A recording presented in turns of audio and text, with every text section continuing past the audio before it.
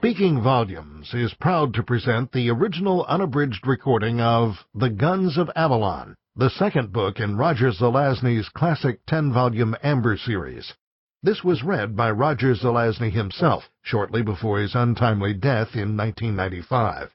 The original unedited master recordings of this unique performance, long thought to have been lost or destroyed, were located in 2006 and have been digitally remastered. And now, Roger Zelazny.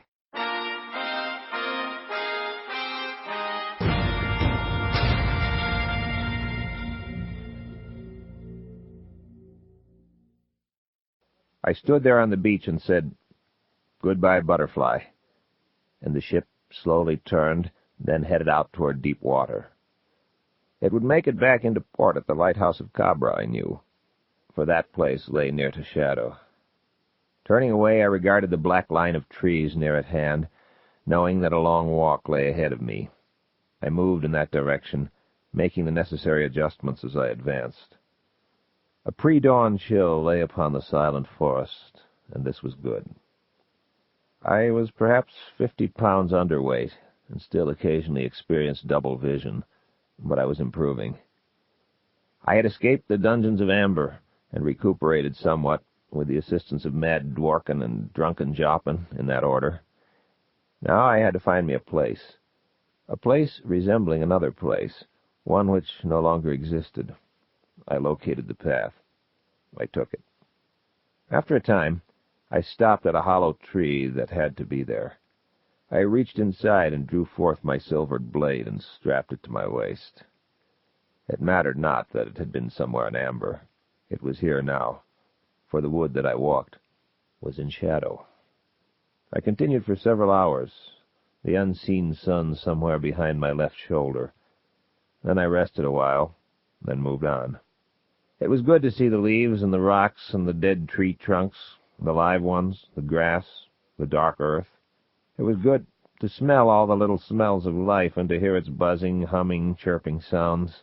Gods, how I treasured my eyes, having them back again after nearly 4 years of blackness was a thing for which I lacked words, and to be walking free. I went on, my tattered cloak flapping in the morning breeze. I must have looked over 50 years old. My face was creased, my form sparse, lean. Who would have known me for what I was? As I walked in shadow, moved toward a place, I did not reach that place. It must be that I had grown somewhat soft. Here's what happened. I came upon 7 men by the side of the road, and 6 of them were dead, lying in various stages of red dismemberment. The 7th was in a semi-reclined position, his back against the mossy bole of an ancient oak.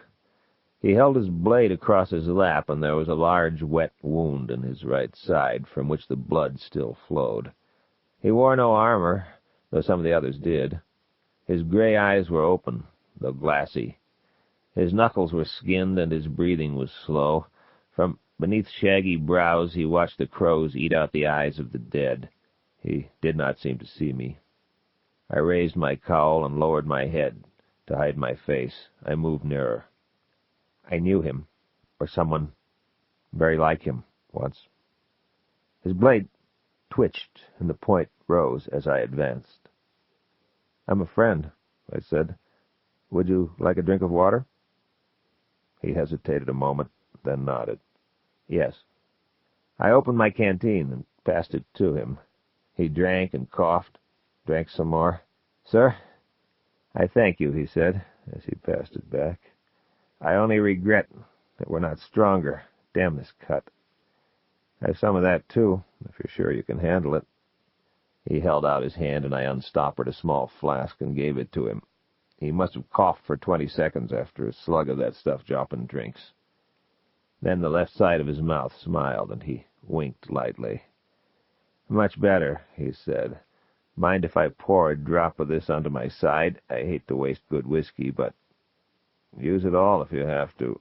On second thought, though, your hand looks shaky. Maybe I better do the pouring." He nodded. I opened his leather jacket with my dagger, cut away at his shirt until I'd exposed the wound. It was nasty-looking, deep, running from front to back, a couple of inches above the top of his hip. He had other less serious gashes on his arms, chest, and shoulders. The blood kept oozing from the big one, and I blotted it a bit and wiped it clean with my kerchief. "Okay," I said, "clench your teeth and look away." And I poured. His entire body jerked, one great spasm, and then he settled down to shivering. But he did not cry out. I had not thought he would. I folded the kerchief and pressed it in place on the wound. I tied it there with a long strip I'd torn from the bottom of my cloak. "Want another drink?" I asked him. "Of water," he said. "Then I fear I must sleep." He drank, then his head leaned forward until his chin was resting upon his breast. He slept, and I made him a pillow and covered him over with dead men's cloaks. Then I sat there at his side and watched the pretty blackbirds. He had not recognized me. But then, who would? Had I revealed myself to him, he might possibly have known me. We had never really met, I guess, this wounded man and I, but in a peculiar sense we were acquainted. I was walking in shadow, seeking a place, a very special place. It had been destroyed once, but I had the power to recreate it, for amber casts an infinity of shadows. A child of amber may walk among them, and such was my heritage. You may call them parallel worlds, if you wish, alternate universes, if you would, the products of a deranged mind, if you care to. I call them shadows, as do all who possess the power to walk among them. We select a possibility, and we walk until we reach it. So, in a sense, we create it. Let's leave it at that for now. I had sailed, had begun this walk toward Avalon. Centuries before, I had lived there. It is a long, complicated, proud, and painful story, and I may go into it later on, if I live to finish much more of this telling. I was drawing nearer to my Avalon when I came upon the wounded knight and the 6 dead men. Had I chosen to walk on by, I could have reached a place where the 6 men lay dead and the knight stood unwounded, or a place where he lay dead and they stood laughing. Some would say it did not really matter, since all these things are possibilities, and therefore all of them exist somewhere in shadow. Any of my brothers and sisters, with the possible exceptions of Gerard and Benedict, would not even have given a second glance. I have become somewhat chicken-hearted, however. I was not always this way, but perhaps the shadow earth where I spent so many years mellowed me a bit, and maybe my hitch in the dungeons of amber reminded me somewhat of the quality of human suffering. I do not know. I only know that I could not pass by the hurt I saw in the form of someone much like someone who had once been a friend. If I were to speak my name in this man's ear, I might hear myself reviled. I would certainly hear a tale of woe. So, all right, I would pay this much of the price. I would get him back on his feet, then I would cut out. No harm done, perhaps some small good within this other. I sat there watching him, and after several hours he awakened. "Hello," I said, unstoppering my canteen. "Have another drink?" "Thank you." He extended a hand. I watched him drink, and when he handed it back, he said, "Excuse me for not introducing myself. I was not in good manner." "I know you," I said. "Call me Corey." He looked as if he were about to say, "Corey of what?" but thought better of it and nodded. "Very well, Sir Corey," he demoted me. "I wish to thank you." "I am thanked by the fact that you're looking better," I told him. "Want something to eat?" "Yes, please." "I have some dried meat here and some bread that could be fresher," I said. "Also a big hunk of cheese. Eat all you want." I passed it to him, and he did. "What of yourself, Sir Corey?" he inquired. "I've already eaten while you were asleep." I looked about me significantly. He smiled. "And you knocked off all 6 of them by yourself?" I said. He nodded. "Good show. What am I going to do with you now?" He tried to see my face. Failed. "I do not understand," he said. "Where are you headed?" "I have friends," he said, "some 5 leagues to the north. I was going in that direction when this thing happened, and I doubt very much that any man or the devil himself could bear me on his back for 1 league. And I could stand, Sir Corey, you'd a better idea as to my size." I rose, drew my blade, and felled a sapling. about 2 inches in diameter, with one cut. Then I stripped it and hacked it to the proper length. I did it again, and with the belts and cloaks of dead men I rigged a stretcher. He watched until I was finished, then commented, "You swing a deadly blade, Sir Corey, and a silver one, it would seem." "Are you up to some traveling?" I asked him.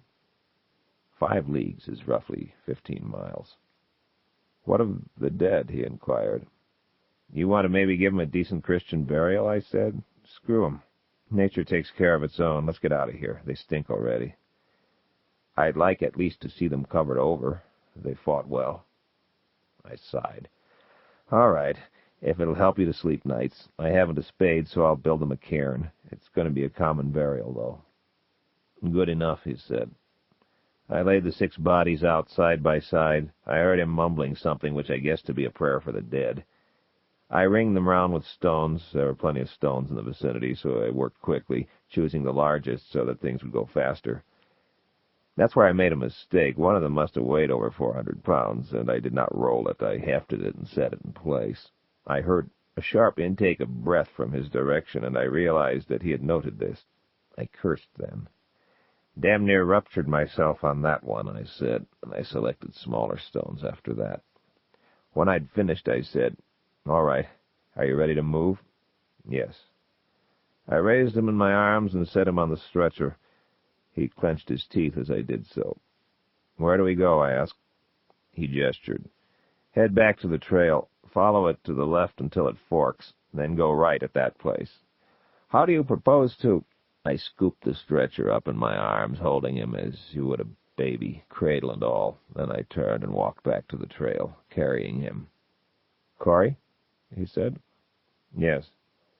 "You're one of the strongest men I've ever met, and it seems I should know you." I did not answer him immediately. Then I said, "I try to keep in good condition, clean living and all. And your voice sounds rather familiar." He was staring upward, still trying to see my face.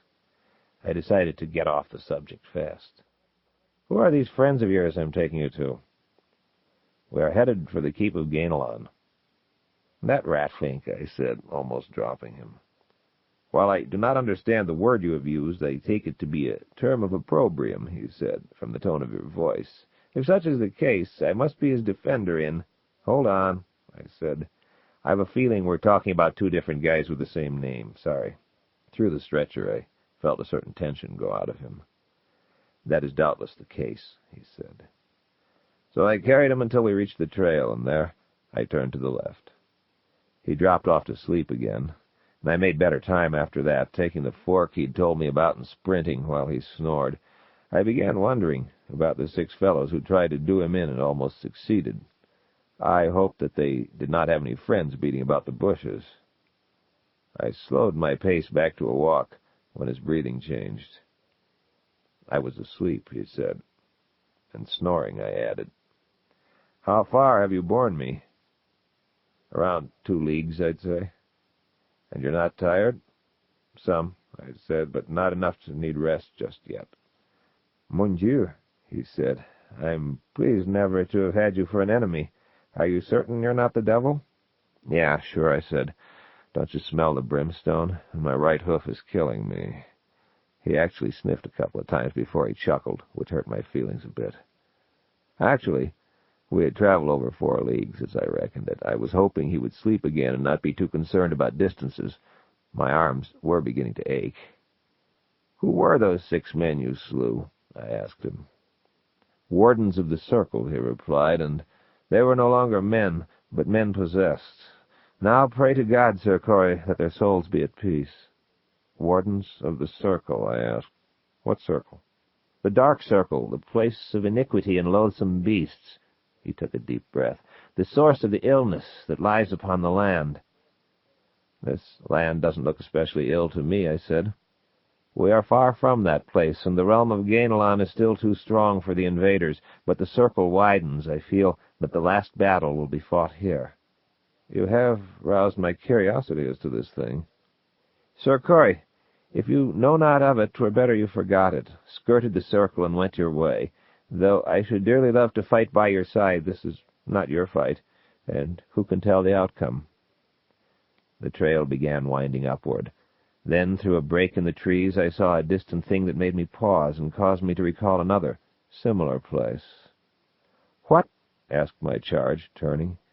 Then, "Why, you moved much more quickly than I'd guessed. This is our destination, the Keep of Ganelon." I thought then about Ganelon. I did not want to, but I did. He had been a traitorous assassin, and I had exiled him from Avalon centuries before.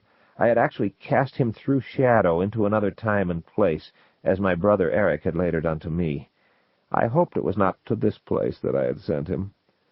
While not very likely, it was possible. Though he was a mortal man with his allotted span, and I had exiled him from that place perhaps 600 years ago, it was possible that it was only a few years past in terms of this world. Time, too, is a function of shadow, and even Dworkin did not know all of its ins and outs. Or perhaps he did. Maybe that is what drove him mad. The most difficult thing about time, I have learned, is doing it. In any case, I felt that this could not be my old enemy and former trusted aide, for he would certainly not be resisting any wave of iniquity that was sweeping across the land. He would be right in there pitching for the loathsome beasts, I felt sure. The thing that caused me difficulty was the man I carried. His counterpart had been alive in Avalon at the time of the exiling, meaning that the time lag could be just about right. I did not care to encounter the Ganelon I had known and be recognized by him. He knew nothing of shadow.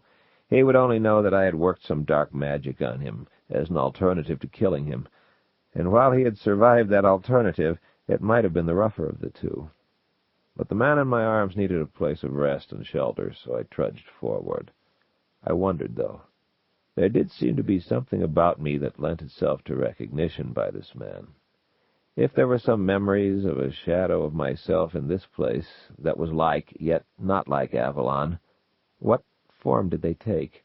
How would they condition a reception of the actual me, should I be discovered? The sun was beginning to sink. A cool breeze began, hinting of a chilly night to come. My ward was snoring once more, so I decided to sprint most of the remaining distance.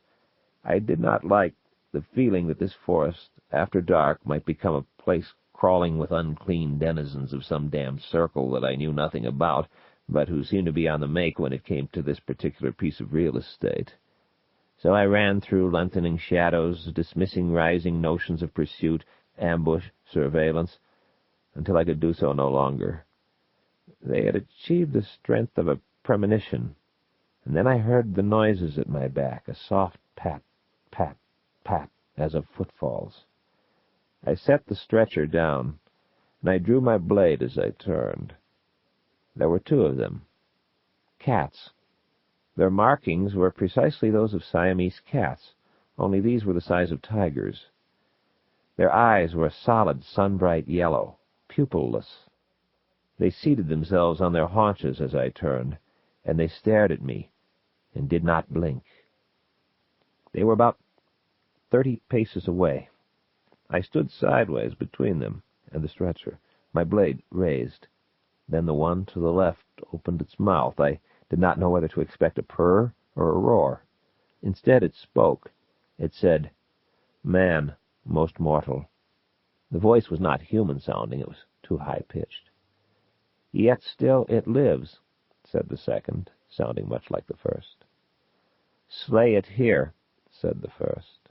"What of the one who guards it with the blade I like not at all?" "Mortal man?"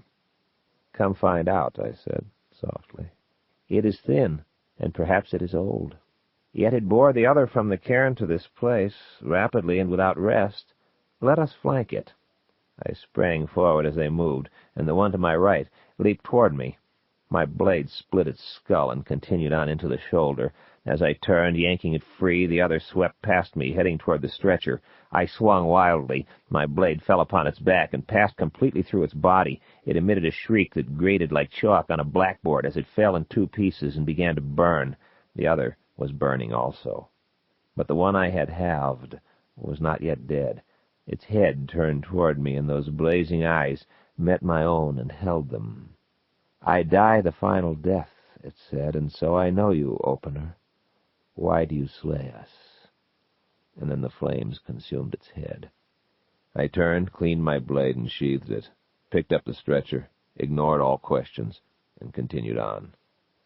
A small knowledge had begun within me as to what the thing was, what it had meant, and I still sometimes see that burning cat head in dreams, and then I awaken, wet and shivering, and the night seems darker and filled with shapes I cannot define. The keep of Avalon had a moat about it, and a drawbridge, which was raised. There was a tower at each of the four corners where its high walls met. From within these walls, many other towers reached even higher, tickling the bellies of low, dark clouds, occluding the early stars, casting shadows of jet down the high hill the place occupied. Several of the towers were already lighted, and the wind bore me the faint sound of voices. I stood before the drawbridge, lowered my charge to the ground, cupped my hands about my mouth, and called out, "Hola! Avalon! 2 travelers are stranded in the night." I heard the clink of metal on stone. I felt that I was being studied from somewhere above. I squinted upward, but my eyes were still far from normal. "Who is there?" The voice came down, big and booming. "Lance, who is wounded, and I, Cory of Cabra, who bore him here." I waited, as he called this information to another sentry, and I heard more voices raised as the message was passed along the line. After a pause of several minutes, a reply came back in the same manner. Then the guard called down, "Stay clear. We're going to lower the drawbridge. You may enter." The creaking began as he spoke, and in a brief time the thing banged to earth on our side of the moat. I raised my charge once more and walked across it. Thus did I bear Sir Launcelot du Lac to the keep of Avalon, whom I trusted like a brother.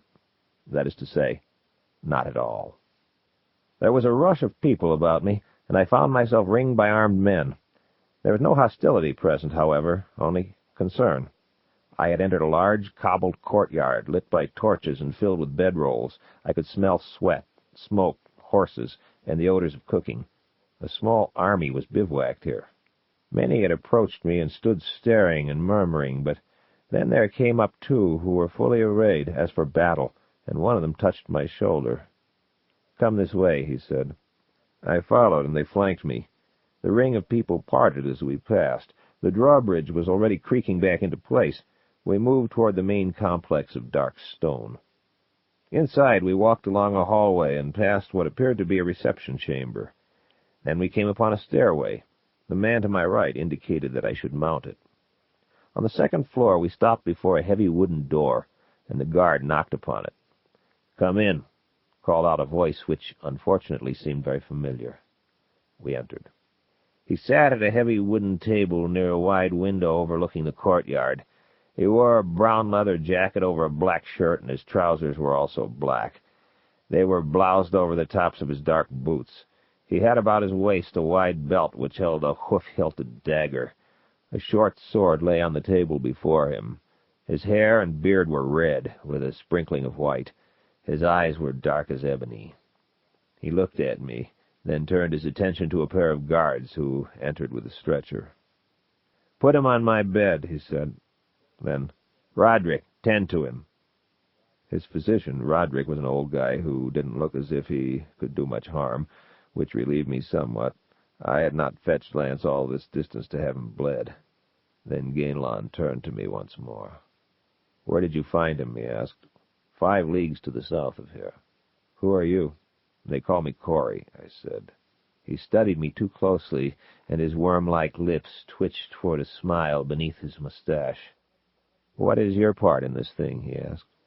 "I don't know what you mean," I said. I let my shoulders sag a bit. I spoke slowly, softly, and with a slight falter. My beard was longer than his and lightened by dust. I imagine I looked like an older man. His attitude on appraisal tended to indicate that he thought I was. "I'm asking you why you helped him," he said. "Brotherhood of man and all that," I replied. "You're a foreigner?" I nodded. "Well, you're welcome here for so long as you wish to stay." "Thanks. I'll probably move on tomorrow." Now join me in a glass of wine and tell me of the circumstances under which you found him." So I did. Avalon let me speak without interrupting, and those piercing eyes of his were on me all the while. While I'd always felt laceration by means of the eyeballs to be a trite expression, it did not feel so that night. He stabbed at me with them. I wondered what he knew and what he was guessing concerning me. Then fatigue sprang and seized me by the scruff of the neck. The exertion, the wine, the warm room, all of these worked together, and suddenly it was as if I were standing off in the corner somewhere and listening to myself, watching myself, feeling disassociated. While I was capable of great exertion in short bursts, I realized that I was still very low when it came to stamina. I also noticed that my hand was trembling. "I am sorry," I heard myself saying. "The day's labors are beginning to get to me." "Of course," said Avalon. "I will talk with you more on the morrow. Sleep now. Sleep well." Then he called in one of the guards and ordered him to conduct me to a chamber. I must have staggered on the way, because I remember the guard's hand on my elbow, steering me. That night I slept the sleep of the dead. It was a big black thing about 14 hours long. In the morning I ached all over. I bathed myself. There was a basin on the high dresser, and soap and a washcloth someone had thoughtfully set beside it. My throat felt packed with sawdust, and my eyes were full of fuzz. I sat down and assessed myself. There had been a day when I could have carried Lance the entire distance without going to pieces afterward. There had been a day when I had fought my way up the face of Colville and into the heart of Amber itself. Those days were gone. I suddenly felt like the wreck I must have looked. Something would have to be done. I had been putting on weight and picking up strength slowly. The process would have to be accelerated. A week or two of clean living and violent exercise could help a lot, I decided. Avalon had not given any real indication of having recognized me. All right, I would take advantage of the hospitality he had offered. With that resolve, I sought out the kitchen and conned a hearty breakfast. Well, it was really around lunchtime, but let's call things by their proper names. I had a strong desire for a smoke and felt a certain perverse joy in the fact that I was out of tobacco. The fates were conspiring to keep me true to myself. I strolled out into the courtyard in a brisk, bright day. For a long while I watched the men who were quartered there as they went through their training regime. There were bowmen off at the far end, twanging away at targets fastened to bales of hay. I noted that they employed thumb rings and an oriental grip on the bowstring, rather than the three-fingered technique with which I was more comfortable. It made me wonder a bit about this shadow. The swordsmen used both the edges and points of their weapons, and there was a variety of blades and fencing techniques in evidence. I tried to estimate, and guessed there were perhaps 800 of them about, and I had no idea as to how many of them there might be out of sight. Their complexions, their hair, their eyes varied from pale to quite dark. I heard many strange accents above the thwanging and the clanging, though most spoke the language of Avalon, which is the tongue of Amber. As I stood watching, one swordsman raised his hand, lowered his blade, mopped his brow, and stepped back. His opponent did not seem especially winded. This was my chance for some of the exercise I was seeking. I moved forward, smiled, and said, "I'm Corey of Cabra. I was watching you." I turned my attention to the big dark man who was grinning at his resting buddy. "Mind if I practice with you while your friend rests?" I asked him. He kept grinning and pointed at his mouth and his ear. I tried several other languages, but none of them worked, so I pointed at the blade and at him and back to myself until he got the idea. His opponent seemed to think it was a good one, as the smaller fellow offered me his blade. I took it into my hands. It was shorter and a lot heavier than Gray Swan Deer. That is the name of my blade, which I know I have not mentioned up until now. It is a story in itself, and I may or may not go into it before you learn what brought me to this final pass. But should you hear me refer to it by name again, you will know what I am talking about. I swung my blade a few times to test it, removed my cloak, tossed it off to the side, and struck in on guard. The big fellow attacked. I parried and attacked. He parried and riposted. I parried the riposte, feinted, and attacked, etc. After 5 minutes I knew that he was good. I knew that I was better. He stopped me twice so that I could teach him a maneuver I had used. He learned both very quickly. After 15 minutes, though, his grin widened.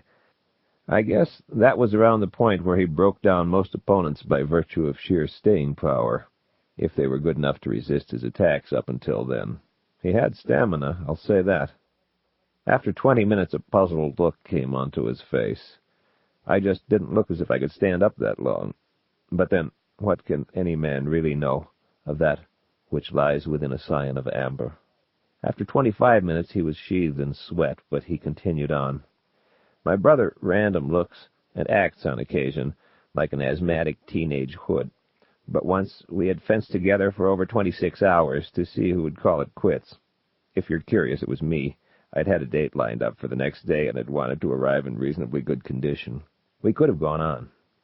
While I was not up to a performance like that just then, I knew that I could outlast the man I faced. After all, he was only human.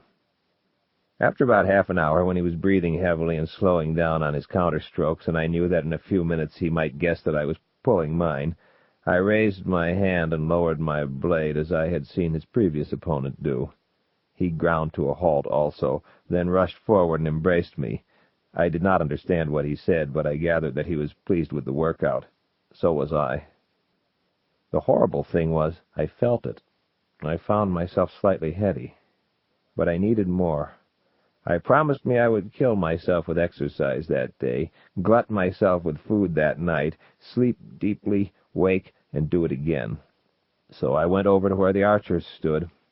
After a time I borrowed a bow, and in my three-fingered style unleashed perhaps 100 arrows. I did not do too badly. Then, for a time, I watched the men on horseback with their lances, shields, maces. I moved on. I watched some practice in hand-to-hand combat. Finally, I wrestled 3 men in succession. Then I did feel beat. Absolutely. Entirely. I sat down on a bench in the shade, sweating, breathing heavily. I wondered about Lance, about Gainlon, about supper. After perhaps 10 minutes, I made my way back to the room I had been given, and I bathed again. By then I was ravenously hungry, so I set forth to find me dinner and information. Before I'd gone very far from the door, one of the guards whom I recognized from the previous evening, the one who'd guided me to my chamber, approached and said, "Lord Gainlon bids you dine with him in his quarters at the ringing of the dinner bell." I thanked him, said I'd be there, returned to my chamber, and rested on my bed until it was time. Then I made my way forth once again. I was beginning to ache deeply, and I had a few additional bruises. I decided this was a good thing, would help me to seem older. I banged on Gainlon's door, and a boy admitted me, then dashed off to join another youth who was spreading a table near to the fireplace. Gainlon wore a green shirt and trousers, green boots and belt, sat in a high-backed chair. He rose as I entered, walked forward to greet me. "Sir Corey, I've heard report of your doings this day," he said, clasping my hand. "It makes your carrying Lance seem more believable. I must say you're more a man than you look, meaning no offense by that." I chuckled. No offense. He led me to a chair, handed me a glass of pale wine that was a bit too sweet for my taste, then said, "Looking at you, I'd say I could push you over with one hand, but you carried Lance 5 leagues and killed 2 of those bastard cats on the way, and he told me about the cairn you built, of big stones." "How is Lance feeling today?" I interrupted. "I had to place a guard in his chamber to be sure he rested. The muscle-bound clod wanted to get up and walk around. He'll stay there all week, though, by God. Then he must be feeling better." He nodded. "Here's to his health." "I'll drink to that." We drank then. "Had I an army of men like you and Lance," he said, "the story might have been different." "What story?" "The Circle and its wardens," he said. "You've not heard of it?" "Lance mentioned it, that's all." One boy tended an enormous chunk of beef on a spit above the low fire. Occasionally he sloshed some wine over it as he turned the shaft. Whenever the odor drifted my way, my stomach would rumble and Gainlon would chuckle. The other boy left the room to fetch bread from the kitchen. Gainlon was silent a long while. He finished his wine and poured himself another glass. I sipped slowly at my first. "Have you ever heard of Avalon?" he finally asked. "Yes," I replied. There was a verse I heard long ago from a passing bard. Beyond the river of the blessed, there we sat down, yea, we wept, when we remembered Avalon. Our swords were shattered in our hands, and we hung our shields on the oak tree. The silver towers were fallen into a sea of blood. How many miles to Avalon? None, I say, and all. The silver towers are fallen. Avalon? Fallen? He said. I think the man was mad. I know of no Avalon. His verse stayed in my mind, though. Ganelon averted his face and did not speak again for several minutes. When he did, his voice was altered. There was, he said. There was such a place. I lived there years ago. I did not know it was fallen. How came you here from that place? I asked him. I was exiled by its sorcerer lord, Corwin of Amber. He sent me through darkness and madness to this place that I might suffer and die here. And I have suffered, and come near to the final lay many a time. I have tried to find the way back, but nobody knows it. I've spoken with sorcerers, and even a captured creature of the circle before we slew the thing, but none knew the road to Avalon. It is as the bard said, no miles and all. He misquoted my lyric. Do you recall the bard's name? I'm sorry, but I do not. Where is this Cabra place you hie from? Far to the east, across the waters, I said. Very far. It is an island kingdom. Any chance they could furnish us with some troops? I can afford to pay quite a bit. I shook my head. It's a small place with a small militia, and it would be several months' travel both ways, sea and land. They've never fought as mercenaries, and for that matter, they're not very warlike. Then you seem to differ a great deal from your countrymen, he said, looking at me once more. I sipped my wine. I was an arms instructor, I said, to the Royal Guard. Then you might be inclined to hire out, to help train my troops? I'll stay a few weeks and do that, I said. He nodded a tight-lipped microsecond of a smile, then, It saddens me to hear this indication that fair Avalon is gone, he said, but if it is so, it means that my exiler is also likely dead. He drained his wine-glass. So even the demon came to a time when he could not defend his own, he mused. That's a heartening thought. It means we might have a chance here, against these demons. Begging your pardon, I said, sticking my neck out for what I thought good reason. If you were referring to that Corwin of Amber, he did not die when whatever happened, happened. The glass snapped in his hand. You know Corwin? He said. No, but I know of him, I replied. Several years ago I met one of his brothers, a fellow named Brand. He told me of the place called Amber, and of the battle in which Corwin and a brother of his named Blaze led a horde against their brother Eric, who held the city. Blaze fell from the mountain Calvir, and Corwin was taken prisoner. Corwin's eyes were put out after Eric's coronation, and he was cast into the dungeons beneath Amber, where he may yet remain, if he has not since died. Ganelon's face was drained of color as I spoke. All those names you mentioned, Brand, Blaze, Eric, he said. I heard him mention them in days long gone by. How long ago did you hear of this thing? It was about 4 years back. He deserved better. After what he did to you? Well, said the man, I had a lot of time to think about it, and it's not as if I gave him no cause for what he did. He was strong, stronger than you or Lance, even, and clever. Also, he could be merry on occasion. Eric should have killed him quickly, not the way that he did. I've no love for him, but my hate's died down a bit. The demon deserved better than he got, that's all. The second boy returned with a basket of bread. The one who had prepared the meat removed it from the spit and set it on a platter in the center of the table. Ganelon nodded toward it. Let's eat, he said. He rose and moved to the table. I followed. We did not talk much during the meal. After stuffing myself until my stomach would hold no more, and soaking down its contents with another glass of too sweet wine, I began to yawn. Ganelon cursed after the third one. Damn it, Corey, stop that. It's contagious. He stifled a yawn of his own. Let's take some air, he said, rising. So we walked out along the walls, passing the sentries in their rounds. They would come to attention and salute Ganelon as soon as they saw who it was approaching, and he'd give them a word of greeting, and we'd move on. We came to a battlement where we paused to rest, seating ourselves on the stone, sucking in the evening air, cool and damp and full of the forest, and noting the appearance of the stars, one by one, in the darkening sky. The stone was cold beneath me. Far off in the distance, I thought I could detect the shimmer of the sea. I heard a night bird from somewhere below us. Gamelon produced a pipe and tobacco from a pouch he wore at his belt. He filled it, tamped it, and struck a flame. His face would have been satanic in the spark-light, save for whatever turned his mouth downward and drew the muscles in his cheeks up into that angle formed by the inner corners of his eyes and the sharp bridge of his nose. A devil is supposed to have an evil grin, and this one looked too morose. I smelled the smoke. After a time, he began to speak, softly and very slowly at first. "I remember Avalon," he began.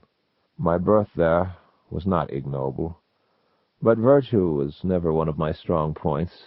I went through my inheritance quickly, and I took to the roads where I waylaid travelers. Later, I joined with a band of other men such as myself.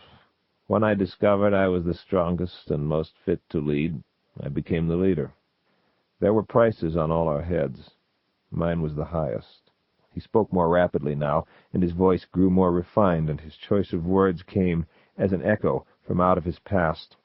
"Yes, I remember Avalon," he said, "a place of silver and shade and cool waters, where the stars shone like bonfires at night, and the green of day was always the green of spring. Youth, love, beauty. I knew them in Avalon. Proud steeds, bright metal, soft lips, dark ale. Honor."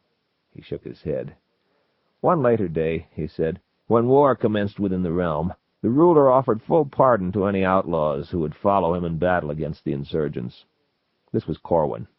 I threw in with him and rode off to the wars. I became an officer, and then, later, a member of his staff. We won the battles, put down the uprising.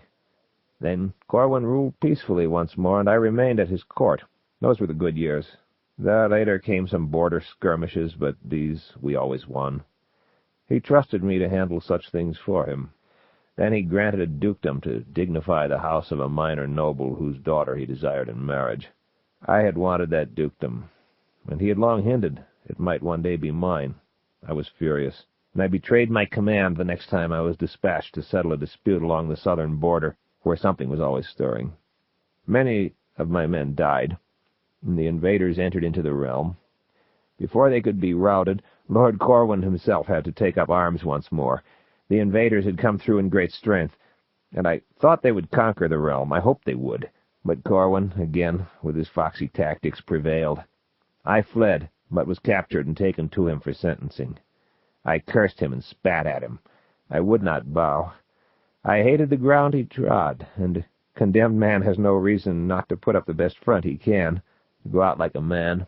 Corwin said he would show me a measure of mercy for favors past. I told him to shove his mercy, and then I realized that he was mocking me. He ordered me released, and he approached me. I knew he could kill me with his hands. I tried to fight with him, but to no avail. He struck me once, and I fell. When I awakened, I was strapped across his horse's rump. He rode along, jibing at me the while. I would not reply to anything he said, but we rode through wondrous lands and lands out of nightmare, which is one way I learned of his sorcerous power, for no traveler I have ever met has passed through the places I saw that day. Then he pronounced my exile, released me in this place, turned, and rode away. He paused to relight his pipe, which had gone out, puffed upon it for a time, went on. Many a bruising, cudgeling, biting, and beating did I take in this place, at the hands of man and beast, only barely preserving my life. He had left me in the wickedest portion of the realm. But then one day my fortunes took a turn. An armored knight bade me depart the roadway that he might pass. At that point I cared not whether I lived or died, so I called him a pock-marked horse-son and bade him go to the devil. He charged me, and I seized his lance and pushed its point into the ground, so unhorsing him. I drew him a smile beneath his chin with his own dagger, and thus obtained me mounting and weapons. Then did I set about paying back those who had used me poorly, I took up my old trade on the highways once again, and I gained me another band of followers. We grew. When there were hundreds of us, our needs were considerable. We would ride into a small town and make it ours. The local militia would fear us. This, too, was a good life, though not so splendid as the Avalon I shall never know again. All the roadside inns came to fear the thunder of our mounts, and travelers would soil their breeches when they heard us coming. This lasted for several years. Large parties of armed men were sent to track us and destroy us, but always we evaded them or ambushed them. Then one day there was the Dark Circle, and no one really knows why. He puffed more vigorously on his pipe, stared off into the distance. I am told it began as a tiny ring of toadstools far to the west. A child was found dead in its center, and the man who found her, her father, died of convulsions several days later. The spot was immediately said to be accursed.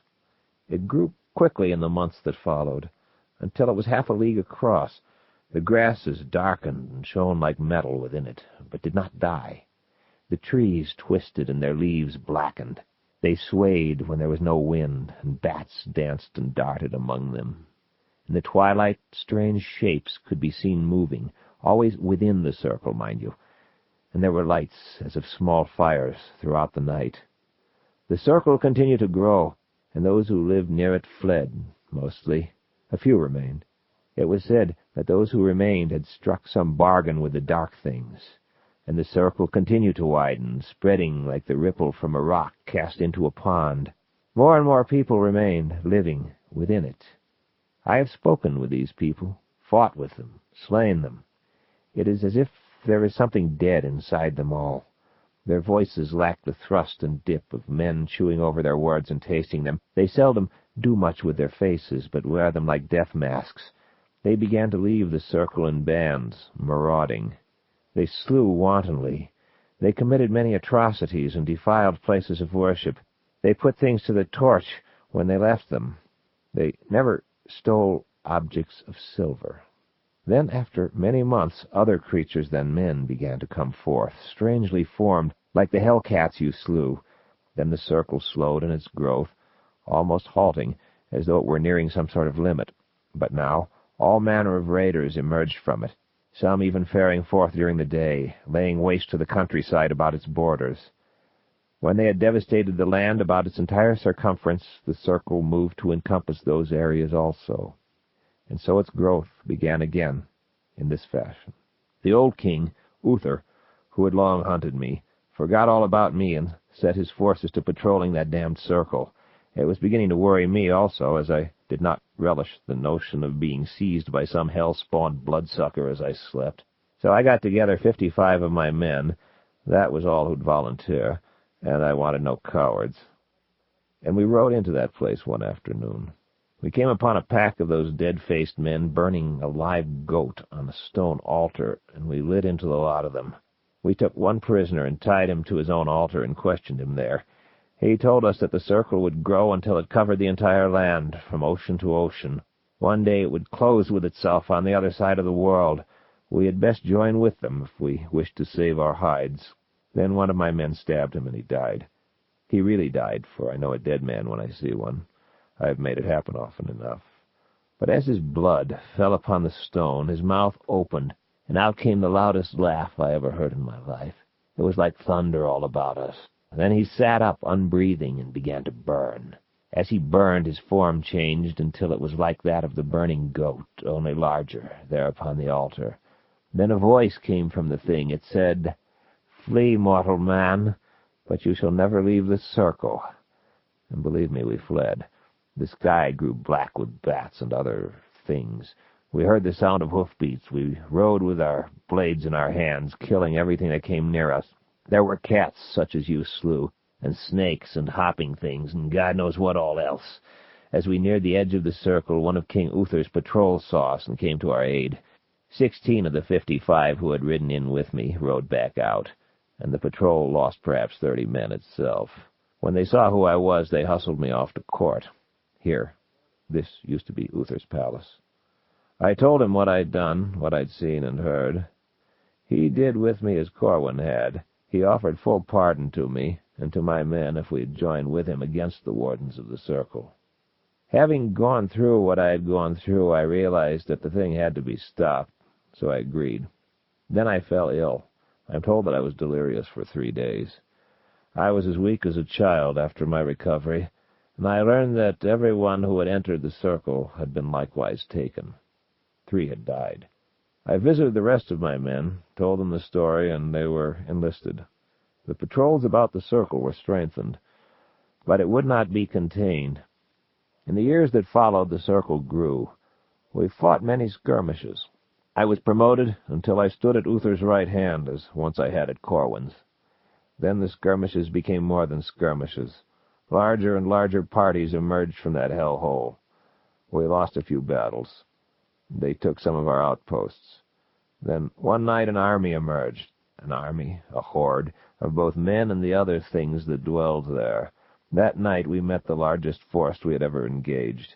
King Uther himself rode to battle, against my advice, for he was advanced in years, and he fell that night, and the land was without a ruler. I wanted my captain, Lancelot, to sit in stewardship, for I knew him to be a far more honorable man than myself. And it is strange here. I had known a Lancelot just like him, in Avalon, but this man knew me not when first we met. It is strange. At any rate, he declined, and the position was thrust upon me. I hate it, but here I am. I've held them back for over 3 years now. All my instincts tell me to flee. What do I owe these damn people? What do I care if the bloody circle widens? I could cross over the sea to some land that would never reach during my lifetime, and then forget the whole thing. Damn it, I don't want this responsibility. Now it is mine, though. Why? I asked him, and the sound of my own voice was strange to me. There was silence. He emptied his pipe. He refilled it. He relit it. He puffed it. There was more silence. Then, I don't know, he said. I'd stab a man in the back for a pair of shoes if he had them and I needed them to keep my feet from freezing. I once did, that's all I know. But this is different. This is a thing hurting everybody, and I'm the only one who can do the job. God damn it. I know they're going to bury me here one day, along with all the rest of them. But I can't pull out. I've got to hold that thing back as long as I can. My head was cleared by the cold night air, which gave my consciousness a second wind, so to speak, though my body felt mildly anesthetized about me. Couldn't Lance lead them, I asked. I'd say so. He's a good man, but there is another reason. I think that goat thing, whatever it was, on the altar, is a bit afraid of me. I had gone in there and it had told me I'd never make it back out again, but I did. I lived through the sickness that followed after. It knows it's me that's been fighting it all along. We won that great bloody engagement on the night Uther died, and I met the thing again in a different form, and it knew me. Maybe this was a part of what's holding it back now. What form? A thing with a man-like shape, but with goat horns and red eyes. It was mounted on a piebald stallion. We fought for a time, but the tide of the battle swept us apart. Which was a good thing, too, for it was winning. It spoke again as we swaggered swords, and I knew that head-filling voice. It called me a fool and told me I could never hope to win. But when morning came, the field was ours, and we drove them back to the circle, slaying them as they fled. The rider of the piebald escaped. There have been other sallyings forth since then, but none such as that night's. If I were to leave this land, another such army, one that is readying even now, would come forth. That thing would somehow know of my departure, just as it knew that Lance was bringing me another report on the disposition of troops within the circle, sending those wardens to destroy him as he returned.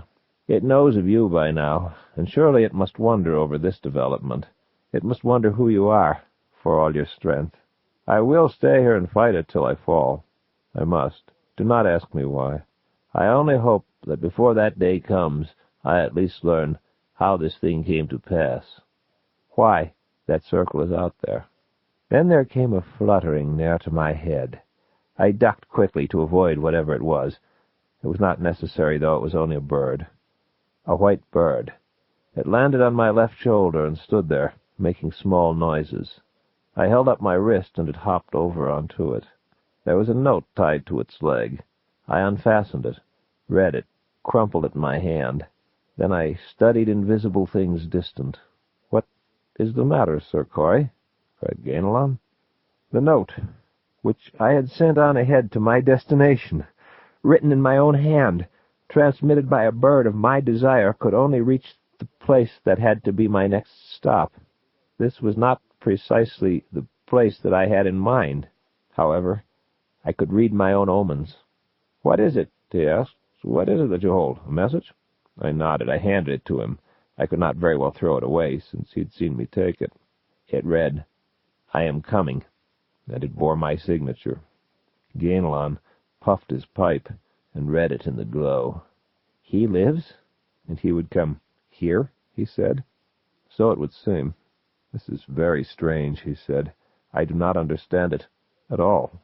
"It sounds like a promise of assistance," I said, dismissing the bird, which cooed twice, then circled my head and departed. Ganelon shook his head. "I do not understand." "Why number the teeth of a horse you may receive for nothing?" I said. "You've only succeeded in containing that thing." "True," he said. "Perhaps he could destroy it." "And perhaps it's just a joke," I told him, a cruel one. He shook his head again. "No, that is not his style. I wonder what he's after." "Sleep on it," I suggested. "There's little else I can do just now," he said, stifling a yawn. We rose then and walked the hill. We said our good nights, and I staggered off toward the pit of sleep and fell headlong into it.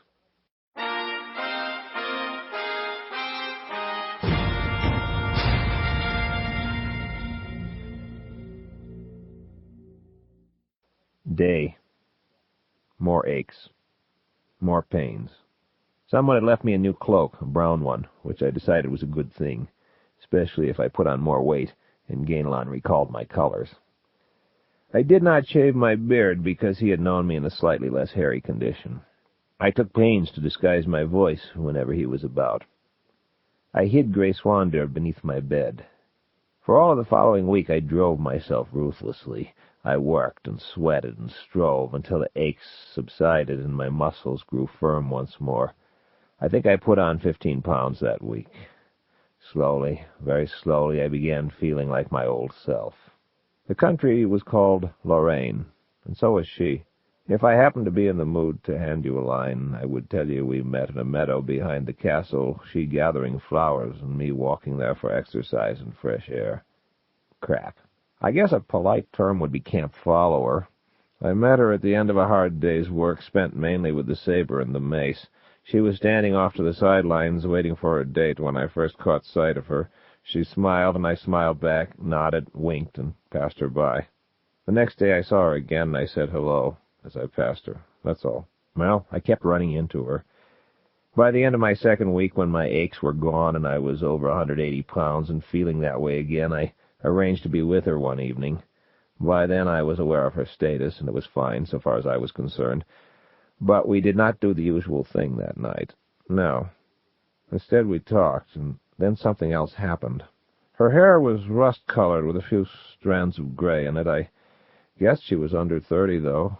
Eyes very blue, slightly pointed chin, clean, even teeth inside a mouth that smiled at me a lot. Her voice was somewhat nasal. Her hair was too long. Her makeup laid on too heavily over too much tiredness. Her complexion too freckled. Her choice in clothing too bright and tight. But I liked her.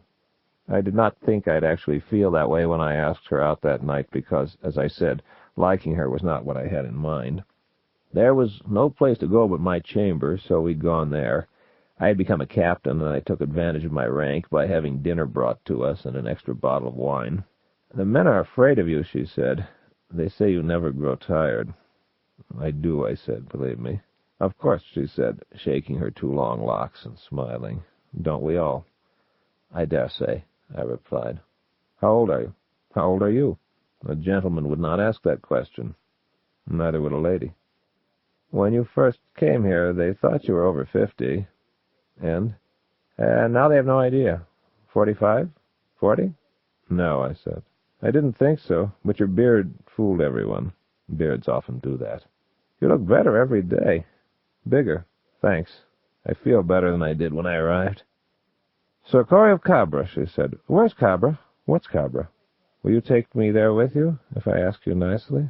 I'd tell you so, I said, but I'd be lying. I know, but it would be nice to hear. Okay, I'll take you there with me. It's a lousy place. Are you really as good as the men say? I'm afraid not. Are you? Not really. Do you want to go to bed now? No, I'd rather talk. Have a glass of wine. Thank you. Your health. Yours. Why is it you're such a good swordsman? Aptitude and good teachers. And you carried lance all that way and slew those beasts. Stories grow with the telling.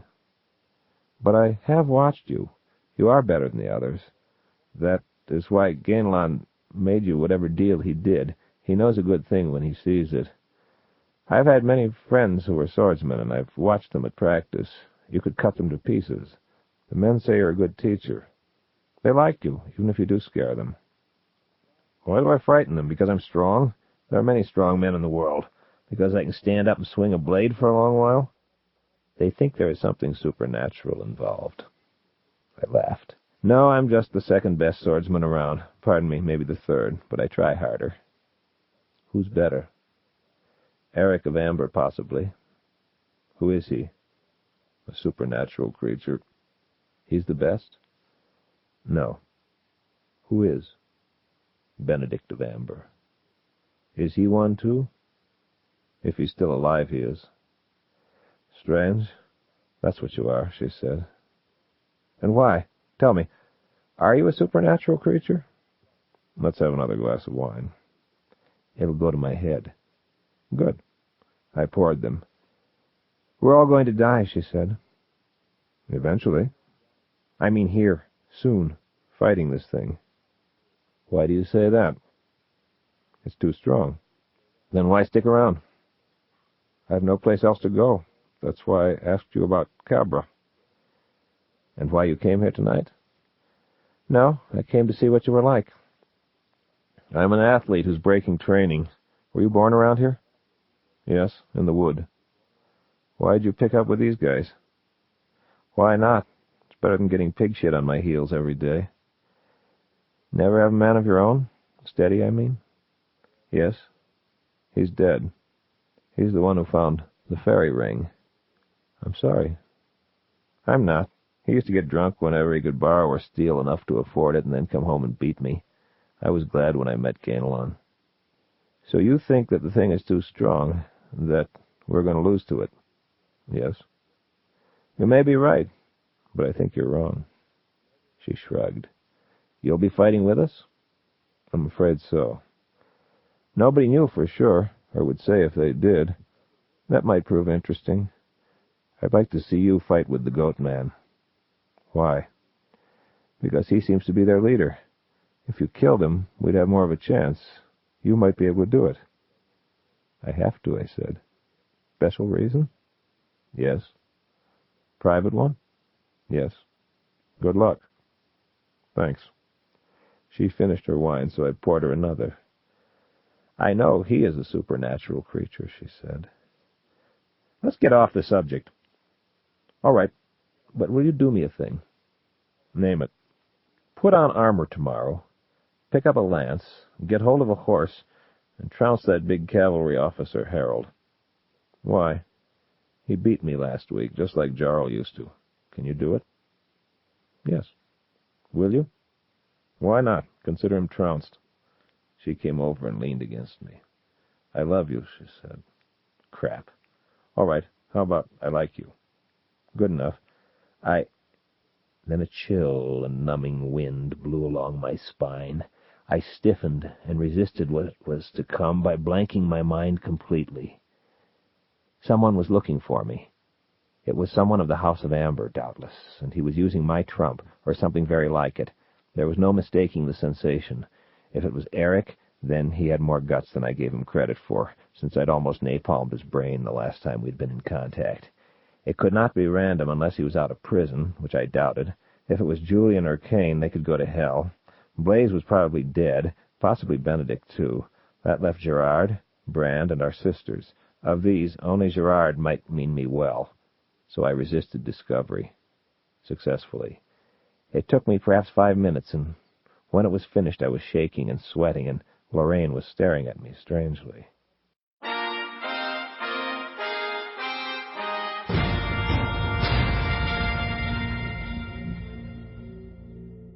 End Disc 1.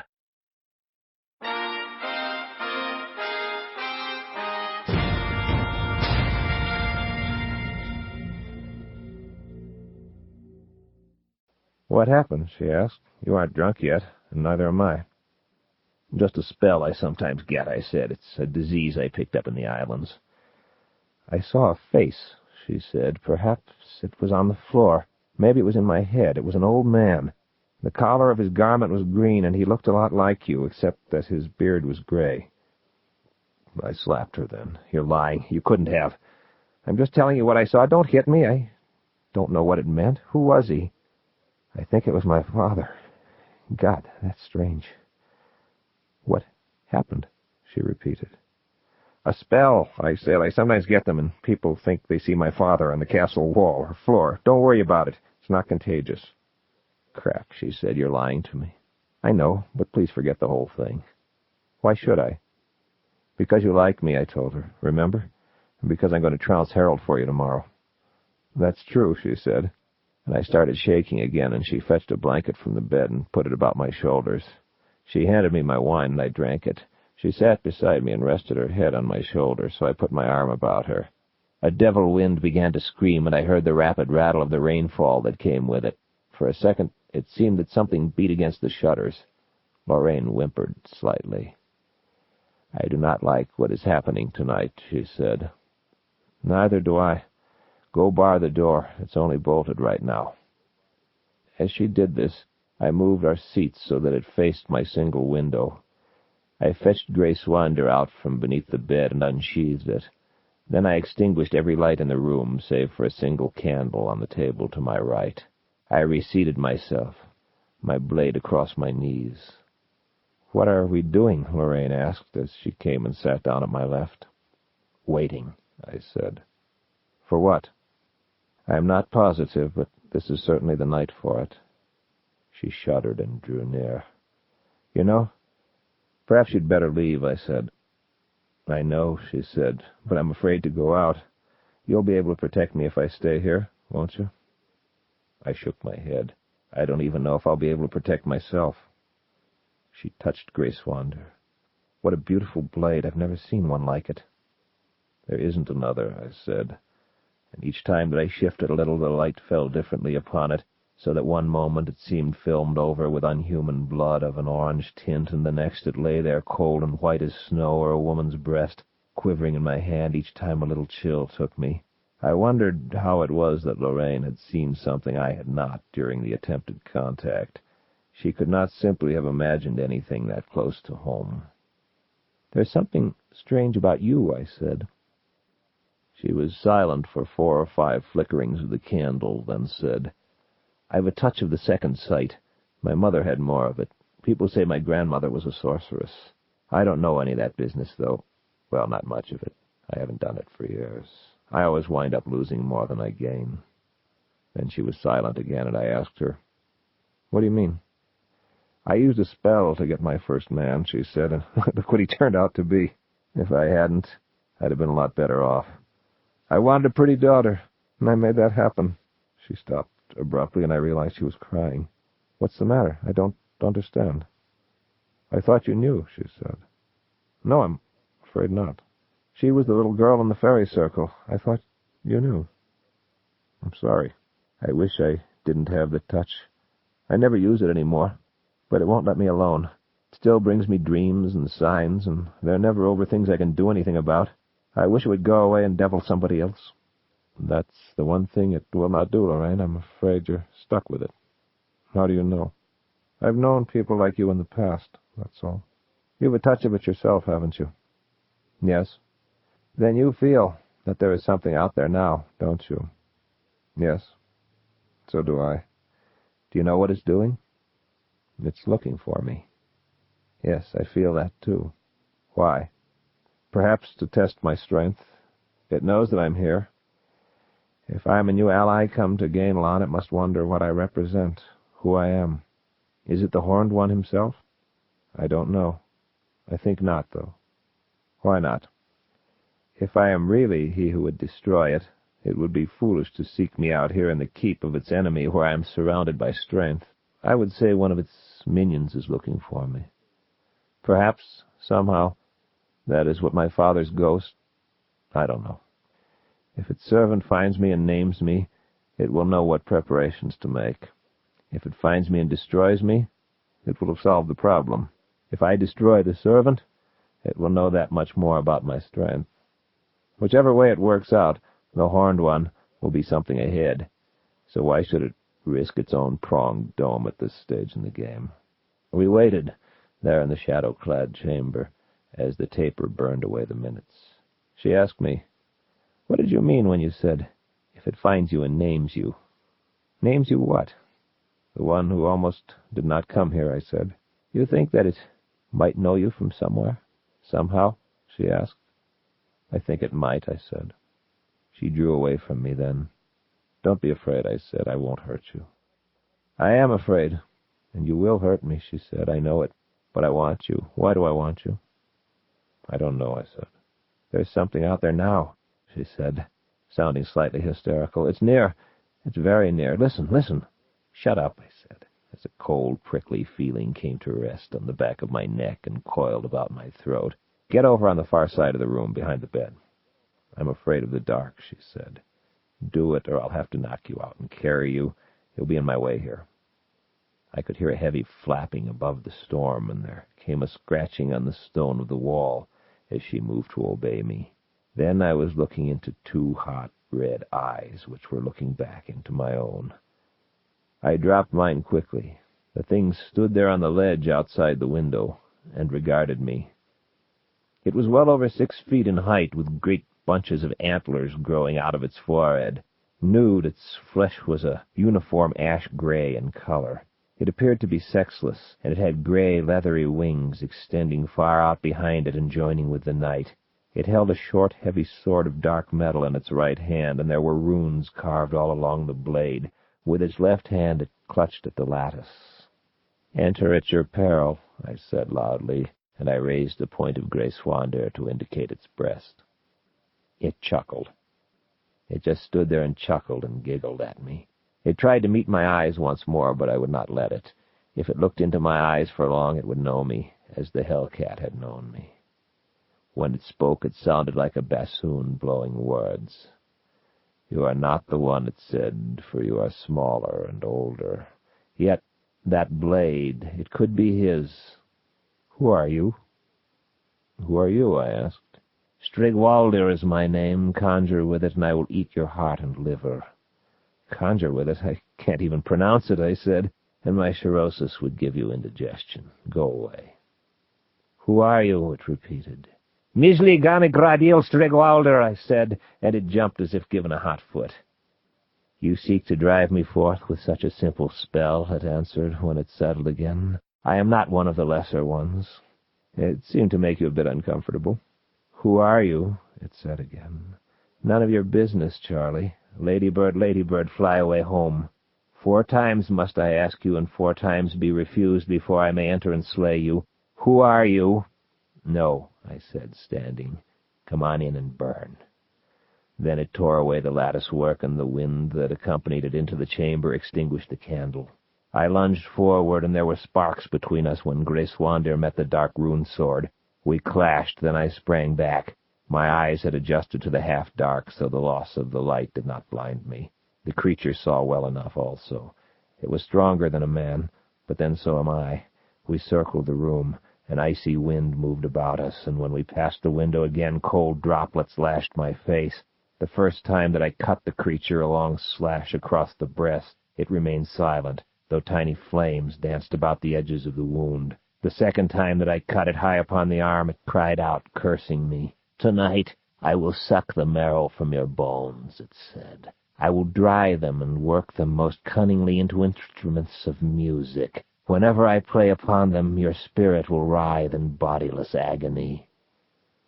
"You burn prettily," I said. It slowed for a fraction of a second, and my opportunity was there. I beat that dark blade aside, and my lunge was perfect. The center of its breast was my target. I ran it through. It howled then, but did not fall. Grey Swandeer was torn from my grasp, and flames bloomed about the wound. It stood there wearing them. It advanced a step toward me, and I picked up a small chair and held it between us. "I do not keep my heart where men do," it said.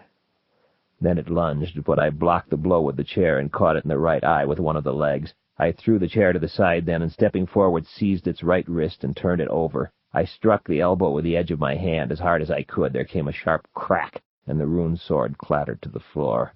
Then its left hand struck my head, and I fell. It leaped for the blade, and I seized its ankle and jerked. It sprawled, and I threw myself atop it and found its throat. I turned my head into the hollow of my shoulder, chin against my breast, as it clawed for my face with its left hand. As my death grip tightened, its eyes sought mine, and this time I did not avoid them. There came a tiny shock from the base of my brain, as we both knew that we knew. "You!" it managed to gasp, before I twisted my hands hard and the life went out of those red, red eyes.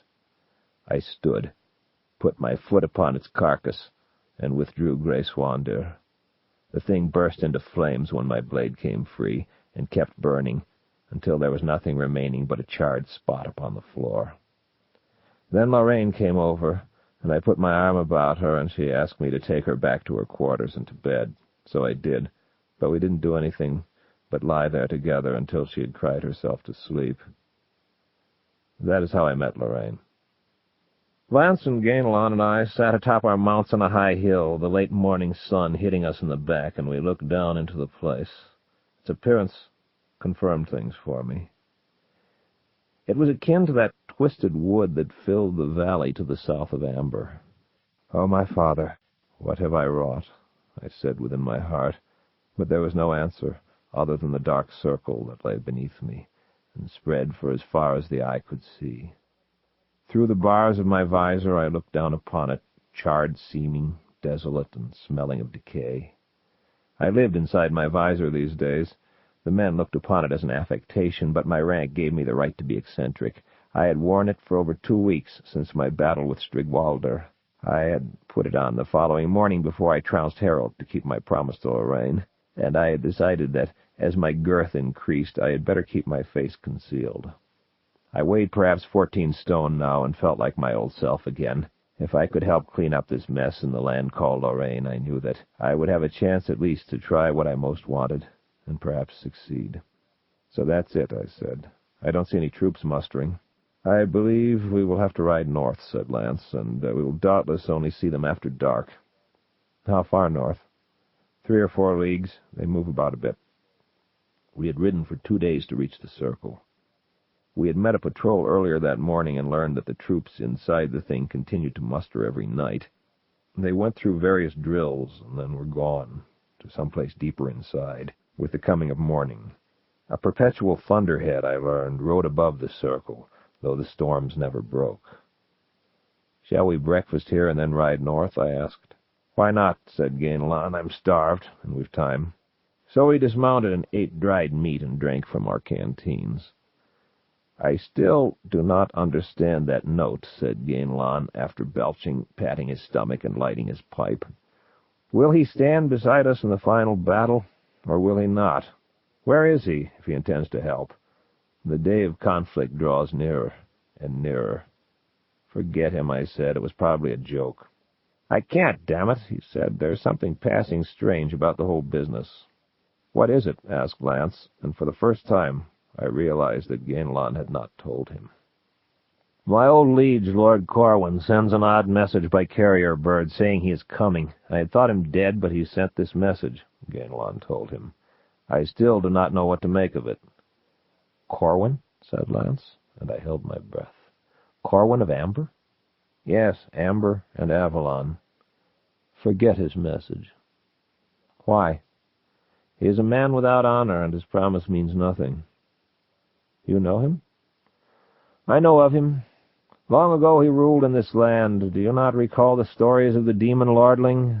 They're the same. That was Corwin, in days before my days. The best thing he did was abdicate and flee when the resistance grew too strong against him."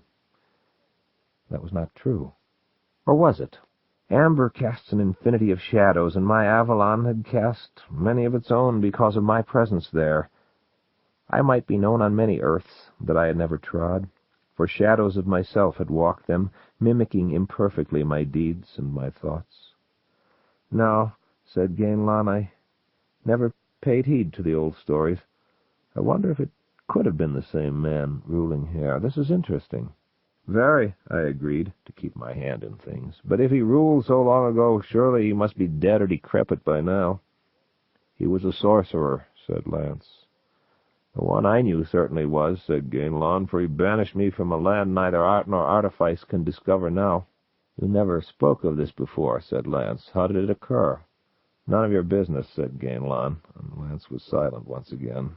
I hauled out my own pipe. I had obtained one 2 days earlier, and Lance did the same. It was a clay job and drew hot and hard. We lit up, and the three of us sat there smoking. "Well, he did the smart thing," said Gainlan. "Let's forget it now." We did not, of course, but we stayed away from the subject after that. If it had not been for the dark thing behind us, it would have been quite pleasant, just sitting there, relaxing. Suddenly, I felt close to the two of them. I wanted to say something, but I could not think what. Gainlan solved that by bringing up current business once more. "So, you want to hit them before they hit us?" he said. "That's right," I replied. "Take the fight to their home territory." "Trouble is that it is their home territory," he said. "They know it better than we do now. Who knows what powers they might be able to call on there?" "Kill the horned one and they'll crumble," I said. "Perhaps. Perhaps not." "Maybe you could do it," said Gainlan. "Unless I got lucky, though. I don't know whether I could. He's too mean to die easily. While I think I'm still as good a man as I was some years ago, I may be fooling myself. Perhaps I've grown soft. I never wanted this damn stay-at-home job." "I know," I said. "I know," said Lance. "Lance," said Gainlan, "should we do as our friend here says? Should we attack?" He could have shrugged and equivocated. He did not. "Yes," he said. "They almost had us last time. It was very close, the night King Uther died. If we do not attack them now, I feel they may defeat us next time." "Oh, it would not be easy. We would hurt them badly. But I think they could do it. Let us see what we can do now, and make our plans for an attack." "All right," said Gainlan. "I'm sick of waiting, too. Tell me that again after we return, and I'll go along with it." So we did that thing. We rode north that afternoon, and we hid ourselves in the hills and looked down upon the circle. Within it, they worshipped after their fashion, and they drilled. I estimated around 4,000 troops. We had about 2,500. They also had weird flying, hopping, crawling things that made noises in the night. We had stout hearts. Yeah. All that I needed was a few minutes alone with their leader, and it would be decided, one way or another. The whole thing. I could not tell my companions that, but it was true. You see, I was the party responsible for the whole thing down there. I had done it, and it was up to me to undo it, if I could. I was afraid that I could not. In a fit of passion, compounded of rage, horror, and pain, I had unleashed this thing, and it was reflected somewhere in every earth in existence. Such is the blood curse of a Prince of Amber. We watched them all that night, the wardens of the circle, and in the morning we departed. The verdict was attack. So we rode all the way back, and nothing followed us. When we reached the keep of Gainlan, we fell to planning. Our troops were ready, over-ready perhaps, and we decided to strike within a fortnight. As I lay with Lorraine, I told her of these things, for I felt that she should know. I possessed the power to spirit her away into shadow that very night, if she would agree. She did not. "I'll stay with you," she said. Okay. I did not tell her that I felt everything lay within my hands, but I have a feeling she knew, and that for some reason she trusted me. I would not have, but that was her affair. "You know how things might be," I said. "I know," she said, and I knew that she knew, and that was it. We turned our attention to other subjects, and later we slept.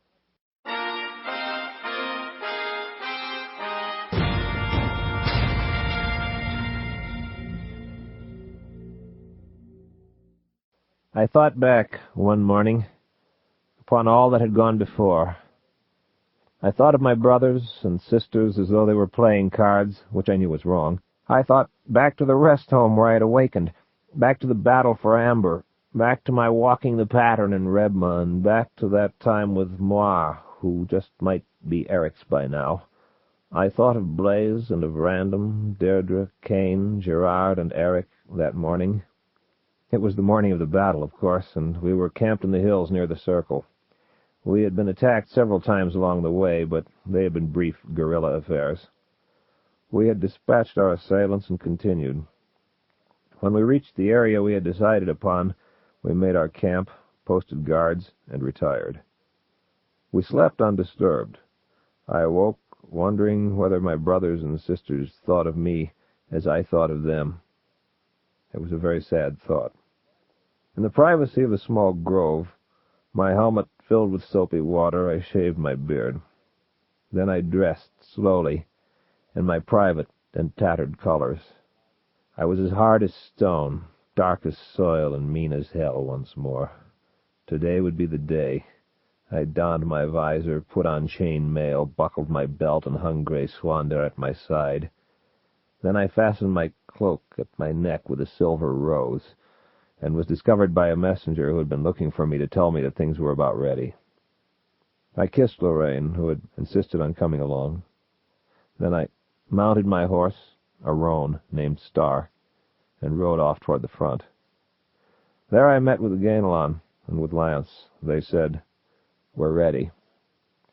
I called for my officers and briefed them. They saluted, turned, and rode away.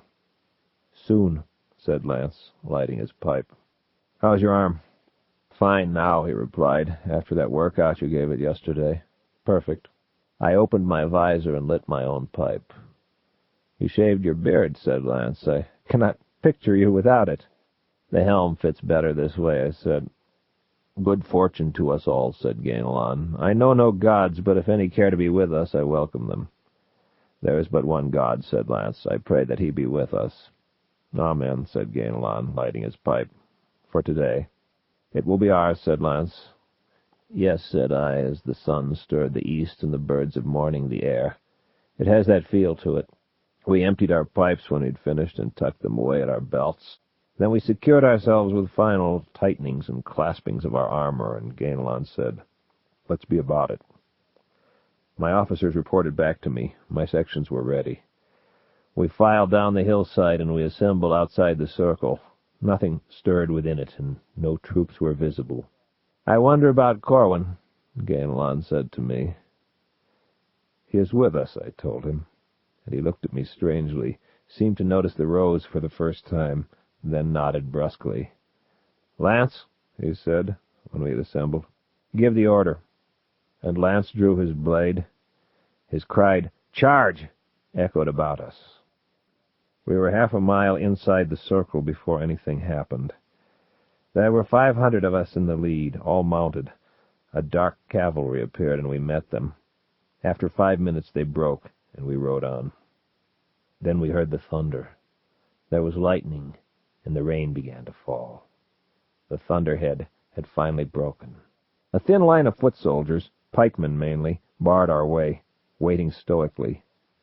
Maybe we all smelled the trap, but we bore down upon them.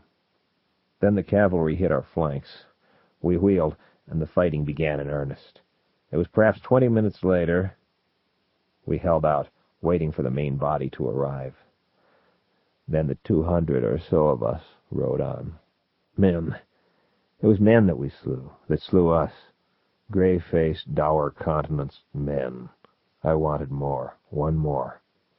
Theirs must have been a semi-metaphysical problem in logistics. How much could be diverted through this gateway?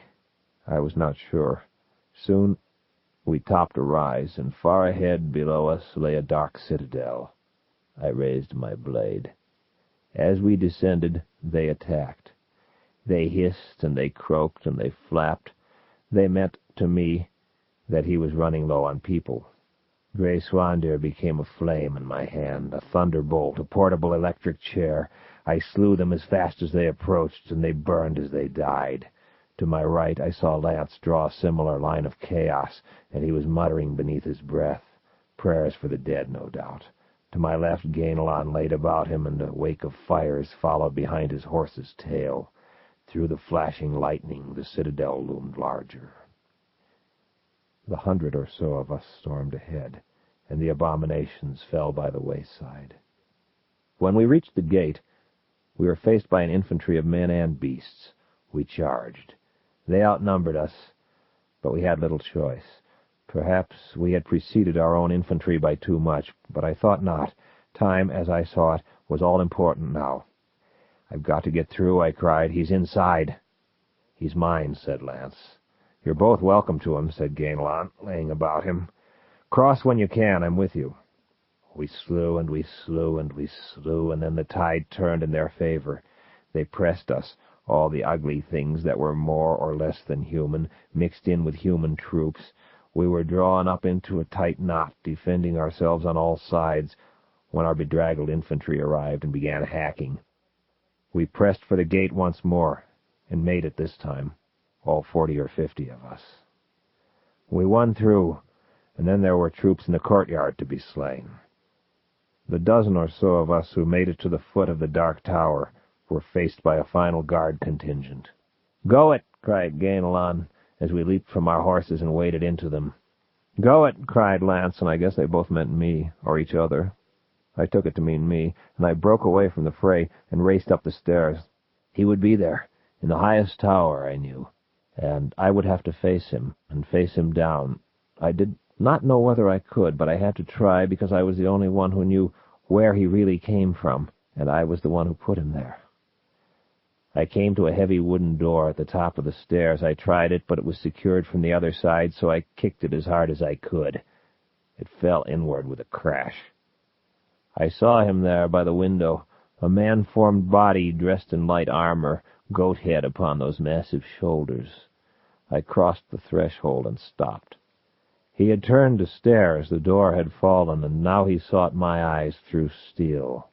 "Mortal man, you have come too far," he said. "Or are you mortal man?" And there was a blade in his hand. "Ask Strigwalder," I said. "You are the one who slew him," he stated.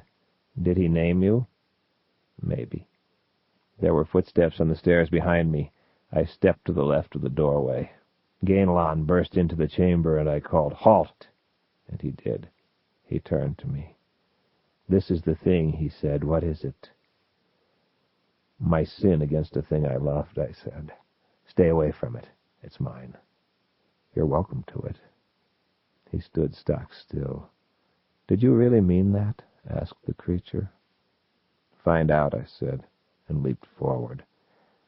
But it did not fence with me. Instead, it did what any mortal fencer would consider foolish. It hurled its blade at me, point forward, like a thunderbolt, and the sound of its passage came like a clap of thunder. The elements outside the tower echoed it, a deafening response. With Grayswander, I parried that blade as though it were an ordinary thrust. It embedded itself in the floor and burst into flame. Without, the lightning responded. For an instant, the light was as blinding as a magnesium flare, and in that moment the creature was upon me. It pinned my arms to my sides, and its horns struck against my visor, once, twice.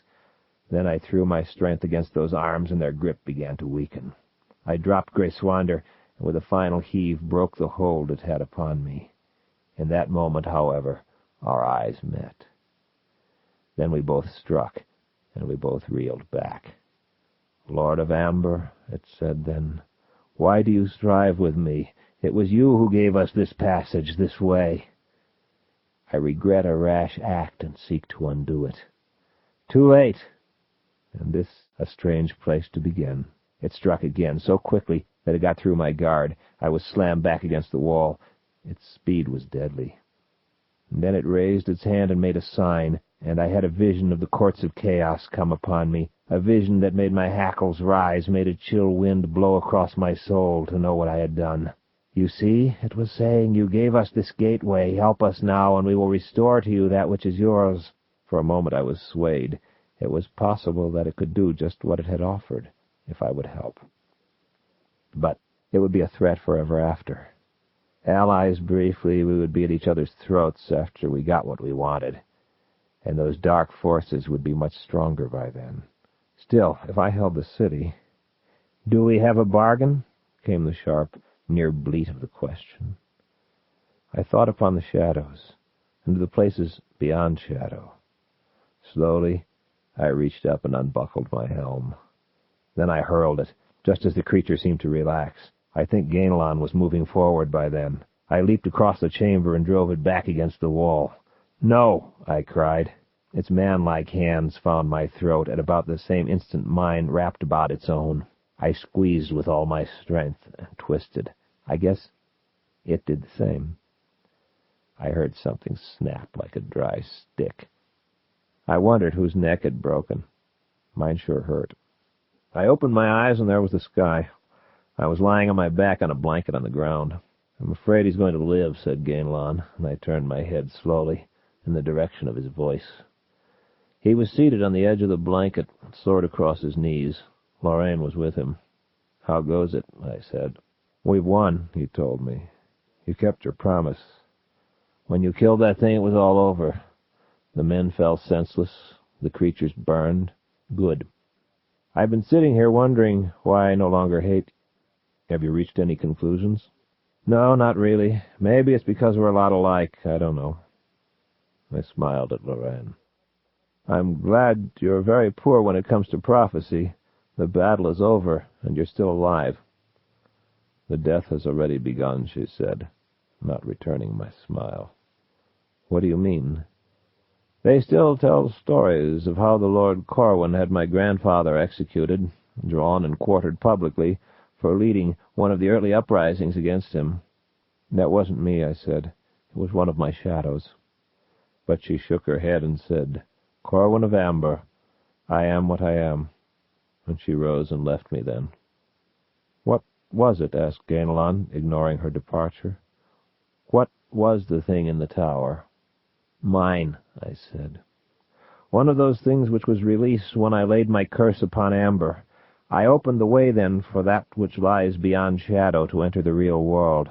The paths of least resistance are followed in these things, through the shadows to Amber.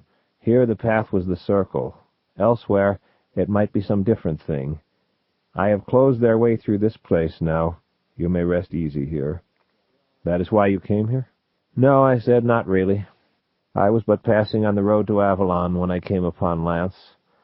I could not let him lie there, and after I took him to you, I became involved in this piece of my handiwork." "Avalon? Then you lied when you said it was destroyed." I shook my head. "Not so. Our Avalon fell. But in shadow I may find its like once more.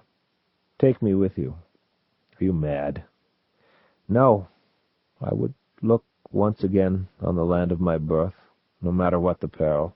I do not go to dwell there," I said, "but to arm for battle.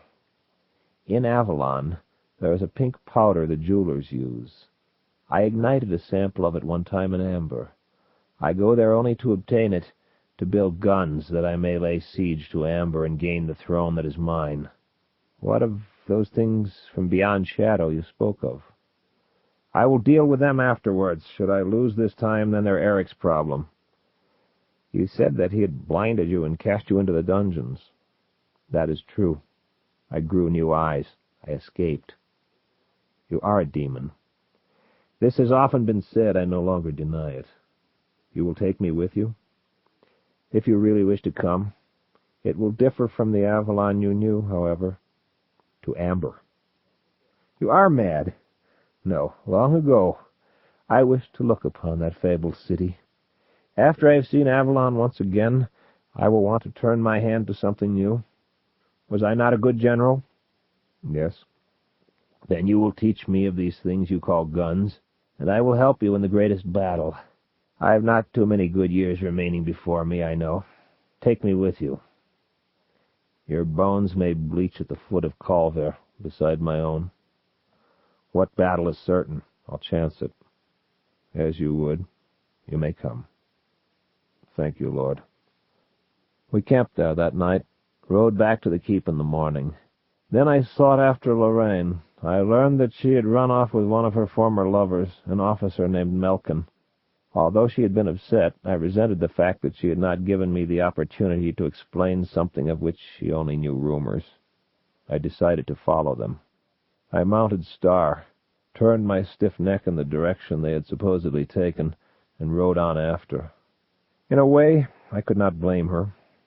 I had not been received back at the keep as the slayer of the Horned One might have been, were he anyone else. The stories of their Corwin lingered on, and the demon tag was on all of them. The men I had worked with, fought beside, now looked at me with glances holding something more than fear. Glances only, for they quickly dropped their eyes or turned away to another thing.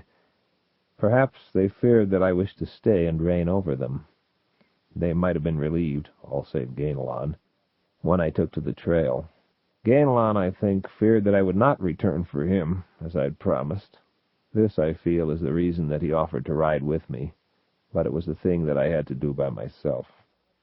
Lorraine had come to mean something to me. I was surprised to discover I found myself quite hurt by her action. I felt that she owed me a hearing before she went her way. Then, if she still chose her mortal captain, they could have my blessing. If not, I realized that I wanted to keep her with me. Fair Avalon would be postponed for so long as it took me to resolve this ending, or continuance. I rode along the trail, and the birds sang in the trees above me. The day was bright with a sky-blue, tree-green peace, for the scourge had been lifted from the land. In my heart there was something like a bit of joy that I had undone at least a small portion of the rottenness I had wrought. Evil? Hell, I've done more of it than most men. But I had picked up a conscience, too, somewhere along the way, and I let it enjoy one of its rare moments of satisfaction. Once I held Amber, I could allow a little more leeway, I felt. I was heading north, and the terrain was foreign to me. I followed a clearly marked trail which bore the signs of 2 riders' recent passage. I followed all that day, through dusk and into evening, dismounting periodically to inspect the way. Finally, my eyes played too many tricks on me, so I located a small glen several hundred yards to the left of the trail, and there I camped for the night. It was the pains in my neck, doubtless, that made me dream of the Horned One and relive that battle. "Help us now, and we will restore to you that which is yours," it said. I woke suddenly at that point with a curse on my lips. When morning paled the sky, I mounted and continued on. It had been a cold night. The day still held me in hands out of the north. The grasses sparkled with a light frost, and my cloak was damp from having been used as a bedroll. By noon, something of warmth had returned to the world, and the trail was fresher. I was gaining on them. When I found her, I leaped down from my mount and ran to where she lay, beneath a wild rose bush without flowers, the thorns of which had scratched her cheek and shoulder. Dead. She had not been so for long, for the blood was still damp upon her breast where the blade had entered, and her flesh yet warm. There were no rocks with which to build her a cairn, so I cut away the sod with Grayswander and laid her there to rest. He had removed her bracelets, her rings, and her jeweled combs, which had held all she possessed of fortune. I had to close her eyes before I covered her over with my cloak, and here my hand faltered and my own eyes grew dim. It took me a long while. I rode on, and it was not long before I overtook him, riding as though he were pursued by the devil, which he was. I spoke not a word when I unhorsed him, nor afterward, and I did not use my blade, though he drew his own. I hurled his broken body into a high oak tree, and when I looked back, it was dark with birds. I replaced her rings, her bracelets, her combs, before I closed the grave. And that was Lorraine. All that she had ever been, or wanted to be, had come to this. And that is the whole story of how we met, and how we parted, Lorraine and I, in the land called Lorraine. And it is like unto my life, I guess. For a Prince of Amber is part and party to all the rottenness that is in the world, which is why, whenever I do speak of my conscience, Something else within me must answer. In the mirrors of the many judgments, my hands are the color of blood. I am a part of the evil that exists in the world and in shadow. I sometimes fancy myself an evil which exists to oppose other evils. I destroy Melkans when I find them, and on that great day of which prophets speak, but in which they do not truly believe, on that day when the world is completely cleansed of evil, then I too will go down into darkness, swallowing curses. Perhaps even sooner than that, I now judge. But whatever. Until that time, I shall not wash my hands, nor let them hang useless. Turning, I rode back to the keep of Gainlan, who knew, but would never understand.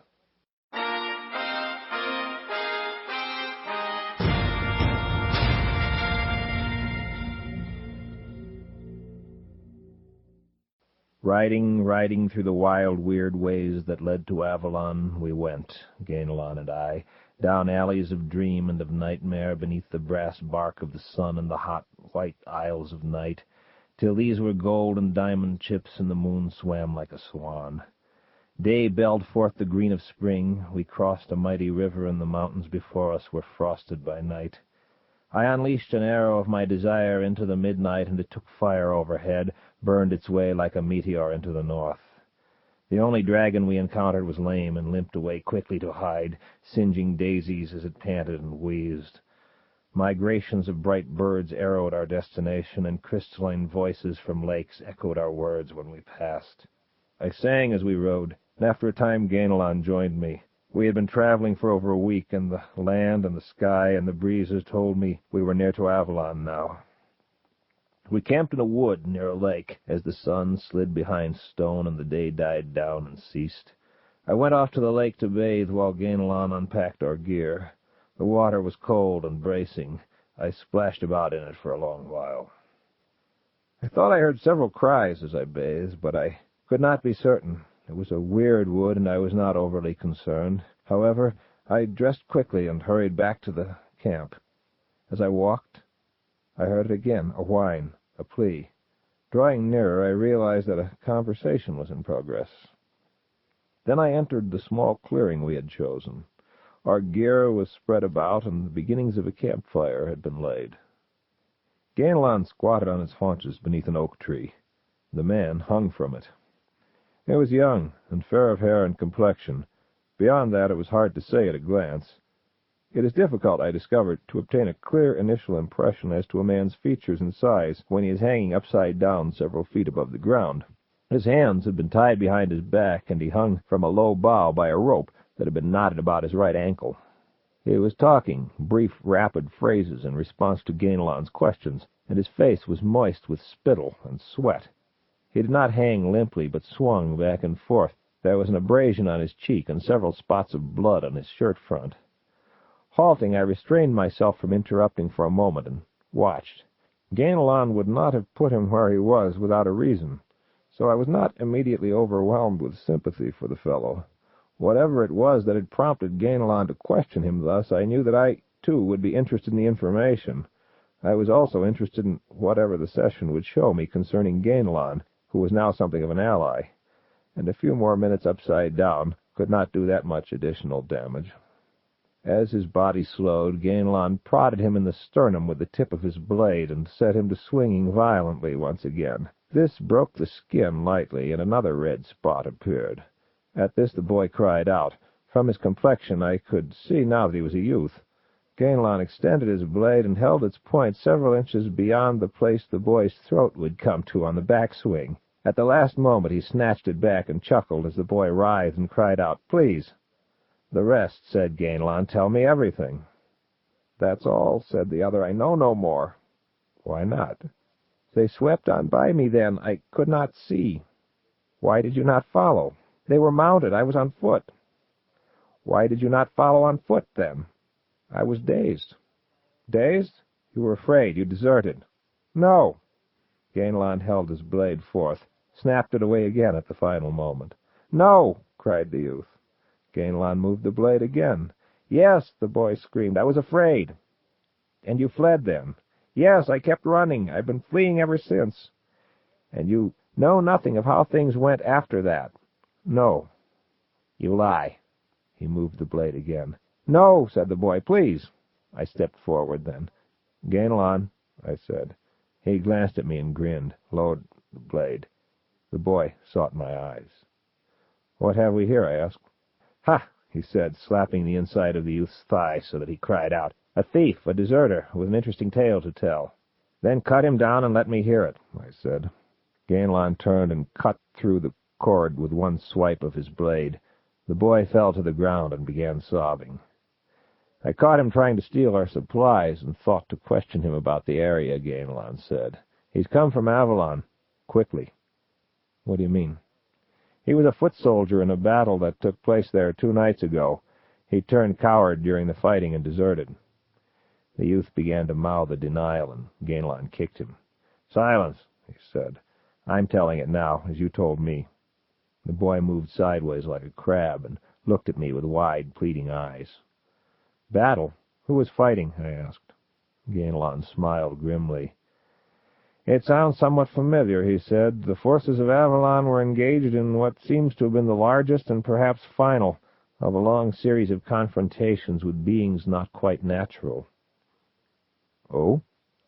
I studied the boy, and his eyes dropped, but I saw the fear that was there before they fell.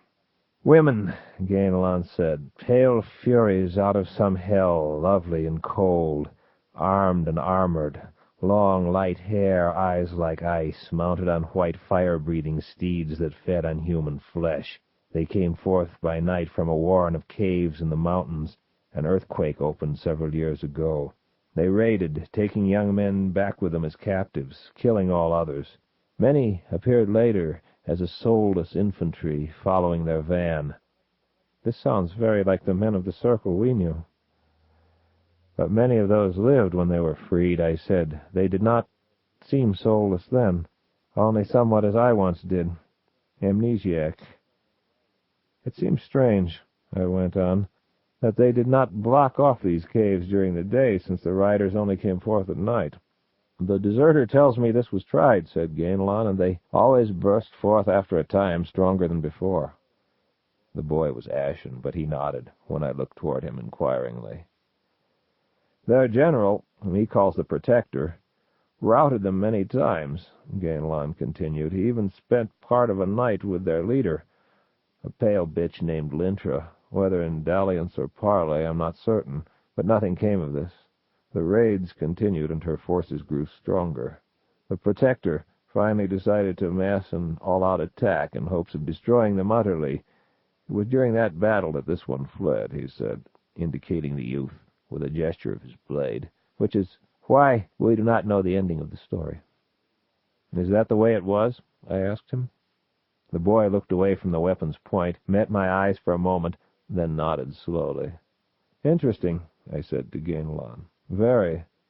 I've a feeling their problem is linked to the one we just solved. I wish I knew how their fight turned out. Gainlon nodded, shifted his grip on his weapon. Well, we're finished with him now, he said. Hold. I presume he was trying to steal something to eat? Yes. Free his hands, we'll feed him. But he tried to steal from us. Did you not say that you once killed a man for a pair of shoes? Yes, but that was different. How so? I got away with it. I laughed.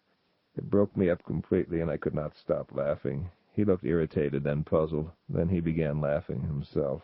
The youth regarded us as if we were a pair of maniacs. All right, said Gainlon finally. All right. And he stooped, turned the boy with a single push, and severed the cord that bound his wrists. Come, lad, he said, I'll fetch you something to eat. And he moved to our gear and opened several food parcels. The boy rose and limped slowly after him.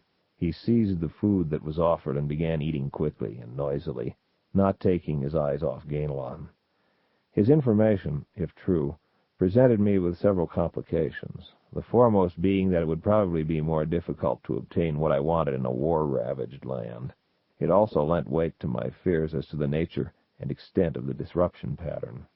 I helped Gainlon build a small fire. How does this affect our plans? He asked. I saw no real choice. All of the shadows near to what I desired would be similarly involved. I could lay my course for one which did not possess such involvement, but in reaching it I would have achieved the wrong place. That which I desired would not be available there. If the forays of chaos kept occurring on my desire walk through shadow, then they were bound up with the nature of the desire and would have to be dealt with one way or another, sooner or later. They could not be avoided. Such was the nature of the game, and I could not complain because I'd laid down the rules. "We go on," I said. "It is the place of my desire." The youth let out a brief cry, and then, perhaps from some feeling of indebtedness for my having prevented Ganelon from poking holes in him, warned, "Do not go to Avalon, sir. There is nothing there that you could desire. You will be slain." I smiled to him and thanked him. Ganelon chuckled then and said, "Let us take him back with us to stand a deserter's trial." At this the youth scrambled to his feet and began running. Still laughing, Ganelon drew his dagger and cocked his arm to throw it. I struck his arm, and his cast went wide of its mark. The youth vanished within the wood, and Ganelon continued to laugh. He retrieved the dagger from where it had fallen and said, "You should have let me kill him, you know." I decided against it. He shrugged. "If he returns and cuts our throats tonight, you may find yourself feeling somewhat different." "I should imagine, but he will not. You know that." He shrugged again, skewering a piece of meat and warming it over the flames. "Well, war has taught him to show a good pair of heels," he acknowledged. "Perhaps we will awaken in the morning." He took a bite and began to chew. It seemed like a good idea, and I fetched some for myself. Much later, I was awakened from a troubled sleep to stare at stars through a screen of leaves. Some omen-making portion of my mind had seized upon the youth and used us both badly. It was a long while before I could get back to sleep. In the morning, we kicked dirt over the ashes and rode on. We made it into the mountains that afternoon and passed through them the following day. There were occasional signs of recent passage on the trail we followed, but we encountered no one. The following day we passed several farmhouses and cottages, not pausing at any of them. I had opted against the wild, demonic route I had followed when I had exiled Ganelon. While quite brief, I knew that he would have found it massively disconcerting. I had wanted this time to think, so such a journeying was not called for. Now, however, the long route was nearing its end. We achieved amber sky that afternoon, and I admired it in silence. It might almost be the forest of Arden through which we rode. There were no horn notes, however, no Julian, no Morgenstern, no storm hounds to harry us, as there had been in Arden when last I passed that way. There were only the bird notes in the great bold trees, the complaint of a squirrel, the bark of a fox, a plash of a waterfall, the whites and blues and pinks of flowers in the shade. The breezes of the afternoon were gentle and cool. They lulled me so that I was unprepared for the row of fresh graves beside the trail that came into sight when we rounded a bend. Nearby, there was a torn and trampled glen. We tarried there briefly, but learned nothing more than had been immediately apparent.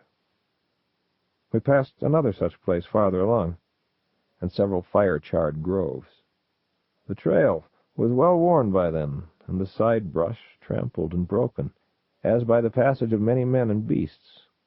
The smell of ashes was occasionally upon the air, and we hurried past the partly eaten carcass of a horse, now well ripened where it lay. The sky of amber no longer heartened me, though the way was clear for a long while after that. The day was running to evening, and the forest had thinned considerably when Ganelon noted the smoke trails to the southeast. We took the first side path that seemed to lead in that direction, although it was tangent to Avalon proper. It was difficult to estimate the distance, but we could tell that we would not reach the place until after nightfall. Their army still encamped, Ganelon wondered, or that of their conqueror? He shook his head and loosened his blade in its scabbard. Toward twilight, I left the trail to follow a sound of running water to its source. It was a clear, clean stream that had made its way down from the mountains and still bore something of their chill within it. I bathed there, trimming my new beard and cleaning the dust of travel from my garments as well.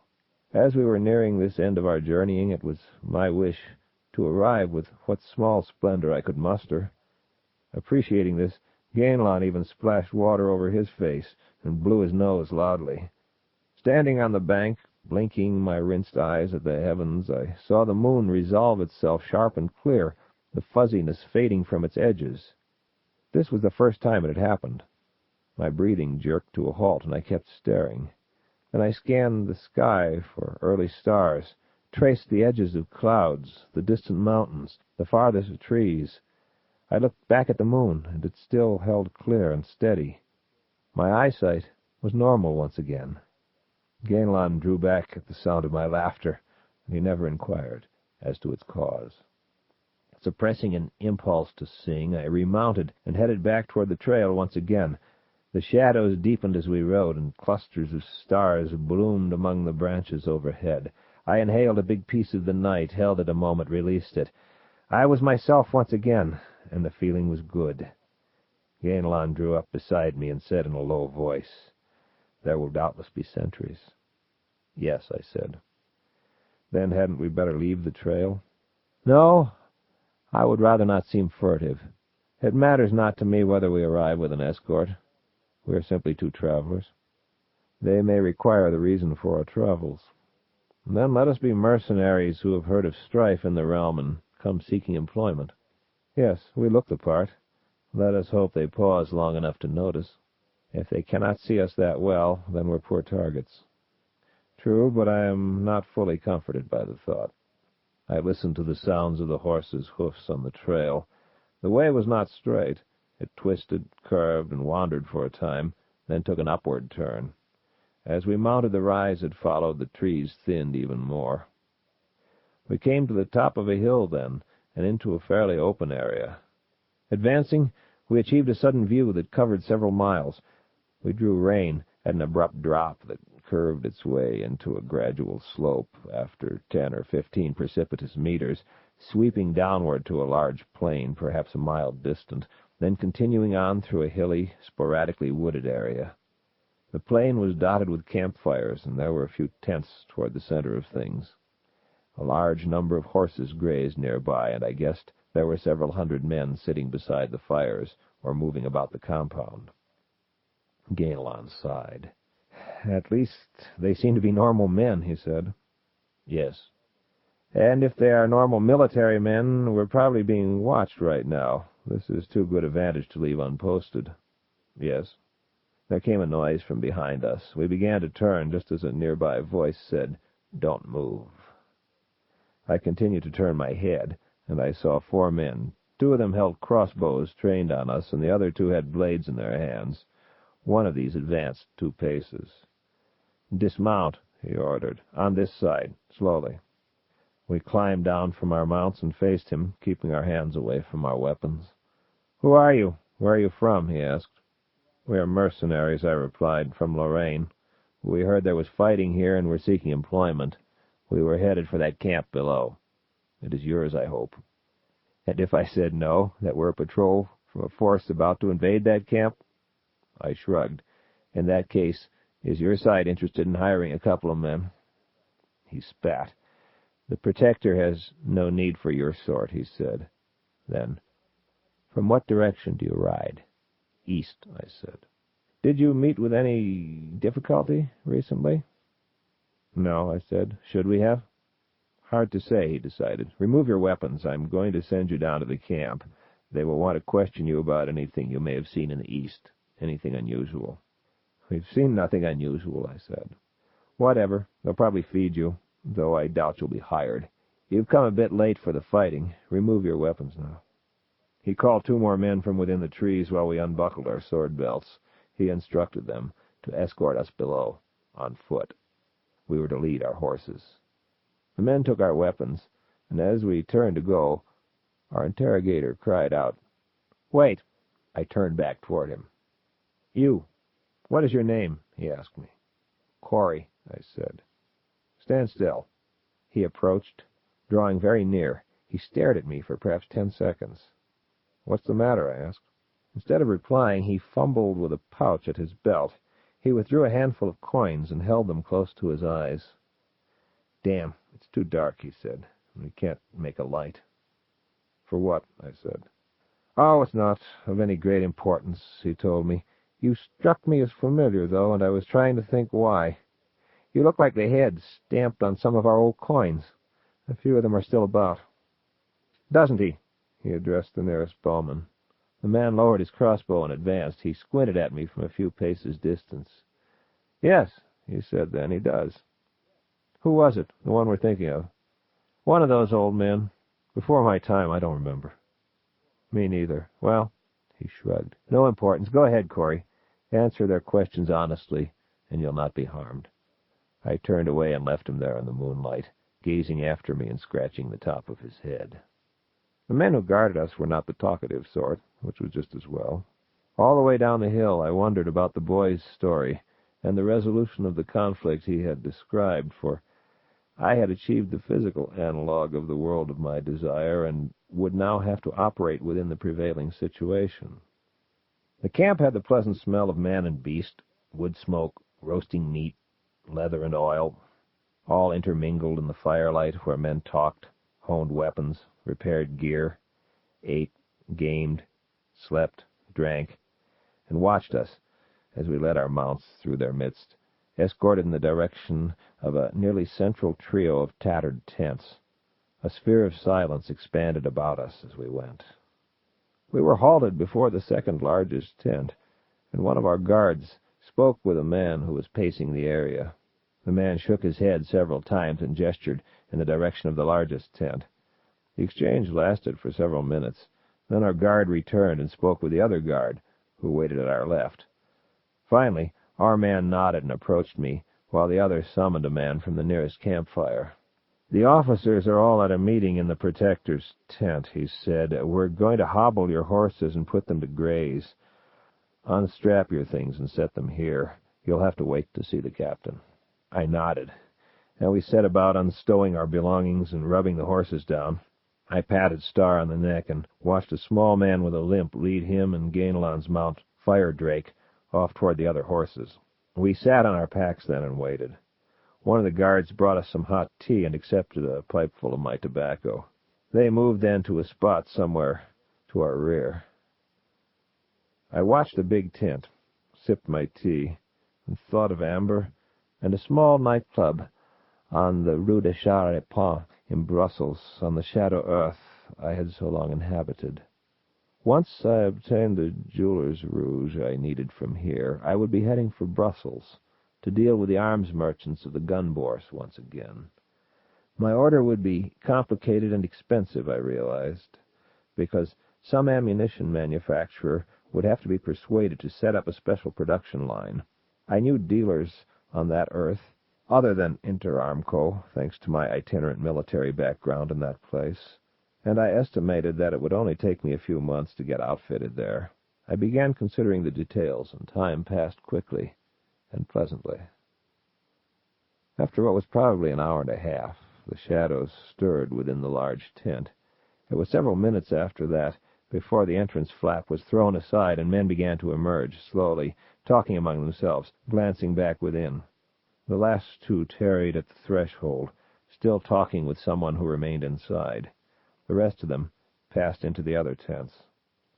The two at the entrance edged their way outside, still facing the interior. I could hear the sounds of their voices, although I could not make out what was being said. As they drifted farther outside, the man with whom they were speaking moved also, and I caught a glimpse of him. The light was at his back, and the two officers blocked most of my view, but I could see that he was thin and very tall.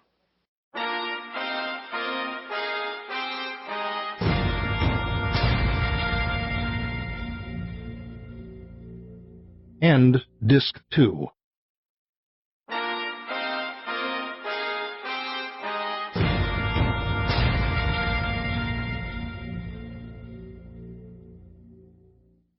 Our guards had not yet stirred, indicating to me that one of the two officers was the captain mentioned earlier. I continued to stare, willing them to move farther and grant me a better look at their superior. After a time they did, and a few moments later he took a step forward. At first I could not tell whether it was just a play of light and shadow, but no, he moved again and I had a clear view for a moment. He was missing his right arm, from a point just below the elbow. It was so heavily bandaged that I guessed the loss must have been quite recent. Then his large left hand made a downward sweeping gesture and hovered a good distance out from his body. The stump twitched at the same moment, and so did something at the back of my mind. His hair was long and straight and brown, and I saw the way that his jaw jutted. He stepped outside then, and a breeze caught the cloak he wore and caused it to flare to his right. I saw that his shirt was yellow, his trousers brown, the cloak itself was a flame-like orange, and he caught its edge with an unnaturally rapid movement of his left hand and drew it back to cover his stump. I stood quickly, and his head snapped in my direction. Our gazes met, and neither of us moved for several heartbeats after that. The two officers turned and stared, and then he pushed them aside and was striding toward me. I heard Ganelon grunt and climb quickly to his feet. Our guards were taken by surprise also. He halted several paces before me, and his hazel eyes swept over me. He seldom smiled, but he managed a faint one this time. "Come with me," he said, and he turned back toward his tent. We followed him, leaving our gear where it lay. He dismissed the two officers with a glance, halted beside the tent's entrance, and motioned us in. He followed, and let the flap fall behind him.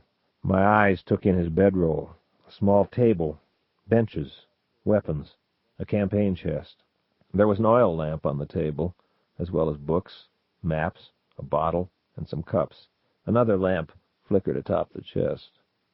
He clasped my hand and smiled again. "Corwin," he said, "and still alive." "Benedict," I said, smiling myself. "And breathing yet. It has been devilish long." "Indeed. Who is your friend?" "His name is Ganelon."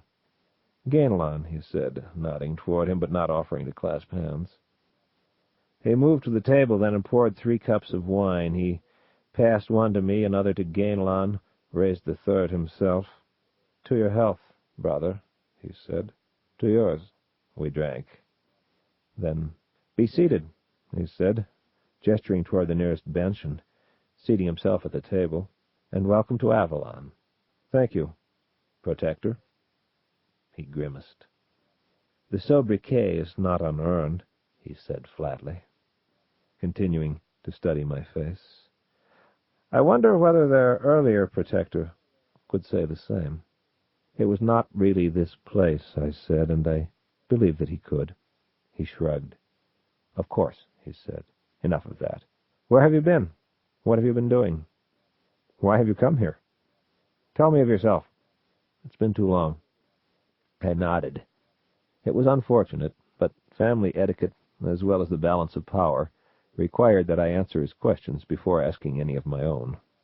He was my elder, and I had, albeit unknowingly, intruded in his sphere of influence. It was not that I begrudged him the courtesy. He was one of the few among my many relatives whom I respected and even liked. It was that I was itching to question him. It had been, as he'd said, too long. And how much should I tell him now?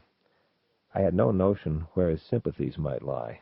I did not desire to discover the reasons for his self-imposed exile from Amber by mentioning the wrong things. I would have to begin with something fairly neutral and sound him out as I went along. "There must be a beginning," he said then. "I care not what face you put on it." "There are many beginnings," I said. "It's difficult. I suppose I should go all the way back and take it from there." I took another sip of the wine. "Yes," I decided, "that seems simplest, though it was only comparatively recently that I recalled much of what had occurred. It was several years after the defeat of the Moon Riders out of Ganesh and your departure that Eric and I had a major falling out," I began. "Yes, it was a quarrel over the succession. Dad had been making abdication noises again, and he still refused to name a successor. Naturally, the old arguments were resumed as to who was more legitimate.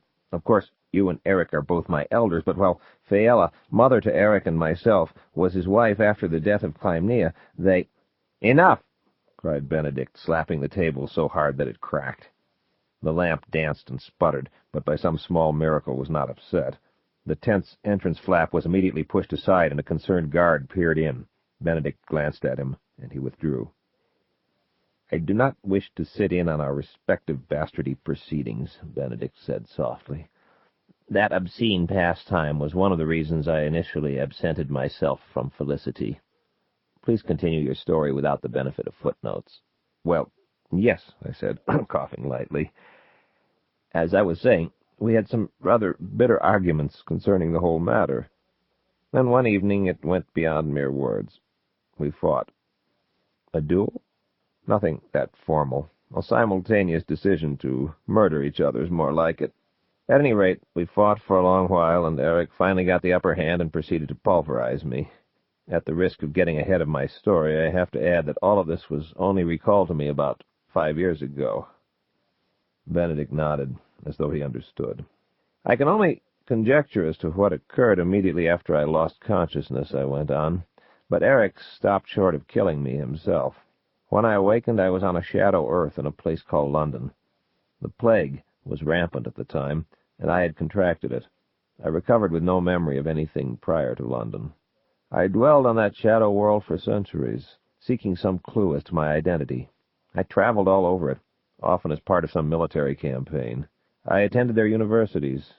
I spoke with some of their wisest men. I consulted famous physicians. But nowhere could I find the key to my past. It was obvious to me that I was not like other men, and I took great pains to conceal this fact.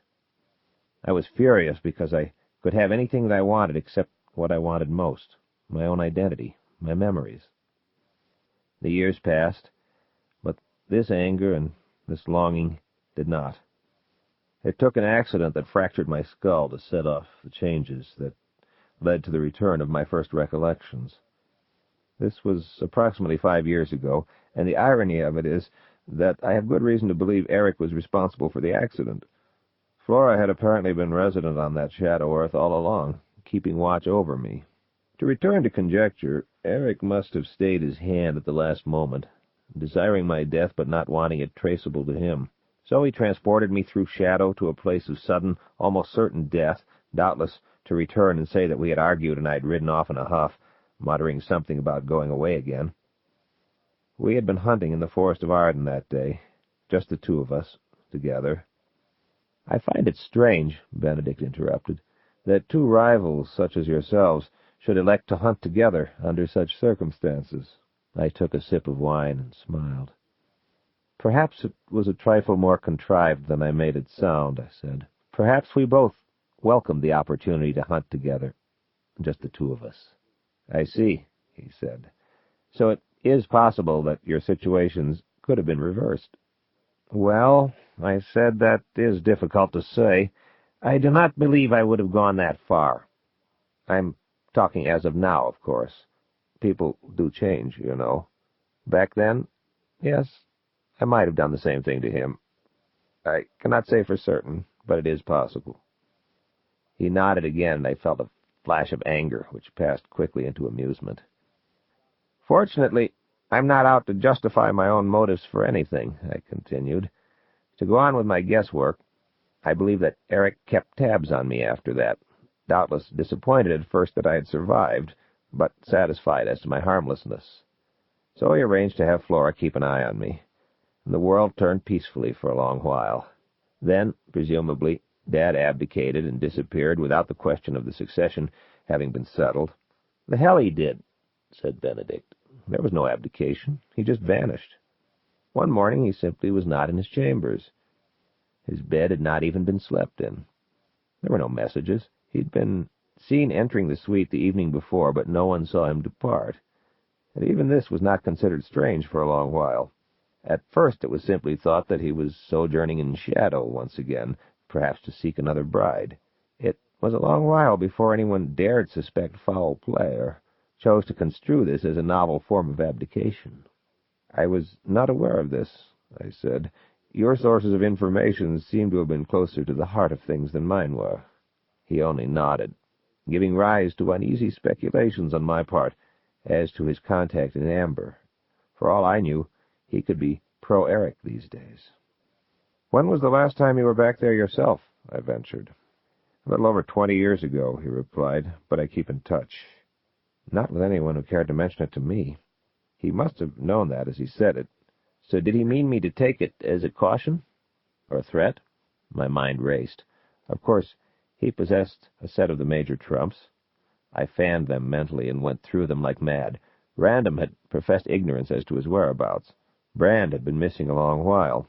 I had had indication that he was still alive, imprisoned in some unpleasant place or other, and in no position to report on the happenings in Amber. Flora could not have been his contact, as she had been in virtual exile and shadow herself until recently. Luella was in Rebma.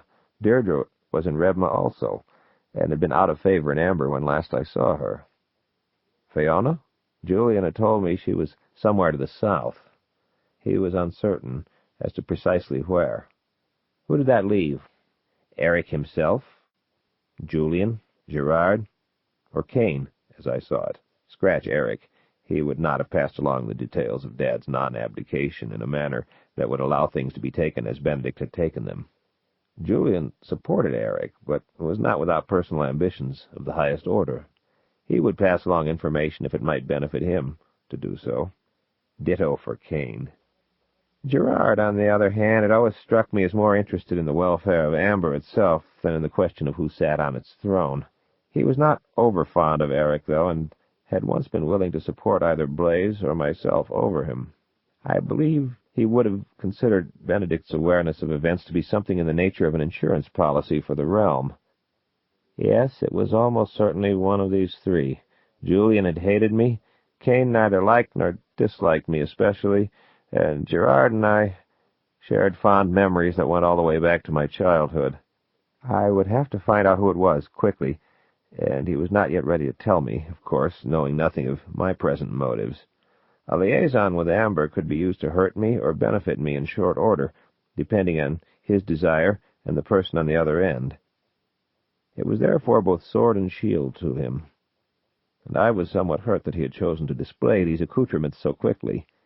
I chose to take it that his recent injury had served to make him abnormally wary, for I had certainly never given him cause for distress. Still, this caused me to feel abnormally wary also, a sad thing to know when meeting one's brother again for the first time in many years. "It is interesting," I said, swirling the wine within my cup. "In this light, then, it appears that everyone may have acted prematurely." "Not everyone," he said.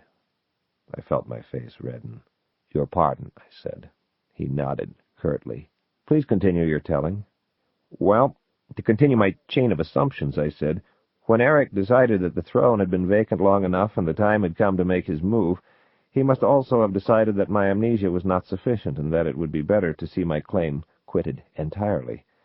At this time he arranged for me to have an accident off on that shadow Earth, an accident which should have proven fatal, but did not. How do you know this? How much of it's guesswork?" "Flora as much as admitted it to me, including her own complicity in the thing when I questioned her later." "Very interesting. Go on." "The bash on my head provided what even Sigmund Freud had not been able to obtain for me earlier," I said. "There returned to me small recollections that grew stronger and stronger, especially after I encountered Flora and was exposed to all manner of things that stimulated my memory.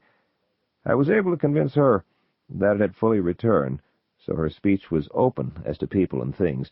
Then Random showed up, fleeing from something." "Fleeing? From what? Why?" "From some strange creatures out of shadow. I never found out why." "Interesting," he said, and I had to agree. I had thought of it often back in my cell, wondering just why Random had entered stage left, pursued by Furies in the first place. From the moment we met until the moment we parted, we had been in some sort of peril. I had been preoccupied with my own troubles, and he had volunteered nothing concerning his abrupt appearance. It had crossed my mind, of course, at the time of his arrival, but I was uncertain as to whether it was something of which I might be expected to have knowledge, and I let it go at that. Events then submerged it until later in my cell, and again the present moment. Interesting? Indeed. Also troubling. I managed to take in Random as to my condition, I continued. He believed I was seeking the throne, when all that I was consciously seeking was my memory. He agreed to help me return to Amber, and he succeeded in getting me back. Well, almost, I corrected. We wound up in Rebma. By then I had told Random my true condition, and he proposed my walking the pattern again as a means of restoring it fully. The opportunity was there, and I took it. It proved effective, and I used the power of the pattern to transport myself into Amber. He smiled. At this point, Random must have been a very unhappy man, he said. He was not exactly singing with glee, I said. He had accepted Mars' judgment that he wed a woman of her choosing, a blind girl named Vial, and remained there with her for at least a year. I left him behind, and I later learned that he had done this thing. Deirdre was there also. We had encountered her along the way, in flight from Amber, and the three of us had entered Rebma together. She remained behind also. I finished my wine, and Benedict nodded toward the bottle. It was almost empty, though, so he fetched a fresh bottle from his chest, and we refilled our cups. I took a long swallow. It was better wine than the previous. Must have been his private stock. In the palace, I went on, I made my way to the library, where I obtained a pack of the taros. This was my main reason for venturing there.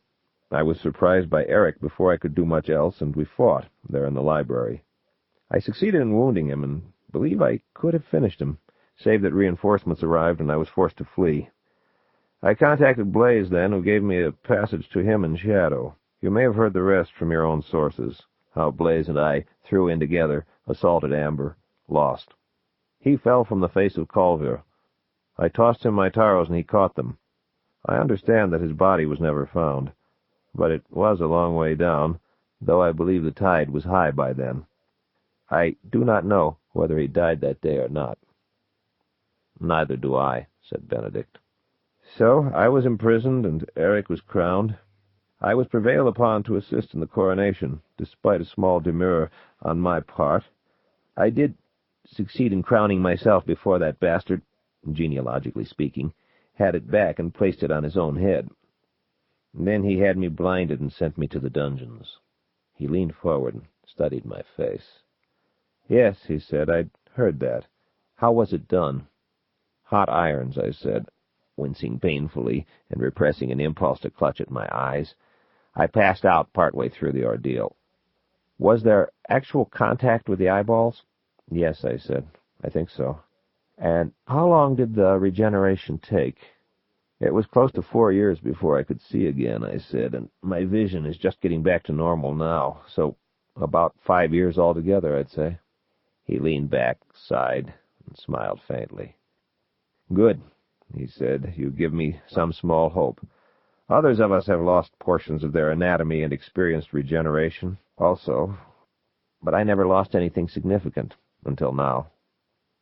Oh, yes, I said. It is a most impressive record. I reviewed it regularly for years, a collection of bits and pieces, many of them forgotten, I dare say, but by the principals and myself, fingertips, toes, earlobes, I would say that there is hope for your arm, not for a long while, of course. It is a good thing that you are ambidextrous, I added.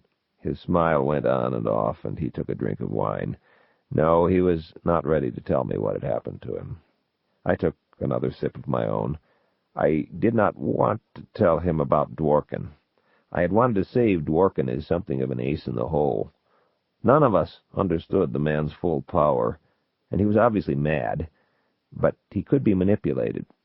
Even Dad had apparently come to fear him after a time, and had had him locked away. What was it that he told me back in my cell? That Dad had had him confined after he had announced his discovery of a means for destroying all of Amber? If this was not just the rambling of a psychotic and was the real reason for his being where he was, then Dad had been far more generous than I would have been. A man was too dangerous to let live. On the other hand, though, Dad had been trying to cure him of his condition. Dworkin had spoken of doctors, men he had frightened away or destroyed when he had turned his powers against them. Most of my memories of him were of a wise, kindly old man, quite devoted to Dad and the rest of the family. It would be difficult, readily, to destroy someone like that if there was some hope. He had been confined to what should have been inescapable quarters, yet when he had grown bored one day he'd simply walked out. No one can walk through shadow and amber, the very absence of shadow. So he had done something I did not understand, something involving the principle behind the trumps, and had left his quarters. Before he returned to them, I managed to persuade him to provide me with a similar exit from my own cell, one that transported me to the lighthouse of Cabra, where I recovered somewhat, then set out upon the voyage that took me to Lorraine. Most likely he was still undetected. As I understood it, our family had always possessed special powers, but it was he who analyzed them and formalized their functions by means of the pattern and the taros. He had often tried to discuss the matter, but it was awfully abstract and boring to most of us. We are a very pragmatic family, damn it. Brand was the only one who seemed to have had any interest in the subject, and Fiona. I'd almost forgotten. Sometimes Fiona would listen. And Dad. Dad knew an awful lot of things that he never discussed. He never had much time for us, and there were so many things about him that we did not know. But he was probably as well versed as Dworkin in whatever principles were involved. I do not really know what Dad was. He never encouraged intimacy, though he was not an unkind father. Whenever he took note of us, he was quite lavish with gifts and diversions, but he left our upbringing to various members of his court. He tolerated us, I feel, as occasionally inevitable consequences of passion. Actually, I'm quite surprised that the family is not much larger. 13 of us, plus 2 brothers and a sister I knew who are now dead, represent close to 1,500 years of parental production. There had been a few others also, of whom I'd heard, long before us, who had not survived. Not a tremendous batting average for so lusty a liege, but then none of us had proved excessively fertile either. As soon as we were able to fend for ourselves and walk in shadow, Dad had encouraged us to do so, find places where we would be happy and settle there. This was my connection with the Avalon, which is no more. So far as I knew, Dad's own origins were known only to himself.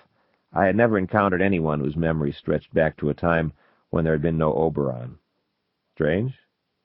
Not to know where one's own father comes from, when one has had centuries in which to exercise one's curiosity? Yes, but he was secretive, powerful, shrewd, traits we all possess to some degree. He wanted us well-situated and satisfied, I feel, but never so endowed as to present a threat to his own reign. There was in him, I guess, an element of uneasiness, a not unjustifiable sense of caution with respect to our learning too much concerning himself and times long gone by. I do not believe that he had ever truly envisioned a time when he would not rule in Amber. He occasionally spoke, jokingly or grumblingly, of abdication, but I always felt this to be a calculated thing, to see what responses it would provoke. He must have realized the state of affairs his passing would produce, but refused to believe that the situation would ever occur. And no one of us really knew all of his duties and responsibilities, his secret commitments. As distasteful as I found the admission, I was coming to feel that none of us was really fit to take the throne. I would have liked to blame Dad for this inadequacy, but unfortunately I had known Freud too long not to feel self-conscious about it. Also, I was now beginning to wonder about the validity of any of our claims.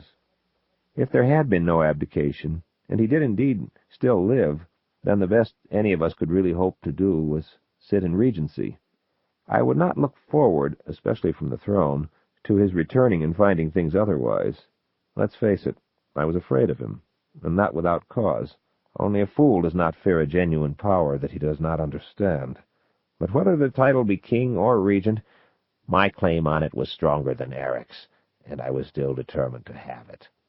If a power out of Dad's dark past, which none of us really understood, could serve to secure it, and if Dworkin did represent such a power, then he must remain hidden until he could be employed on my behalf.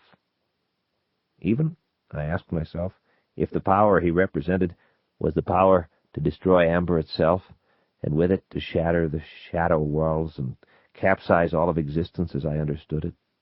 Especially then, I answered myself, for who else could be trusted with such power? We are indeed a very pragmatic family. More wine, and then I fumbled with my pipe, cleaning it, repacking it. That basically is my story to date, I said, regarding my handiwork, rising and taking a light from the lamp. After I recovered my sight, I managed to escape, fled Amber, tarried for a time in a place called Lorraine, where I encountered Gainlon, then came here. Why?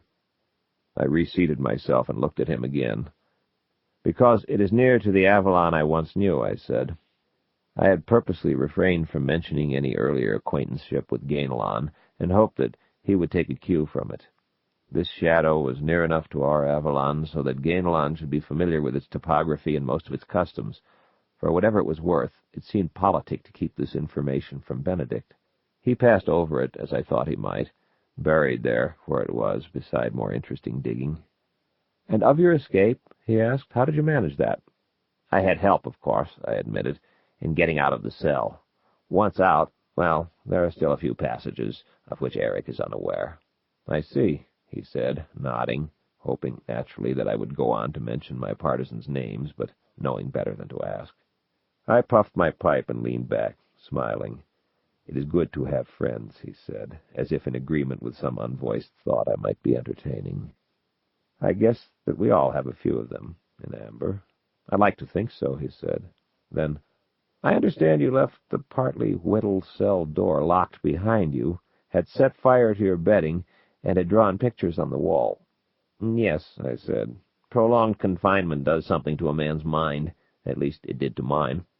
There are long periods during which I know I was irrational." "I do not envy you the experience, brother," he said. "Not at all. What are your plans now?" "They're still uncertain." "Do you feel that you might wish to remain here?" "I do not know," I said. "What is the state of affairs here?" "I am in charge," he said. A simple statement of fact, not a boast. "I believe I have just succeeded in destroying the only major threat to the realm. If I am correct, then a reasonably tranquil period should be at hand.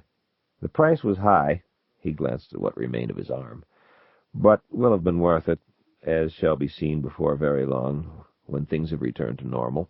He then proceeded to relate what was basically the same situation the youth had described, going on to tell how they had won the battle.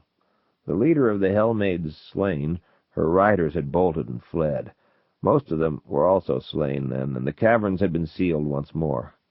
Benedict had decided to maintain a small force in the field for mopping-up purposes, his scouts the while combing the area for survivors. He made no mention of the meeting between himself and their leader, Lintra. "Who slew their leader?" I asked him.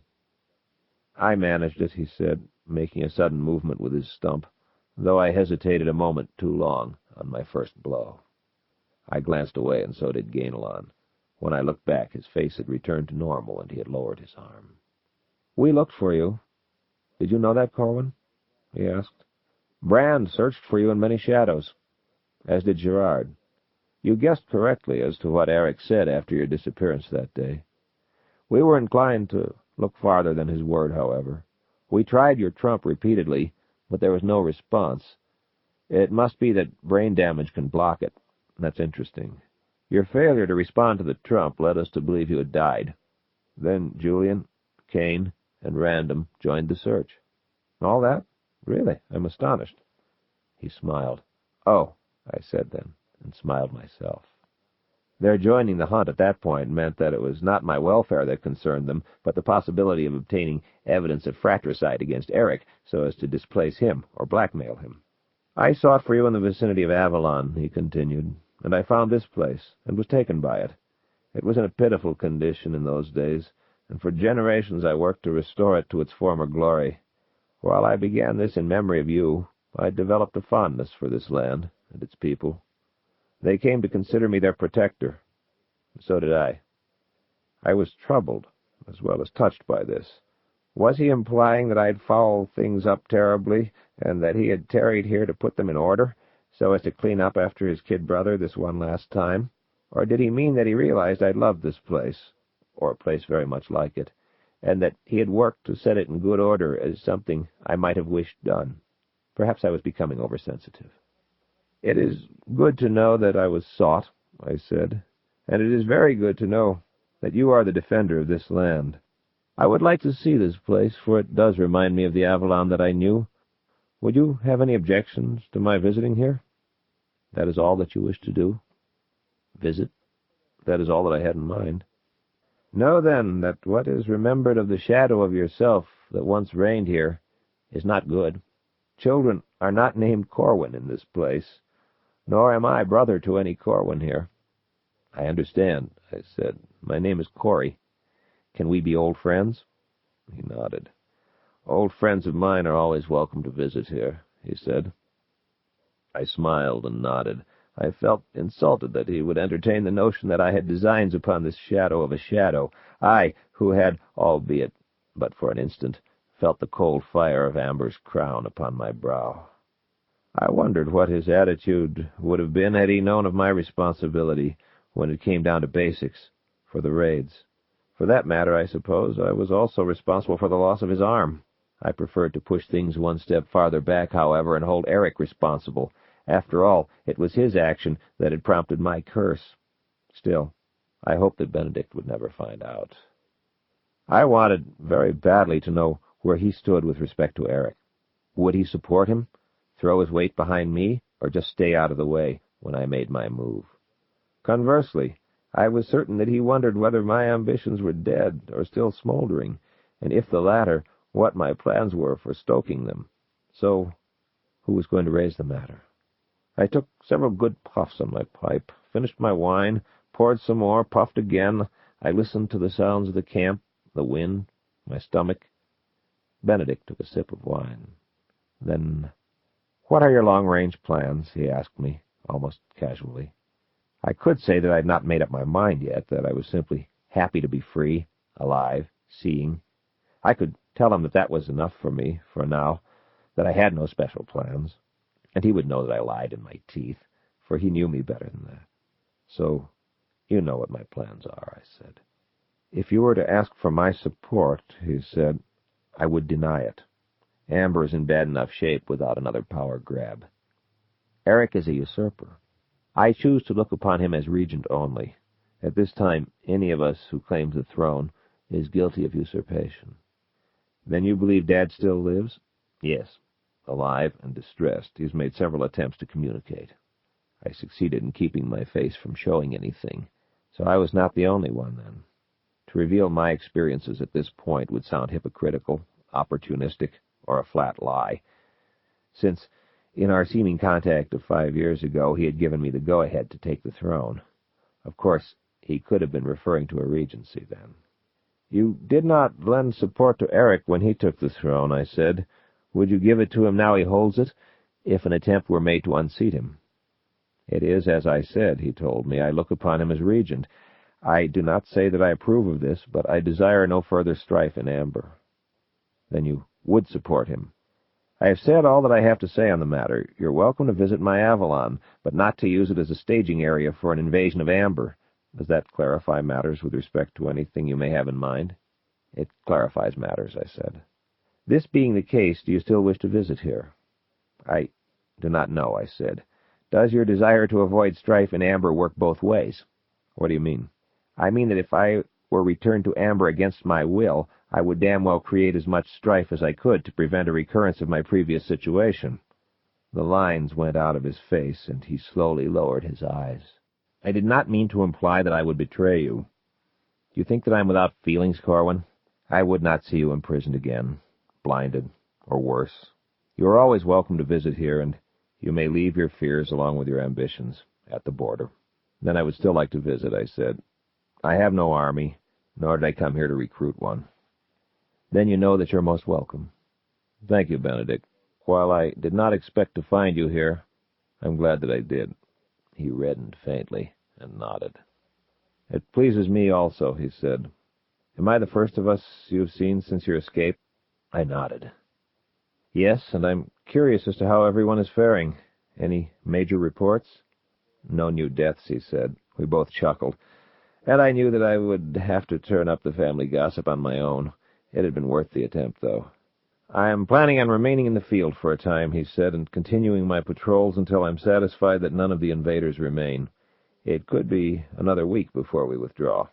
"Oh? Then it was not a total victory?" "I believe that it was, but I never take unnecessary chances. It's worth a little more time to be certain." "Prudent," I said, nodding. "So, unless you have a strong desire to remain here in camp, I see no reason why you should not proceed on toward town and get near the center of things. I maintain several residences about Avalon. I have in mind for your use a small manor house that I've found pleasant. It's not far from town. I look forward to seeing it. I will provide you with a map and a letter to my steward in the morning." "Thank you, Benedict." "I will join you there as soon as I've finished here," he said, "and in the meantime I have messengers passing that way daily. I will keep in touch with you through them." "Very good." "Then find yourselves a comfortable piece of ground," he said. "You'll not miss the breakfast call, I'm sure." "I seldom do," I said. "Is it all right if we sleep at that spot where we left our gear?" "Certainly," he said, and we finished the wine. As we left his tent, I seized the flap up high when I opened it, and was able to squeeze it several inches to the side when I cast it before me. Benedict bade us good night and turned away as he let it fall, not noticing the gap of several inches that I had created along its one side. I made up my bed a good distance to the right of our equipment, facing in the direction of Benedict's tent, and I moved the gear itself as I rummaged through it. Gamelon shot me a quizzical look, but I simply nodded and made a movement with my eyes toward the tent. He glanced that way, returned the nod, and proceeded to spread his own blankets farther to the right. I measured it with my eyes, walked over, and said, "You know, I'd much rather sleep here. Would you mind switching with me?" I added a wink for emphasis. "Makes no difference to me," he said, shrugging. The campfires had died, or were dying, and most of the company had turned in. The guard only paid us heed a couple of times around. The camp was very quiet, and there were no clouds to obscure the brilliance of the stars. I was tired, and the smells of the smoke and the damp earth came pleasantly to my nostrils, reminding me of other times and places such as this, and the rest at the day's end. Instead of closing my eyes, however, I fetched my pack and propped my back against it, filled my pipe again, and struck it to life. I adjusted my position twice as he paced within the tent. Once he vanished from my field of vision and remained hidden for several moments. But the far light moved then, and I knew that he had opened the chest. Then he came into sight once more and cleared the table, dropped back for an instant, returned, and reseated himself in his earlier position. I moved so that I could keep sight of his left arm. He was paging through a book or sorting something of about that size. Cards, maybe? Naturally. I would have given a lot for one glimpse of the trump that he finally settled upon and held before him. I would have given a lot to have Grace Wander beneath my hand, in case another person suddenly came into the tent by means other than the entrance through which I spied. My palms and the soles of my feet tingled in anticipation of flight or combat, but he remained alone. He sat there unmoving for perhaps a quarter of an hour, and when he finally stirred, it was only to replace the cards somewhere in his chest and to extinguish the lamps. The guard continued on his monotonous rounds, and Gamelon began to snore. I emptied my pipe and rolled over onto my side. "Tomorrow," I told myself. "If I wake up here tomorrow, everything will be all right."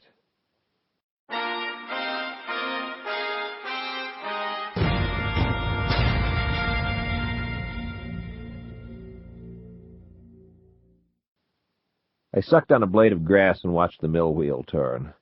I was lying on my stomach on the stream's opposite bank, my head propped in my hands. There was a tiny rainbow in the mist above the froth and boil at the foot of the waterfall, and an occasional droplet found its way to me. The steady splashing and the sound of the wheel drowned out all other noises in the wood. The mill was deserted today, and I contemplated it because I had not seen its like in ages. Watching the wheel and listening to the water were more than just relaxing. It was somewhat hypnotic. It was our third day at Benedict's place, and Gamelon was off in town seeking amusement. I had accompanied him on the previous day and learned what I wanted to know at that time. Now I had no time for sightseeing. I had to think and act quickly. There had been no difficulty at the camp. Benedict had seen us fed and had furnished us with the map and the letter he had promised. We had departed at sunrise and arrived at the manor around midday. We were well received, and after settling into the quarters we were shown, we had made our way into town, where we'd spent the balance of the day. Benedict was planning to remain in the field for several more days. I would have done with the task I had set myself before he came home, so a hell ride was in order. There was no time for leisurely journeying. I had to remember the proper shadows and be under way soon. It would have been refreshing, being in this place that was so like my Avalon, except that my thwarted purposes were reaching the point of obsession. Realizing this was not tantamount to controlling it, however. Familiar sights and sounds had diverted me only briefly. Then I had returned once more to my planning. It should work out neatly, as I saw it. This one journey should solve two of my problems, if I could manage it without arousing suspicion. It meant that I would definitely be gone overnight, but I had anticipated this, and had already instructed Avalon to cover for me. My head nodding with each creak of the wheel, I forced everything else from my mind, and set about remembering the necessary texture of the sand, its coloration, the temperature, the winds, the touch of salt in the air, the clouds. I slept then, and I dreamed, but not of the place that I sought. I regarded a big roulette wheel, and we were all of us on it, my brothers, my sisters, myself, and others whom I knew or had known, rising and falling, each with his allotted section. We were all shouting for it to stop for us, and wailing as we passed the top and headed down once more. The wheel had begun to slow, and I was on the rise. A fair-haired youth hung upside down before me, shouting pleas and warnings that were drowned in the cacophony of voices. His face darkened, writhed, became a horrible thing to behold, and I slashed at the cord that bound his ankle, and he fell from sight. The wheel slowed even more as I neared the top, and I saw Lorraine then. She was gesturing, beckoning frantically, and calling my name. I leaned toward her, seeing her clearly, wanting to help her, but as the wheel continued its turning, she passed from my sight. "Corwin!" I tried to ignore her cry, for I was almost to the top. It came again, but I tensed myself and prepared to spring upward. If it did not stop for me, I was going to try gimmicking the damn thing, even though falling off would mean my total ruin. I readied myself for the leap. Another click. "Corwin!" It receded, returned, faded, and I was looking toward the water wheel again, with my name echoing in my ears and mingling, merging, fading into the sound of the stream. I blinked my eyes and ran my fingers through my hair. A number of dandelions fell about my shoulders as I did so, and I heard a giggle from somewhere behind me. I turned quickly and stared. She stood about a dozen paces from me, a tall, slender girl with dark eyes and close-cropped brown hair.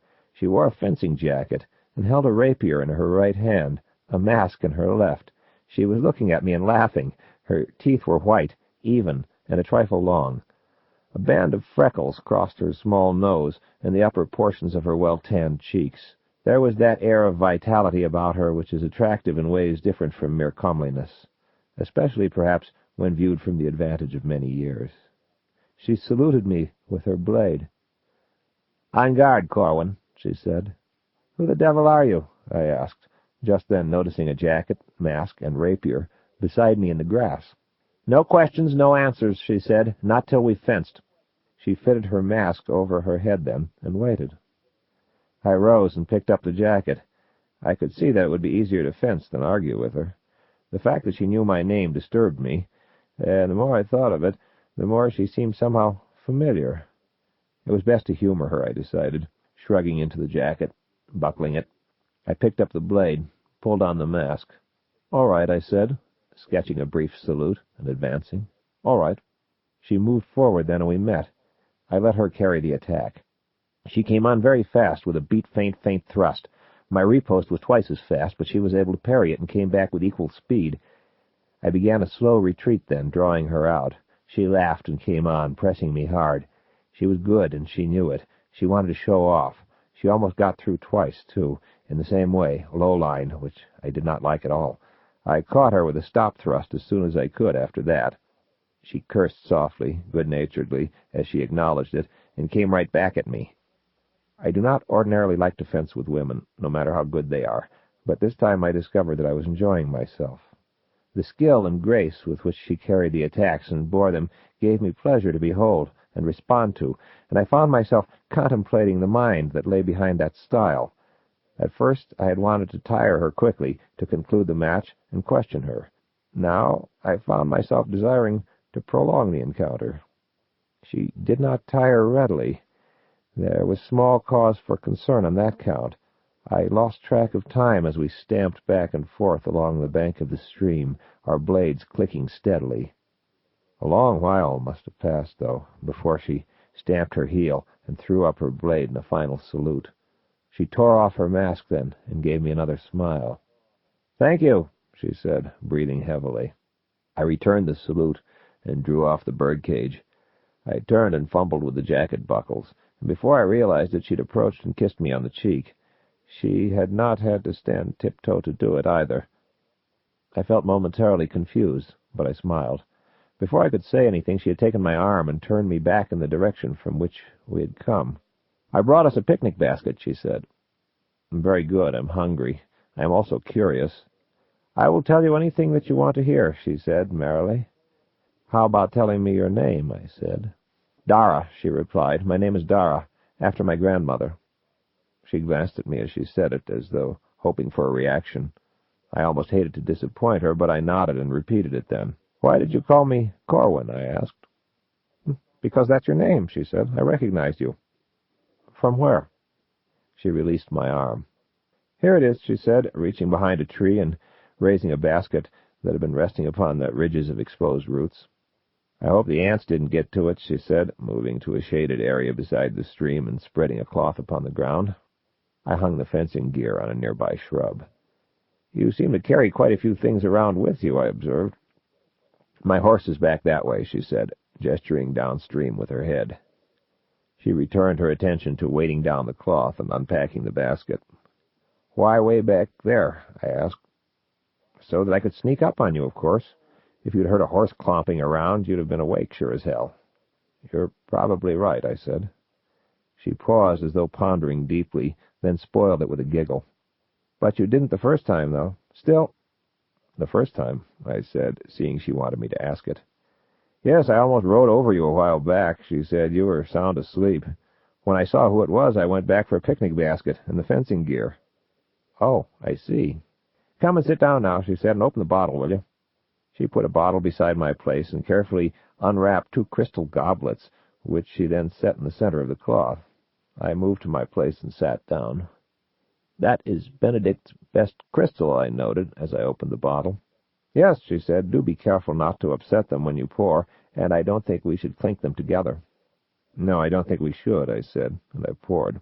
She raised her glass. "To the reunion," she said. "What reunion?" "Ours. I have never met you before." "Don't be so prosaic," she said, and took a drink. I shrugged. "To the reunion." She began to eat then, so I did too. She was so enjoying the air of mystery she had created that I wanted to cooperate, just to keep her happy.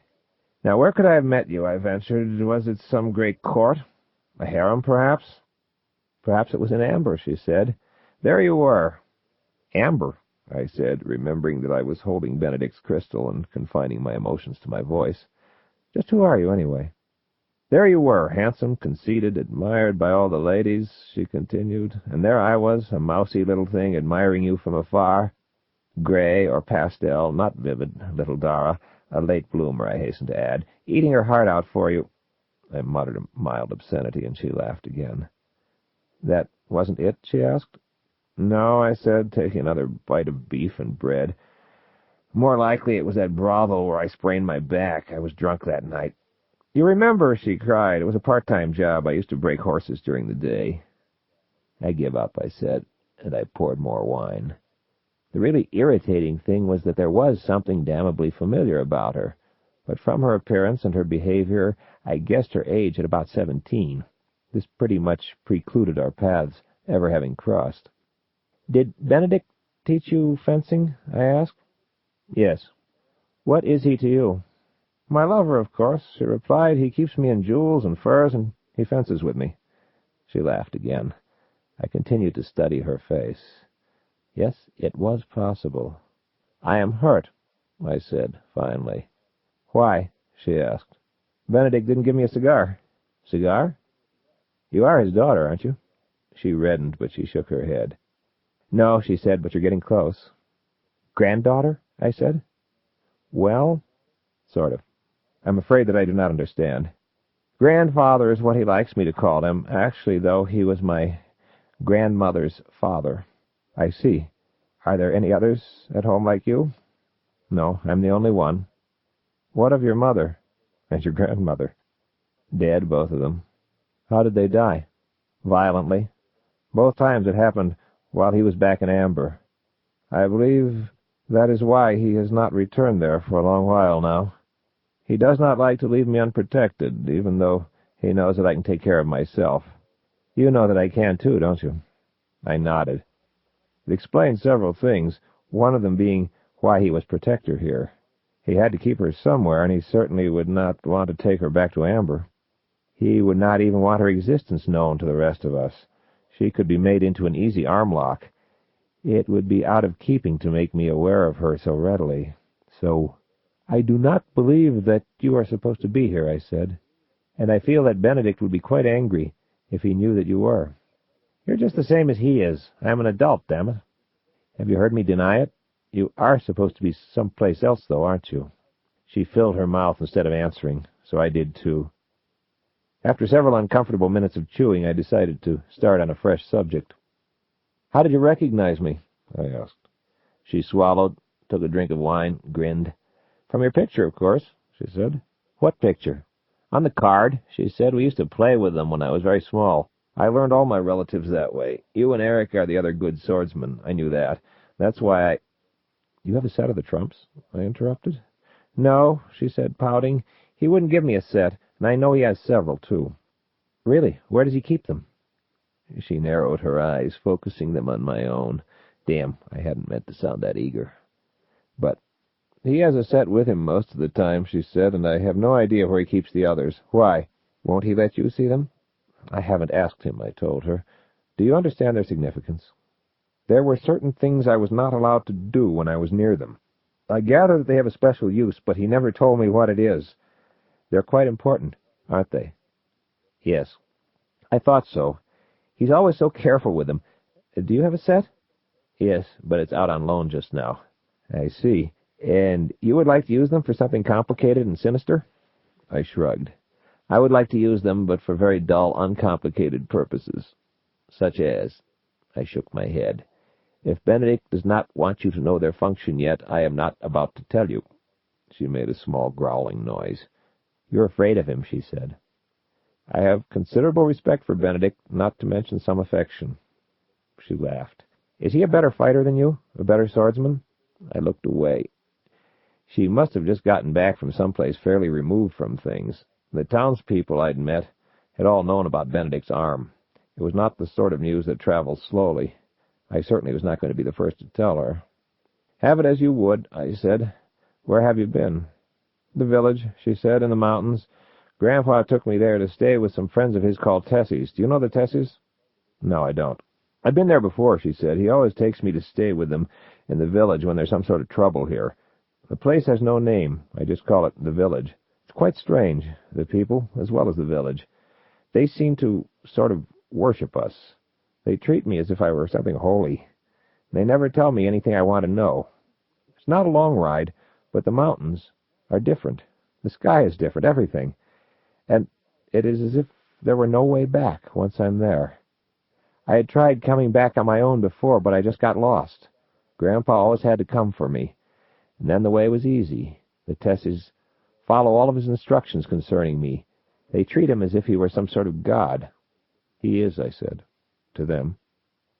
"You said that you do not know them." "I don't have to. I know Benedict." "How does he do it? Tell me." I shook my head. "How did you do it?" I asked her. "How did you get back here this time?" She finished her wine and held out the glass. When I looked up from refilling it, her head was cocked toward her right shoulder, her brows were furrowed, and her eyes were focused on something far away. "I do not really know," she said, raising the glass and sipping from it automatically. "I am not quite certain how I went about it." With her left hand she began to toy with her knife, finally picking it up. "I was mad as hell for having been packed off again," she said. "I told him that I wanted to stay here and fight, but he took me riding with him, and after a time we arrived at the village. I do not know how. It was not a long ride, and suddenly we were there. I know this area. I was born here. I grew up here. I've ridden all over, hundreds of leagues in all directions. I was never able to find it when I went looking, but it seemed only a brief while that we rode, and suddenly we were at the Tessies again. But it had been several years, and I can be more determined about things now that I'm grown. I resolved to return by myself." With the knife she began scraping and digging at the ground beside her, not seeming to notice what she was doing. "I waited till nightfall," she went on, "and studied the stars to take my direction. It was an unreal feeling. The stars were all different. I didn't recognize any of the constellations. I went back inside and thought about it. I was a little bit afraid and did not know what to do. I spent the next day trying to get more information out of the Tessies and the other people in the village, but it was like a bad dream. Either they were stupid, or they were purposely trying to confuse me. Not only was there no way to get from there to here, they had no idea where here was, and were none too certain about there. That night I checked the stars again to be sure about what I had seen, and I was about ready to begin believing them." She moved the knife back and forth as if honing it now, smoothing the soil and packing it flat. Then she began to trace designs. "For the next several days I tried to find my way back," she continued. "I thought I could locate our trail and backtrack along it, but it just sort of vanished. Then I did the only other thing I could think of. Each morning I struck out in a different direction, rode until noon, then headed back. I came across nothing that was familiar. It was totally bewildering. Each night I went to sleep more angry and upset over the way things were turning out, and more determined to find my own way back to Avalon. I had to show Grandpa that he could no longer dump me like a child and expect me to stay put. Then, after about a week, I began having dreams. Nightmares, sort of. Did you ever dream that you were running and not going any place? That's sort of what it was like, with the burning spider web. Only it wasn't really a spider web. There was no spider, and it wasn't burning. But I was caught in this thing, going around it and through it, but I wasn't really moving.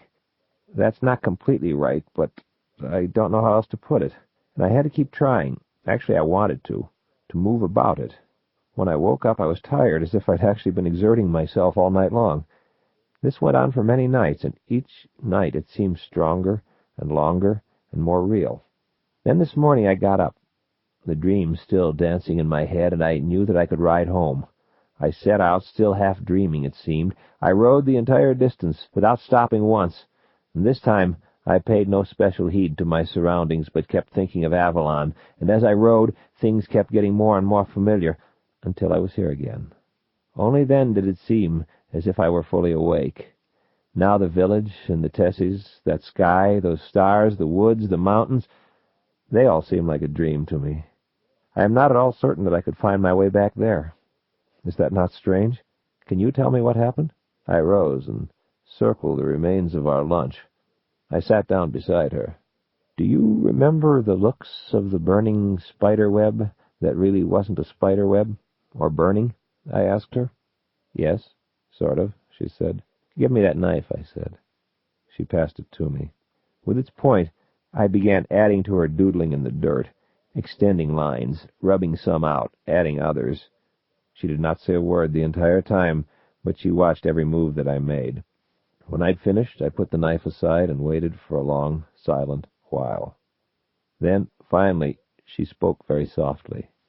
"Yes, that is it," she said, turning away from the design to stare at me. "How did you know? How did you know what I dreamed?"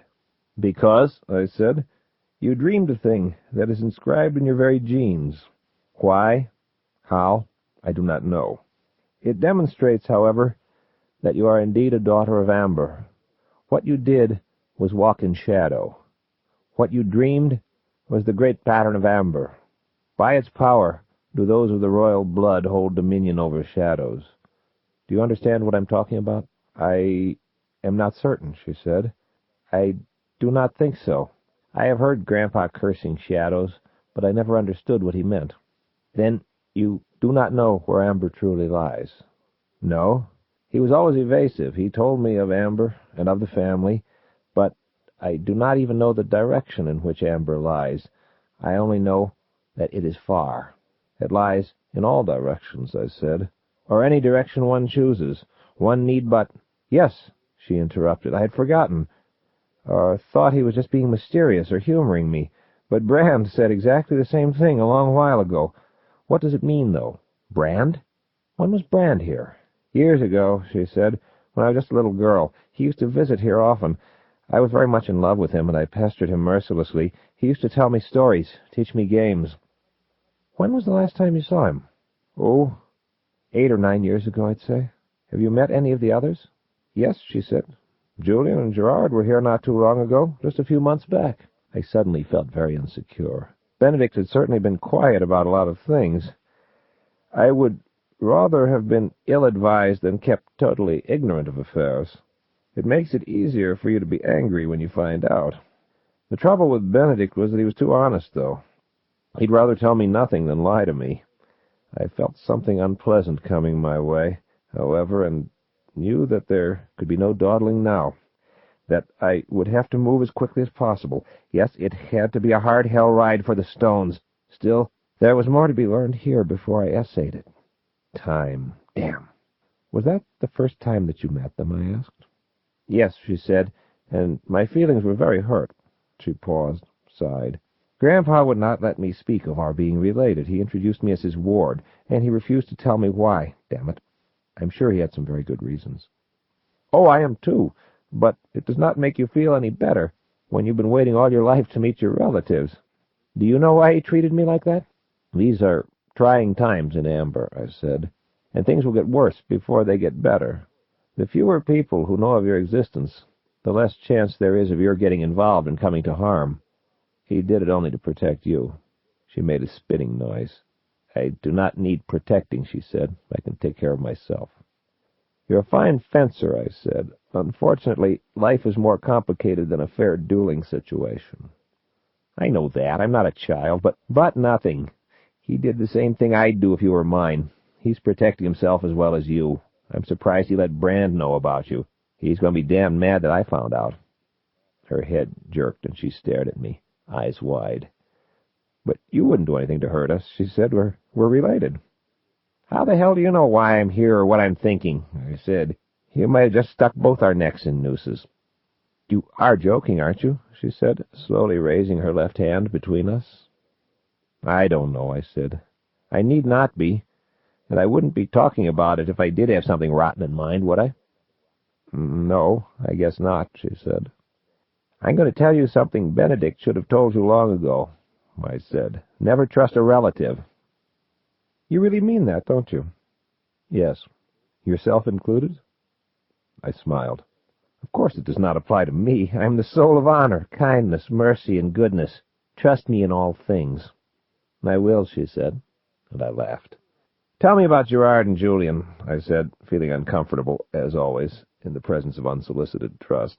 What was the reason for their visit? She was silent for a moment, still studying me then. I've been telling you quite a few things, she said. Haven't I? You are right. One can never be too careful. I believe that it's your turn to talk again. Good. You're learning how to deal with us. What do you want to know? Where is the village, really? And Amber. They're somehow alike, aren't they? What did you mean when you said that Amber lies in all directions, or any? What are shadows? I got to my feet and looked down at her. I held out my hand. She looked very young, and more than a little frightened then, but she took it. Where? She asked, rising. This way, I said. And I took her to stand at the place where I had slept, and regarded the falls and the water wheel. She began to say something, but I stopped her. Look. Just look, I said. So we stood there, looking at the rushing, the splashing, the turning, while I ordered my mind. Then, come, I said, turning her by the elbow and walking her toward the wood.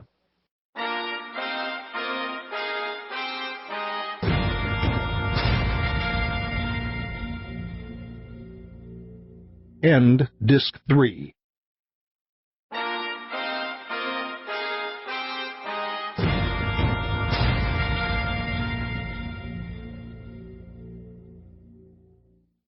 As we moved among the trees, a cloud obscured the sun and the shadows deepened. The voices of the birds grew more shrill, and a dampness came up out of the ground. As we passed from tree to tree, their leaves became longer and broader. When the sun appeared again, its light came more yellow, and beyond a turning of the way we encountered hanging vines. The bird cries grew hoarser, more numerous. Our trail took an upward turn, and I led her past an outcropping of flint and onto higher ground. A distant, barely perceptible rumble seemed to come from behind us. The sky was a different blue as we moved through an open place, and we frightened a large brown lizard that had been sunning itself on a rock. As we took a turn about another mass of stones, she said, "I did not know this was here. I've never been this way before." But I did not answer her, for I was busy shifting the stuff of shadow. Then we faced the wood once more, but now the way led uphill through it. Now the trees were tropical giants interspersed with ferns, and new noises, barks, hisses, and buzzes were to be heard. Moving up this trail, the rumble grew louder about us, the very ground beginning to vibrate with us. Dara held tightly to my arm, saying nothing now, but searching everything with her eyes. There were big, flat, pale flowers and puddles where the moisture dripped from overhead. The temperature had risen considerably, and we were perspiring quite a bit. Now the rumble grew to a mighty roar, and when at length we emerged from the wood again, it was a sound like steady thunder that fell against us. I guided her to the edge of the precipice and gestured outward and down. It plunged for over 1,000 feet, a mighty cataract that smote the gray river like an anvil. The currents were rapid and strong, bearing bubbles and flecks of foam a great distance before they finally dissolved. Across from us, perhaps half a mile distant, partly screened by rainbow and mist, like an island slapped by a titan, a gigantic wheel slowly rotated, ponderous and gleaming. High overhead, enormous birds rode like drifting crucifixes the currents of the air. We stood there for a fairly long while. Conversation was impossible, which was just as well. After a time, when she turned from it to look at me, narrow-eyed, speculative, I nodded and gestured with my eyes toward the wood. Turning then, we made our way back in the direction from which we had come.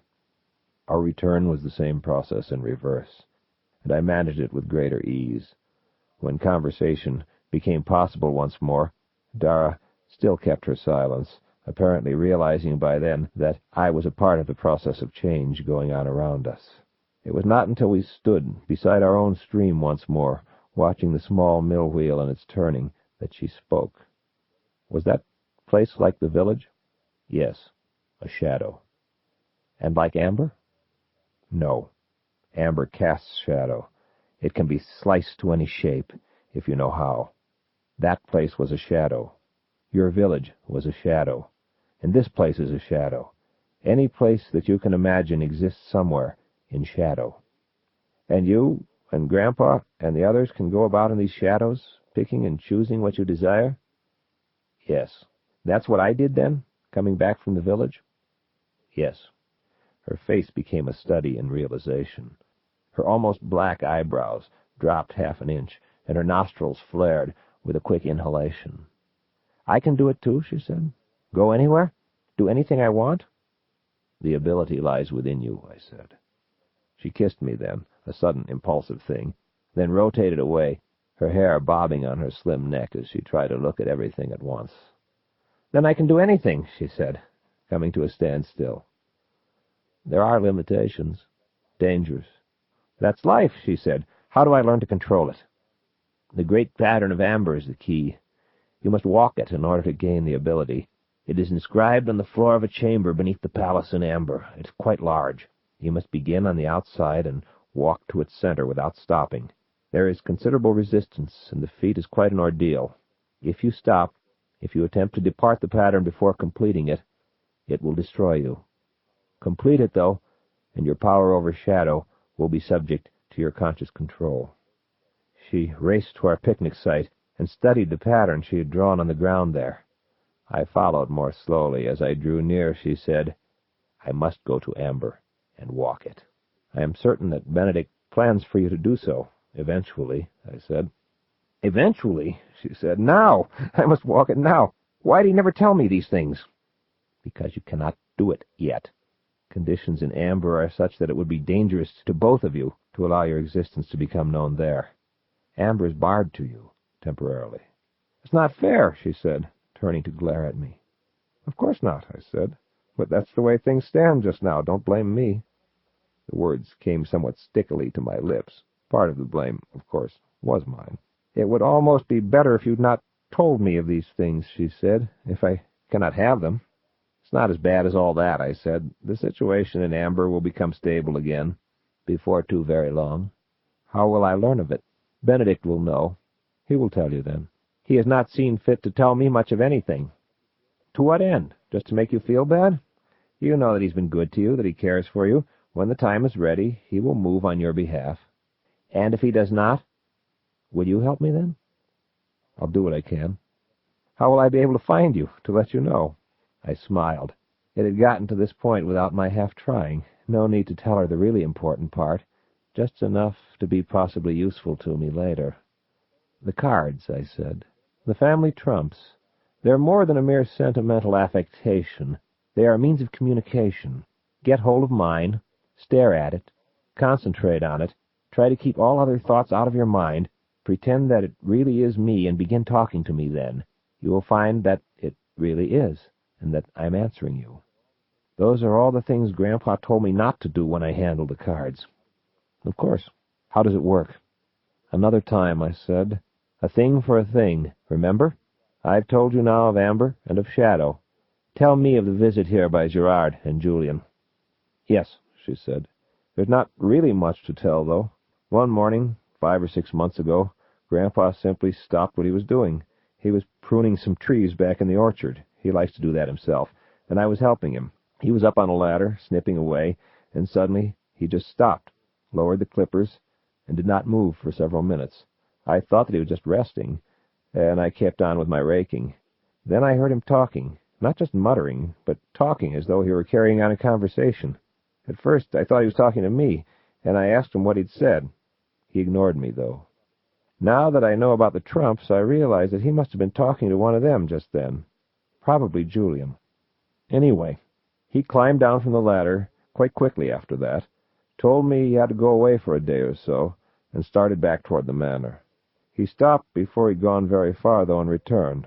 That was when he told me that if Julian and Gerard were to visit here, that I was to be introduced as his ward, the orphaned daughter of a faithful servant. He rode away a short while later, leading 2 spare horses. He was wearing his blade. He returned in the middle of the night, bringing both of them with him. Gerard was barely conscious.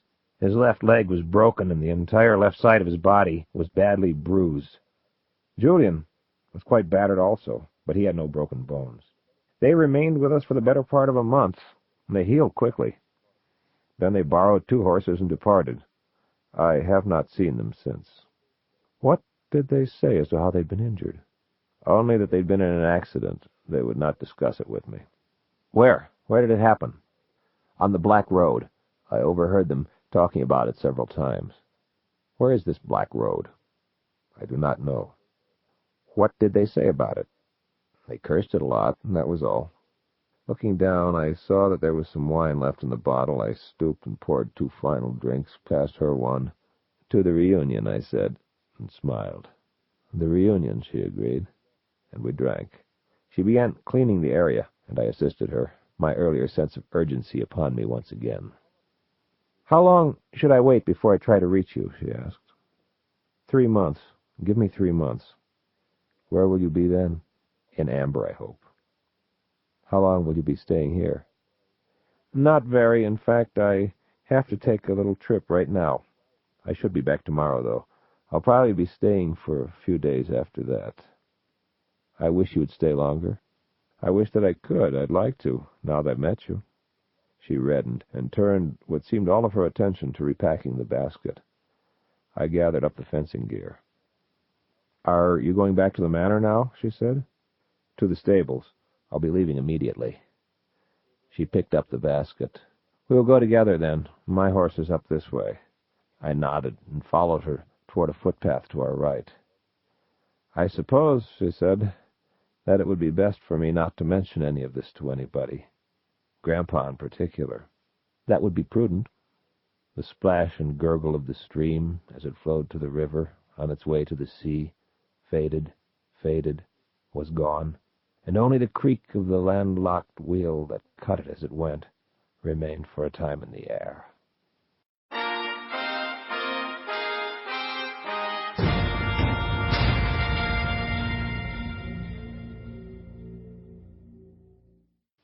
Steady movement is more important than speed much of the time. So long as there is a regular progression of stimuli to get your mental hooks into, there's room for lateral movement. Once this begins, its rate is a matter of discretion. So I moved slowly, but steadily, using my discretion. No sense in tiring Star unnecessarily. Rapid shifts are hard enough on people. Animals, who are not so good at lying to themselves, have a rougher time of it, sometimes going completely berserk. I crossed the stream at a small wooden bridge and moved parallel to it for a time. My intention was to skirt the town itself, but to follow the general direction of the watercourse until I reached the vicinity of the coast. It was mid-afternoon. My way was shaded, cool. Gray swan deer hung at my side. I bore west, coming at length to the hills that rose there. I refrained from beginning the shift until after I'd reached a point that looked down upon the city that represented the largest concentration of population in this realm that was like my Avalon. The city bore the same name, and several thousand people lived there, worked there. Several of the silver towers were missing, and the stream cut the city at a somewhat different angle farther south, having widened, or been widened, eightfold by then. There was some smoke from the stiddies and the public houses, stirred lightly by breezes from the south. People, mounted, afoot, driving wagons, driving coaches, moved through the narrow streets, entered and departed shops, hostels, residences. Flocks of birds wheeled, descended, rose about the places where horses were tethered. A few bright pennons and banners stirred listlessly. The waters sparkled, and there was a haze in the air. I was too far away to hear the sounds of voices, and of clanking, hammering, sawing, rattling, and creaking as anything other than a generalized hum. While I could distinguish no individual odors, had I still been blind, I would have known by sniffing the air that a city was near. Seeing it from up there, a certain nostalgia came over me, a wistful rag-tale of a dream accompanied by a faint longing for the place that was this place's namesake to me in a vanished shadowland of long ago, where life had been just as simple and I happier than I was at that moment. But one does not live as long as I have lived without achieving that quality of consciousness which strips naive feelings as they occur and is generally loath to participate in the creation of sentimentality. Those days were past, that thing done with, and it was amber now that held me completely. I turned and continued southward, confirmed in my desire to succeed. Amber, I do not forget. The sun became a dazzling bright blister above my head, and the winds began to scream about me. The sky grew more and more yellow and glaring as I rode, until it was as if a desert stretched from horizon to horizon overhead. The hills grew rockier as I descended toward the lowlands, exhibiting wind-sculpted forms of grotesque shape and somber coloration. The dust storm struck me as I emerged from the foothills, so that I had to muffle my face with my cloak and narrow my eyes to slits. Star whinnied, snuffed repeatedly, plodded on. Sand, stone, winds, and the sky more orange then, a slate-like crop of clouds toward which the sun was heading. Then long shadows, the dying of the wind, stillness, only the click of hoof on rock and the sounds of breathing. Dimness as they rush together and the sun is foiled by clouds. The walls of the day shaken by thunder, an unnatural clarity of distant objects, a cool, blue, and electric feeling in the air. Thunder again. Now a rippling, glassy curtain to my right as the rain advances. Blue fracture lines within the clouds. The temperature plummeting, our pace steady, the world a monochromatic backdrop now. Gonging thunder, flashing white, the curtain flaring toward us now, 200 meters, 150. Enough!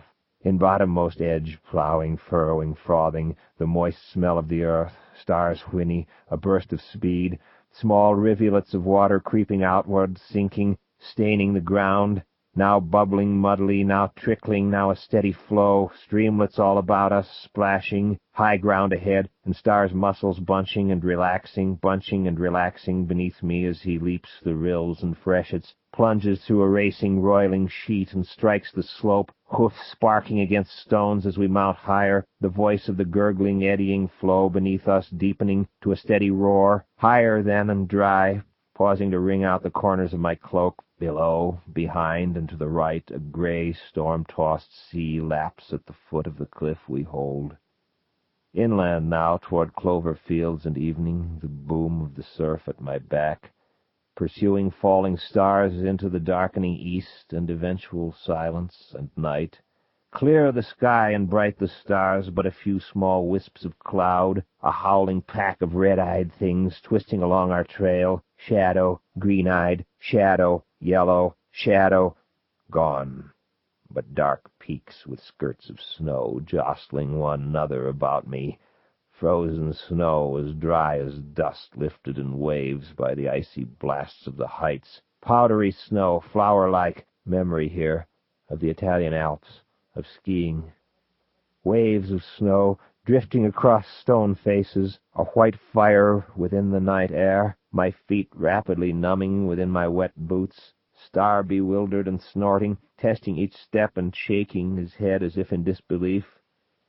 So shadows beyond the rock, a gentler slope, a drying wind, less snow, a twisting trail, a corkscrew trail, and add it into warmth, down, down, down the night beneath the changing stars, far the snows of an hour ago, now scrubby plants and level plain, far and the night birds stagger into the air, wheeling above the carrion feast, shedding hoarse notes of protest as we pass, slow again, to the place where the grasses wave, stirred by the less cold breeze, the cough of a hunting cat, the shadowy flight of a bounding deer-like beast, stars sliding into place and feelings in my feet once more, star rearing, neighing, racing ahead from some unseen thing, a long time in the soothing then, and longer still till the shivers go. Now icicles of a partial moon falling on distant tree-tops, moist earth exhaling a luminescent mist, moths dancing in the night light, the ground momentarily buckling and swaying as if mountains were shifting their feet, to every star its double, a halo round the dumbbell moon, the plain, the air above it, filled with fleeing shapes, the earth a wound-down clock ticks and grows still, stability, inertia, the stars and the moon reunited with their spirits.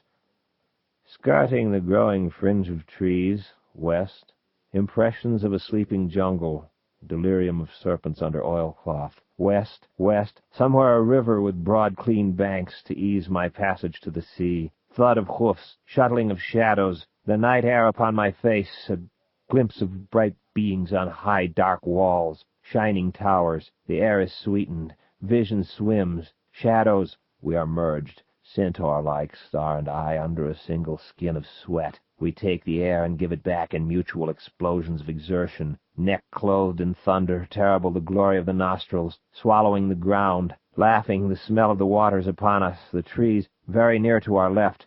Then among them, sleek bark, hanging vines, broad leaves, droplets of moisture, spider-web in the moonlight, struggling shapes within, spongy turf, phosphorescent fungus on fallen trees.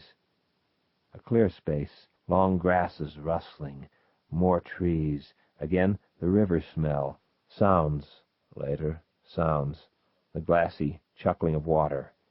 Closer, louder, beside it at last, the heavens buckling and bending in its belly, and the trees, clean with a cold, damp tang. Leftward beside it, pacing it now, easy and flowing, we follow, to drink. Splashing in its shallows, then hock-high with head depressed, star, in it, drinking like a pump, blasting spray from his nostrils. Upriver it laps at my boots, dripping from my hair, running down my arms, star's head turning at the laughter, then downriver again, clean, slow, winding, then straight, widening, flowing, trees thickening, then thinning, long, steady, slow, a faint light in the east, sloping downward now in fewer trees, rockier, and the darkness made whole once again, the first dim hint of the sea, lost in odor later, clicking, on in the night's end chill, again an instant salt, rock and an absence of trees, hard, steep, bleak, down, ever-increasing precipitousness, flashing between walls of stone, dislodged pebbles vanishing in the now racing current, their splashes drowned in the roar's echoes, deeper the defile, widening, down, down, farther still, now pale once more the east, gentler the slope, again the touch of salt, stronger, shale and grit, around a corner, down and brighter still, steady, soft and loose the footing, the breeze and the light, the breeze and the light, beyond a crop of rock, draw rein.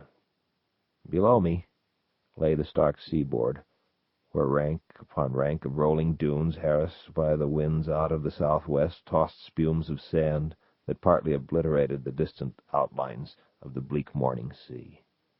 I watched the pink film spread across the water from the east. Here and there the shifting sands revealed dark patches of gravel. Rugged masses of rock reared above the swell of the waves. Between the massive dunes, hundreds of feet in height, and myself, there, high above that evil coast, lay a smashed and pitted plain of angular rocks and gravel, just now emerging from hell or night into dawn's first glow, and alive with shadows. Yes, it was right. I dismounted and watched the sun force a bleak and glaring day upon the prospect. It was the hard white light I had sought.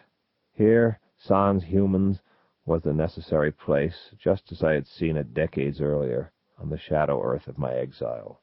No bulldozers, sifters, broom-wielding blacks, no maximum security city of arrangement, no X-ray machines, barbed wire, or armed guards. None of these things here. No, for this shadow had never known a Sir Ernest Oppenheimer, and there had never been a Consolidated Diamond Mines of Southwest Africa, nor a government to approve their amalgamation of coastal mining interests. Here was the desert called Namib, in that place some 400 miles to the northwest of Cape Town, a strip of dunes and rock ranging from a couple to a dozen miles in width, and running along that forsaken coastline for perhaps 300 miles on the seaward side of the Richtersveld Mountains, within whose shadow I now stood. Here, unlike any conventional mine, the diamonds were scattered as casually as bird droppings across the sand. I, of course, had brought along a rake and a sieve. I broke out the rations and prepared breakfast. It was going to be a hot, dusty day. As I worked the dunes, I thought of Doyle, the little wispy-haired jeweler with the brick-red complexion and wens on his cheeks, back in Avalon. Jeweler's rouge? Why'd I want all that jeweler's rouge? Enough to supply an army of jewelers for a dozen lifetimes. I had shrugged. What was it to him what I wanted it for, so long as I was able to pay for it? Well, if there was some new use for this stuff and good money to be made, a man would be a fool. In other words, he would be unable to furnish me with such a quantity within a week. Small, square chuckles had escaped through the gaps in his smile. A week? Oh, no, of course not. That was ridiculous. And out of the question. I saw. Well, a quick thanks, and perhaps his competitor up the way might be able to produce the stuff, and might also be interested in a few uncut diamonds I was expecting in a matter of days. Diamonds, did I say? Wait, he was always interested in diamonds himself, yes, but he was sadly deficient in the jeweler's rouge department. A raised hand. It might be that he had spoken hastily with respect to his ability to produce the polishing material. It was the quantity that had disturbed him, but the ingredients were plentiful, and the formula fairly simple. Yes, there was no real reason why something could not be worked out. Within a week at that. Now, about the diamonds. Before I left his shop, something had been worked out. I've met many persons who thought that gunpowder explodes, which of course is incorrect. It burns rapidly, building up gas pressure which ejects a bullet from the mouth of a shell and drives it through the barrel of a weapon after having been ignited by the primer, which does the actual exploding when the firing pin is driven into it. Now, with typical family foresight, I had experimented with a variety of combustibles over the years. My disappointment at the discovery that gunpowder would not ignite in amber, and that all of the primers I tested were equally inert there, was a thing mitigated only by the knowledge that none of my relatives could bring firearms into amber either. It was much later, during a visit to Amber, after polishing a bracelet I had brought for Deirdre, that I discovered this wonderful property of jeweler's rouge from Avalon, when I disposed of the polishing cloth in a fireplace. Fortunately, the quantity involved was small, and I was alone at the time. It made an excellent primer, straight from the container. When cut with a sufficient quantity of inert material, it could also be made to burn properly. I kept this bit of information to myself, feeling that one day it would be used to decide certain basic issues in amber. Unfortunately, Eric and I had our run-in before that day arrived, and it went into storage, along with all my other memories. When things finally did clear for me, my fortunes were quickly cast with those of Blaze, who was preparing an assault on amber. He had not really needed me then, but had taken me in on the enterprise, I feel, so that he could keep an eye on me. Had I furnished him with guns, he would have been invincible, and I would have been unnecessary. More important, had we succeeded in seizing amber in accordance with his plans, the situation would have become strained indeed, with the bulk of the occupying forces, as well as the officers' loyalty, his. Then I would have required something to adjust the balance of power more equitably. A few bombs and automatic weapons, say. Had I been my whole self even a month earlier, things would have been quite different. I could have been sitting in amber, rather than being scorched, abraded, and desiccated, with another hell ride before me and a knot of troubles to be worked out after that. I spat sand so that I would not choke when I laughed. Hell, we make our own ifs. I had better things to think about than what could have happened. Like Eric. I remember that day, Eric. I was in chains, and I had been forced to my knees before the throne. I had already crowned myself to mock you, and had been beaten for it. The second time I had the crown in my hands, I threw it at you, but you caught it and smiled. I was glad that it was not damaged when it failed to damage you. Such a beautiful thing, all of silver, with its 7 high points, and studded with emeralds to beat all diamonds, 2 large rubies at either temple. You crowned yourself that day, all arrogance and hasty pomp. The first words that you spoke then were whispered to me, before the echoes of Long Live the King had died within the hall. I remember every one of them. Your eyes have looked upon the fairest sight they ever will behold, you said. Then, guards, you ordered, take Corwin away to the stitty, and let his eyes be burned from out his head. Let him remember the sights of this day as the last he might ever see. Then cast him into the darkness of the deepest dungeon beneath amber, and let his name be forgot. Now you reign in amber, I said aloud. But I have my eyes, and I have neither forgotten nor been forgotten. No, I thought, wrap yourself in the kingship, Eric. The walls of amber are high and thick. Stay behind them. Ring yourself with the futile steel of blades. Ant-like, you armor your house in dust. You know now that you will never be secure so long as I live, and I have told you that I will be back. I'm coming, Eric. I will bring me up guns out of Avalon, and I will break down your doors and smite your defenders. Then it will be as it was, briefly, another time, before your men came to you and saved you. That day I had only a few drops of your blood. This time I will have it all. I uncovered another rough diamond, the 16th or so, and flipped it into the sack at my waist. As I faced the setting sun, I wondered about Benedict, Julian, and Gerard. What was the connection? Whatever, I did not like any combination of interests which involved Julian. Gerard was all right. I'd been able to sleep back at the camp when I'd thought that it was he whom Benedict was contacting. If he was now allied with Julian, though, it was cause for increased uneasiness. If anyone hated me even more than Eric, it was Julian. If he knew where I was, then my danger was great. I was not yet ready for a confrontation. I suppose Benedict could find a moral justification for selling me out at this point. After all, he knew that whatever I did, and he knew that I was going to do something, would result in strife in Amber. I could understand, even sympathize with, his feelings. He was dedicated to the preservation of the realm. Unlike Julian, he was a man of principle, and I regretted having to be at odds with him. My hope was that my coup would be as quick and painless as a tooth extraction under gas, and that we would be back on the same side again soon afterward. Having met Dara now, I also wanted it this way for her sake. He had told me too little for comfort. I had no way of knowing whether he really intended to remain in the field the entire week, or whether he was even now cooperating with the forces of Amber in the laying of my trap, the walling of my prison, the digging of my grave. I had to hurry. though I longed to linger in Avalon.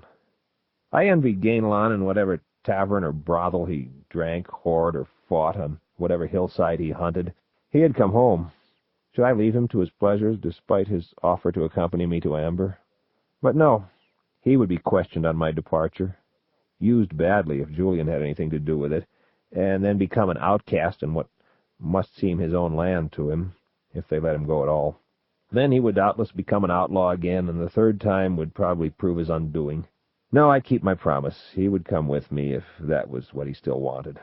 If he'd changed his mind, well, I even envied him the prospect of outlawry in Avalon. I would have liked to remain longer, to ride with Dara in the hills, tramp about the countryside, sail upon the rivers. I thought about the girl. The knowledge of her existence changed things somewhat. I was not certain how. Despite our major hatreds and petty animosities, we Amberites are a very family-conscious bunch, always eager for news of one another, desirous to know everyone's position in the changing picture. A pause for gossip has doubtless stayed a few death blows among us. I sometimes think of us as a gang of mean little old ladies in a combination rest-home and obstacle course. I could not fit Dara into things yet because she did not know where she fit herself. Oh, she'd learn eventually. She would receive superb tutelage once her existence became known. Now that I had brought her awareness of her uniqueness, it would only be a matter of time before this occurred and she joined in the games. I had felt somewhat serpent-like at points during our conversation in the grove. But hell, she had a right to know. She was bound to find out sooner or later, and the sooner she did, the sooner she could start shoring up her defenses. It was for her own benefit. Of course, it was possible, even likely, that her mother and grandmother had lived their lives in ignorance of their heritage. And where it had gotten them? They died violently, she'd said. Was it possible, I wondered, that the long arm of Amber had reached for them out of shadow, and that it might strike again? Benedict could be as tough and mean and nasty as any of us when he wanted to be. Tougher, even. He would fight to protect his own, doubtless even kill one of us if he thought it necessary. He must have assumed that keeping her existence a secret and keeping her ignorant would protect her. He would be angry with me when he found out what I had done, which was another reason for clearing out in a hurry. But I had not told her what I had out of sheer perverseness. I wanted her to survive, and I did not feel that he was handling things properly. When I returned, she would have had time to think things over. She would have many questions, and I would seize the opportunity to caution her at length, and to give specifics. I gnashed my teeth. None of this should be necessary. When I ruled in Amber, things would be different. They had to be. Why had no one ever come up with a way to change the basic nature of man? Even the erasure of all my memories and a new life in a new world had resulted in the same old Corwin. If I were not happy with what I was, it could be a proposition worthy of despair. In a quiet part of the river, I washed away the dust, the sweat, wondering the while about the black road which had so injured my brothers. There were many things that I needed to know. As I bathed, Grayswander was never far from my hand. One of us is capable of tracking another through shadow when the trail is still warm. As it was, my bath was undisturbed, though I used Grayswander 3 times on the way back, on less mundane things than brothers. But this was to be expected, as I had accelerated the pace considerably. It was still dark, though dawn was not too far away, when I entered the stables at my brother's manor. I tended Star, who had grown somewhat wild, talking to him and soothing him as I rubbed him down and putting out a good supply of food and water. Gainlon's fire drake greeted me from the opposite stall. I cleaned up at the pump to the rear of the stable, trying to decide where I was going to catch a little sleep. I needed some rest. A few hours' worth would hold me for a time, but I refused to take them beneath Benedict's roof. I would not be taken that easily, and while I'd often said that I wanted to die in bed, what I really meant was that in my old age I wanted to be stepped on by an elephant while making love. I was not averse to drinking his booze, though, and I wanted a belt of something strong. The manor was dark. I entered quietly and found the sideboard. I poured a stiff one, tossed it off, poured another, and carried it to the window. I could see for a great distance. The manor stood on a hillside, and Benedict had landscaped the place well. "White in the moon the long road lies," I recited, surprised at the sound of my own voice. "The moon stands blank above." So it does, Corwin, my lad," I heard Gainlan say. "I didn't see you sitting there," I said softly, not turning from the window. "That's because I'm sitting so still," he said. "Oh," I said. "How drunk are you?" "Hardly at all," he said, "now. But if you would care to be a good fellow and fetch me a drink." I turned. "Why can't you get your own?" "It hurts to move." "All right." I went and poured him one, carried it to him. He raised it slowly, nodded his thanks, took a sip. "Ah, that's good," he sighed. "May it numb things a bit." "You were in a fight," I decided. "Aye," he said, "several." "Then bear your wounds like a good trooper, and let me save my sympathy." "But I won." "God, where'd you leave the bodies?" "Oh, they're not that bad off. 'Twas a girl did this to me." "Then I'd say you got your money's worth." "'Twas not that sort of thing at all." "I believe I've embarrassed us." "Us? How?" "I did not know she was the lady of the house. I came in feeling jolly, and I thought her some serving wench." "Dara?" I said, tensing. "Aye, the same. I slapped her on the rump and went for a kiss or two." He groaned. "Then she picked me up. She raised me off the ground and held me up over her head. Then she told me she was the lady of the house. Then she let me fall. I'm 18 stone if I'm a pebble man. It was a long way down." He took another drink, and I chuckled. "She laughed, too," he said ruefully. "She helped me up then and was not unkind, and of course I apologized. That brother of yours must be quite a man. I never met a girl that strong. The things she could do to a man." There was awe in his voice. He shook his head slowly and tossed back the rest of his drink. "It was frightening, not to mention embarrassing," he concluded. "She accepted your apology?" "Oh, yes, she was quite gracious about the whole thing. She told me to forget all about it, and said that she would, too." "Then why are you not in bed, sleeping it off?"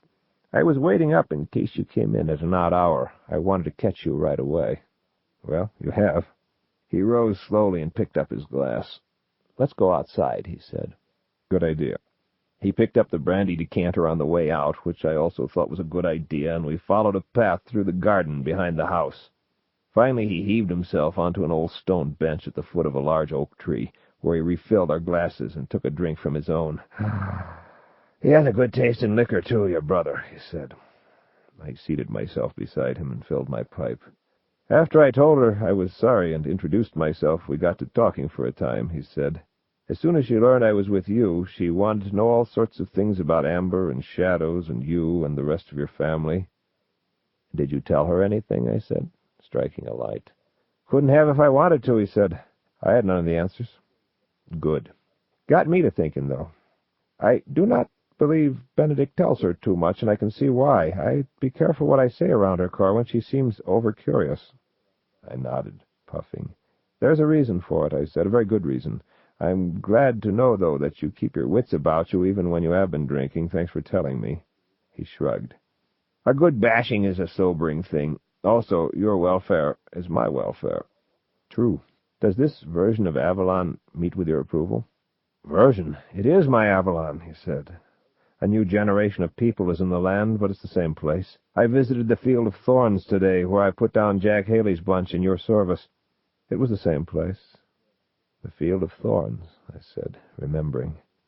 "Yes, this is my Avalon," he continued, "and I'll be coming back here for my old age, if we live through Amber. You still want to come along?" "All my life I wanted to see Amber. Well, since I first heard of it. That was from you, in happier times." "I do not really remember what I said. It must have been a good telling. We were both wonderfully drunk that night, and it seemed but a brief while that you talked, weeping some of the time, telling me of the mighty mountain Calvir and the green and golden spires of the city, of the promenades, the decks, the terraces, the flowers, the fountains. It seemed but a brief while, but it was most of the night, for before we staggered off to bed the morning had begun. God, I could almost draw you a map of the place. I must see it before I die." "I do not remember that night," I said slowly. "I must have been very, very drunk." He chuckled.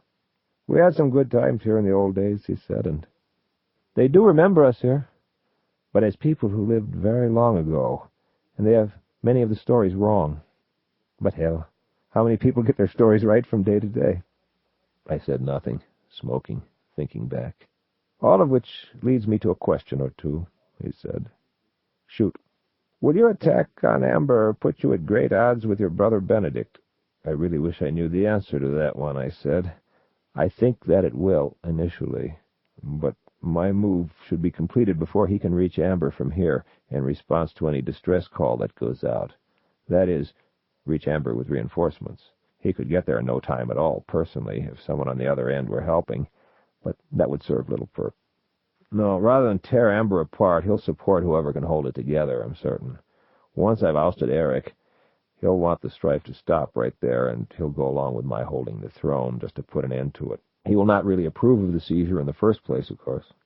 That's what I'm getting at. Will there be bad blood between you afterwards as a result of that? I do not believe so. This is purely a matter of politics, and we've known each other most of our lives, he and I, and have always been on better terms with each other than either of us with Eric. I see. Since you and I are in this together, and Avalon seems to be Benedict's show, I was wondering what his feelings would be about my returning here one day. Would he hate me for having helped you? I doubt that very much. He's never been that sort of person. Then let me carry things a step further. God knows I'm an experienced military man, and if we succeed in taking Amber, he'll have ample evidence of the fact.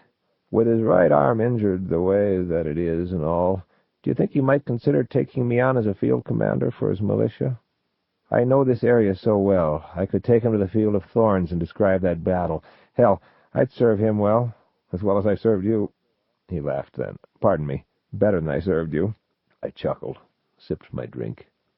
It would be tricky, I said. Of course, I like the idea, but I am not too certain that you could ever enjoy his trust. It would seem too obvious a ploy on my part. Damn politics. That's not what I meant. Soldiering is all that I know, and I love Avalon.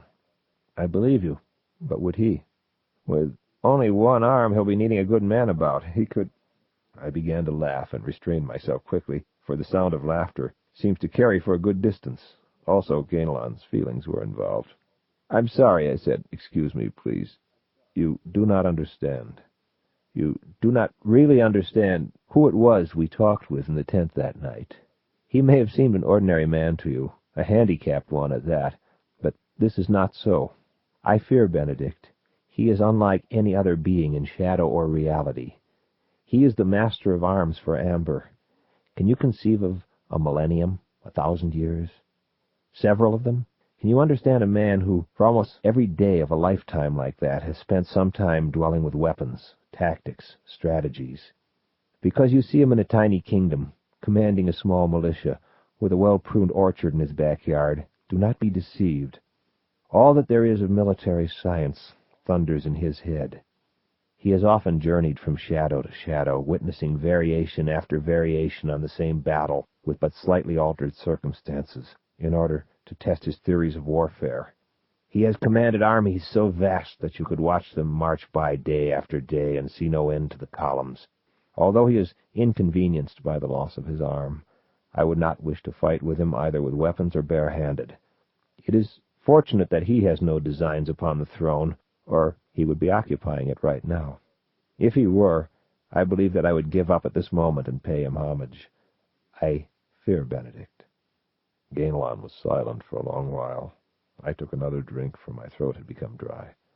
I did not realize this, of course, he said then. I will be happy if he just lets me come back to Avalon. That much he'll do, I know. Dara told me she had a message from him today. He has decided to cut short his stay in the field. He'll probably be returning tomorrow. Damn, I said, standing. We'll have to move soon, then. I hope Doyle has that stuff ready. We must go to him in the morning and expedite matters. I want to be away from here before Benedict gets back. You have the pretties, then? Yes. May I see them? I undid the sack at my belt and passed it to him. He opened it and withdrew several stones, holding them in the palm of his left hand and turning them slowly with his fingertips. They do not look like much, he said, from what I can see of them in this light. Wait, there's a glimmer. No. They're in the rough, of course. You're holding a fortune in your hands. Amazing, he said, dropping them back in the sack and refastening it. It was so easy for you. It was not all that easy. Still, to gather a fortune so quickly seemed somehow unfair. He passed it back. "I will see that you're provided with a fortune when our labors are done," I said. "That should prove some compensation should Benedict not offer you a position. Now that I know who he is, I am more determined than ever to work for him one day. We will see what can be done."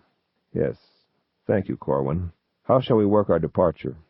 "I want you to go and get some rest, for I will roust you out of bed early. Star and Firedrake will take unkindly to the notion of draft duty, I fear, but we'll have to borrow one of Benedict's wagons and head into town. Before this, I'll try to manage a good smoke-screen here for our orderly withdrawal. We will then hurry Doyle, the jeweler, about his task, obtain our cargo, and depart into shadow as quickly as possible. The greater our head start, the more difficult it will be for Benedict to track us. If I can get half a day's lead into shadow, it will be practically impossible for him. Why should he be so eager to come after us in the first place? He does not trust me worth a damn, and justly so. He is waiting for me to make my move. He knows there's something I need here, but he does not know what. He wants to find out so that he can seal off another threat to Amber. As soon as he realizes we've gone for good, he'll know that we have it, and he'll come looking." Gainline yawned, stretched, finished his drink. "Yes," he said then, "we'd best rest now, to be in condition for the hurrying. Now that you've told me more about Benedict, I'm less surprised by the other thing I meant to tell you, though no less discomfited. That being?" He rose to his feet, picked up the decanter carefully, then pointed down the path. "If you continue on in that direction," he said, "passing the hedge that marks the end of this bower and entering the woods that lie below, and then go on for another 200 paces or so, you'll come to a place where there's a little grove of saplings off to the left, standing in a sudden declivity perhaps 4 feet lower than the level of the trail itself. Down in it, stamped down and strewn over with leaves and twigs, there's a fresh grave. I found it while taking the air earlier, when I paused to relieve myself down there." "How do you know it's a grave?" He chuckled. "When holes have bodies in them, that's how they're generally called. It was quite shallow, and I poked around a bit with a stick. There are 4 bodies in there, 3 men and a woman." "How recently dead?" "Very. A few days, I judge." "You left it as you found it?" "I'm not a fool, Corwin." "Sorry, but this troubles me considerably, because I don't understand it at all. Obviously they gave Benedict some trouble, and he returned the favor." "Perhaps. What were they like? How did they die?" "Nothing special about them. They were in their middle years, and their throats had been cut, save for one fellow who got it in the guts." "Strange. Yes, it is good that we're leaving soon. We have enough problems of our own without getting involved in the local ones." "Agreed. So let's be off to bed." "You go ahead. I'm not quite ready yet." "Take your own advice and get some rest," he said, turning back toward the manor. "Don't sit up and worry." "I won't." "Good night, then. See you in the morning." I watched him return along the path. He was right, of course, but I was not yet ready to surrender my consciousness.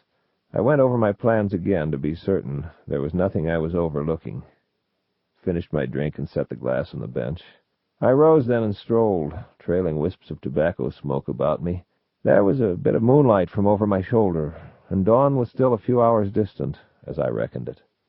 I was firm in my resolve to spend the rest of the night out of doors, and I thought to find me a good place to sack out. Of course, I eventually wandered down the path and into the grove of saplings. A little poking around showed me that there had been some recent digging, but I was in no mood to exhume bodies by moonlight, and was perfectly willing to take Gainalon's word as to what he'd found there. I'm not even certain why I was there. Morbid streak, I guess. I did decide against sleeping in the vicinity, though. I made my way into the northwest corner of the garden, finding an area that was out of line of sight from the manor. There were high hedgerows, and the grass was long, soft, and sweet-smelling. I spread my cloak, sat down upon it, and pulled off my boots. I put my feet down into the cool grass, and sighed. Not too much longer, I decided. Shadows, to diamonds, to guns, to Amber. I was on my way. A year ago I'd been rotting in a cell, crossing and recrossing the line between sanity and madness so many times I'd all but rubbed it out. Now I was free, strong, sighted, and had a plan. Now I was a threat seeking fulfillment once again, a deadlier threat than I had been previously. This time I did not have my fortunes tied up with the plans of another. Now I was responsible for my own success or failure. The feeling was good, as was the grass, as was the alcohol which had now seeped through my system and warmed me with a pleasant flame. I cleaned my pipe, put it away, stretched, yawned, and was about to recline. I detected a distant movement, propped myself on my elbows, and watched for it again. I did not have long to wait. A figure was passing slowly along the path, pausing frequently, moving quietly. It vanished beneath the tree where Avalon and I had been sitting, and did not emerge again for a long while. Then it continued on for several dozen paces, stopped, and seemed to be staring in my direction. Then it advanced toward me. Passing about a clump of shrubbery and emerging from the shadows, her face was suddenly touched by the moonlight. Apparently aware of this, she smiled in my direction, slowing as she came near, stopping when she stood before me. She said, "I take it your quarters are not to your liking, Lord Corwin." "Not at all," I said. "It's such a beautiful night that it appealed to the outdoorsman in me." "Something must have appealed to you last night also," she said, "despite the rain," and she seated herself beside me on my cloak. "Did you sleep indoors or out?" "I spent it out," I said, "but I did not sleep. In fact, I have not slept since I saw you last." "Where have you been?" "Down by the seaside, sifting sand." "Sounds depressing." "I would imagine." "I have not done too much sleeping either. That's why I heard you come in. Heard you talking with Avalon. Knew you were out here somewhere when he came back alone." "You were right. I must get to Amber, you know, and walk the pattern." "I know. You will." "Soon, Corwin, soon. You're young, Dara. There's plenty of time." "Damn it, I've been waiting all my life, without even knowing about it. Is there no way I can go now?" "No." "Why not? You could take me on a quick journey through shadows, take me to Amber, let me walk the pattern. If we are not slain immediately, we might be fortunate enough to be given adjoining cells for a time, or racks, before we're executed." "Whatever for? You're a prince of the city. You have a right to do as you please." I laughed. "I'm an outlaw, dear. If I return to Amber, I'll be executed, if I'm lucky, or something much worse if I'm not. But seeing as how things turned out last time, I should think they would kill me quickly.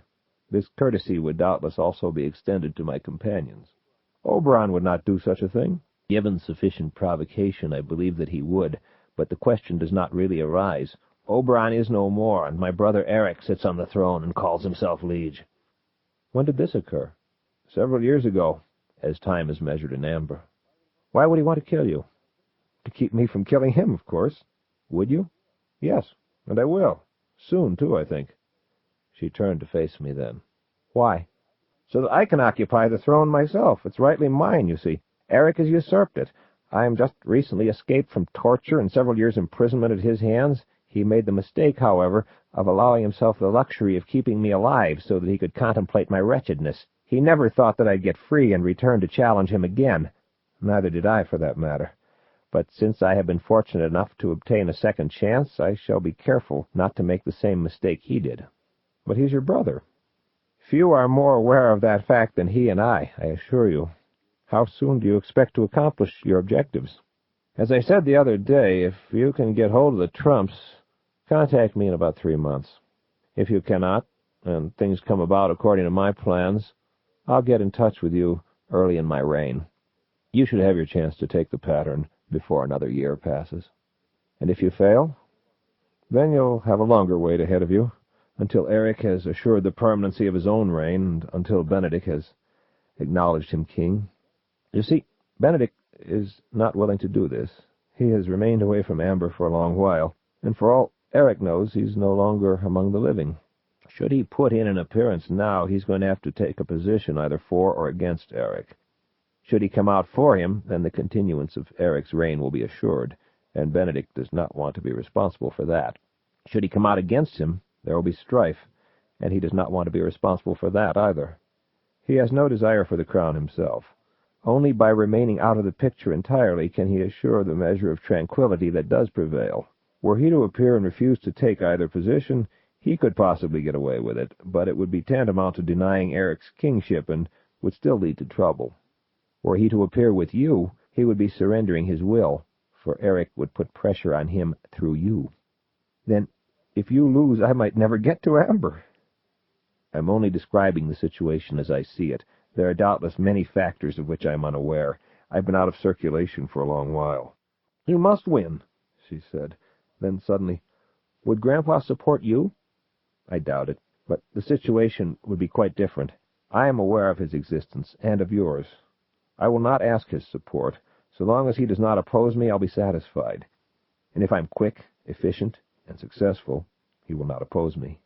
He will not like my having found out about you, but when he sees that I mean you no harm, all will be well on that count. Why would you not use me? It seems the logical thing to do. It is, but I've discovered I like you, I said. So that's out of the question. She laughed. I've charmed you, she said. I chuckled. In your own delicate way, at sword's point, yes. Abruptly, she sobered. Grandpa's coming back tomorrow, she said. Did your man Gainalon tell you? Yes. How does that affect whatever you're about? I intend to be hell and gone out of here before he returns. What will he do? The first thing that he will do will be to get very angry with you for being here. Then he will want to know how you managed your return and how much you've told me about yourself.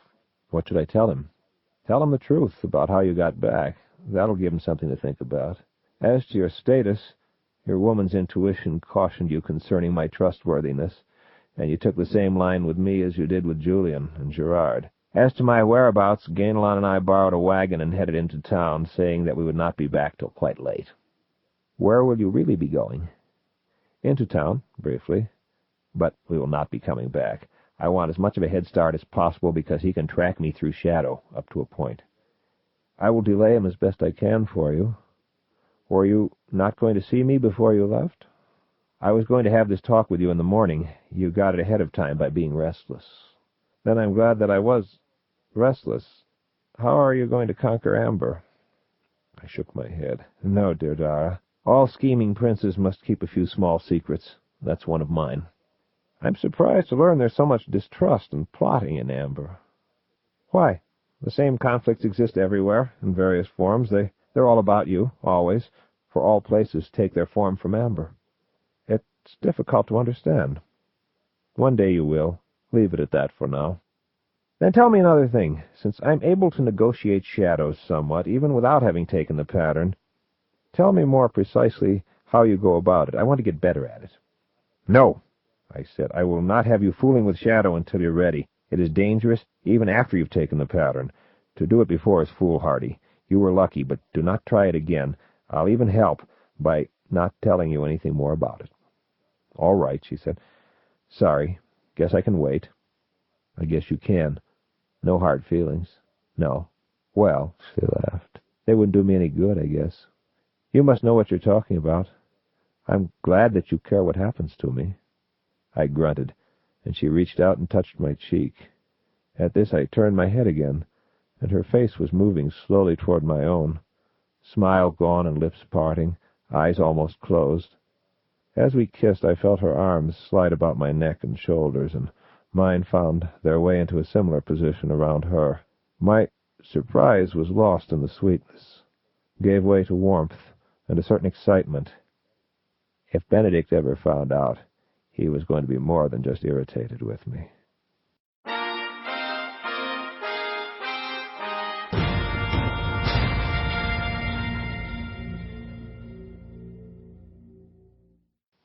The wagon creaked monotonously, and the sun was already well into the west, though it still poured hot streams of daylight upon us.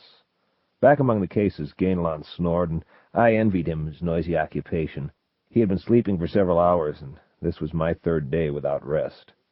We were perhaps 15 miles out of the city and heading into the northeast. Doyle had not had my order completely ready, but Gainalon and I had persuaded him to close up his shop and accelerate its production. This involved several additional hours' curse-worthy delay. I had been too keyed up to sleep then and was unable to do so now, as I was edging my way through shadows. I forced back the fatigue and the evening and found some clouds to shade me. We moved along a dry, deeply rutted clay road. It was an ugly shade of yellow, and it cracked and crumbled as we went. Brown grasses hung limply on either side of the way, and the trees were short, twisted things, their barks thick and shaggy. We passed numerous outcrops of shale. I had paid Doyle well for his compounds, and had also purchased a handsome bracelet to be delivered to Dara the following day. My diamonds were at my belt, Grey Swander near to my hand. Star and Fire Drake walked steadily, strongly. I was on my way to having it made. I wondered whether Benedict had returned home yet. I wondered how long he would remain deceived as to my whereabouts. I was by no means out of danger from him. He could follow a trail for a great distance through shadow, and I was leaving him a good one. I had little choice in the matter, though. I needed the wagon. I was stuck with our present speed, and I was in no condition to manage another hell ride. I handled the shifts slowly and carefully, very conscious of my dulled senses and growing weariness, counting on the gradual accumulation of change and distance to build up a barrier between Benedict and myself, hoping that it would soon become an impenetrable one. I found my way from late afternoon back to noontide within the next 2 miles, but kept it a cloudy noon, for it was only its light that I desired, not its heat. Then I managed to locate a small breeze. It increased the probability of rain, but it was worth it. You can't have everything.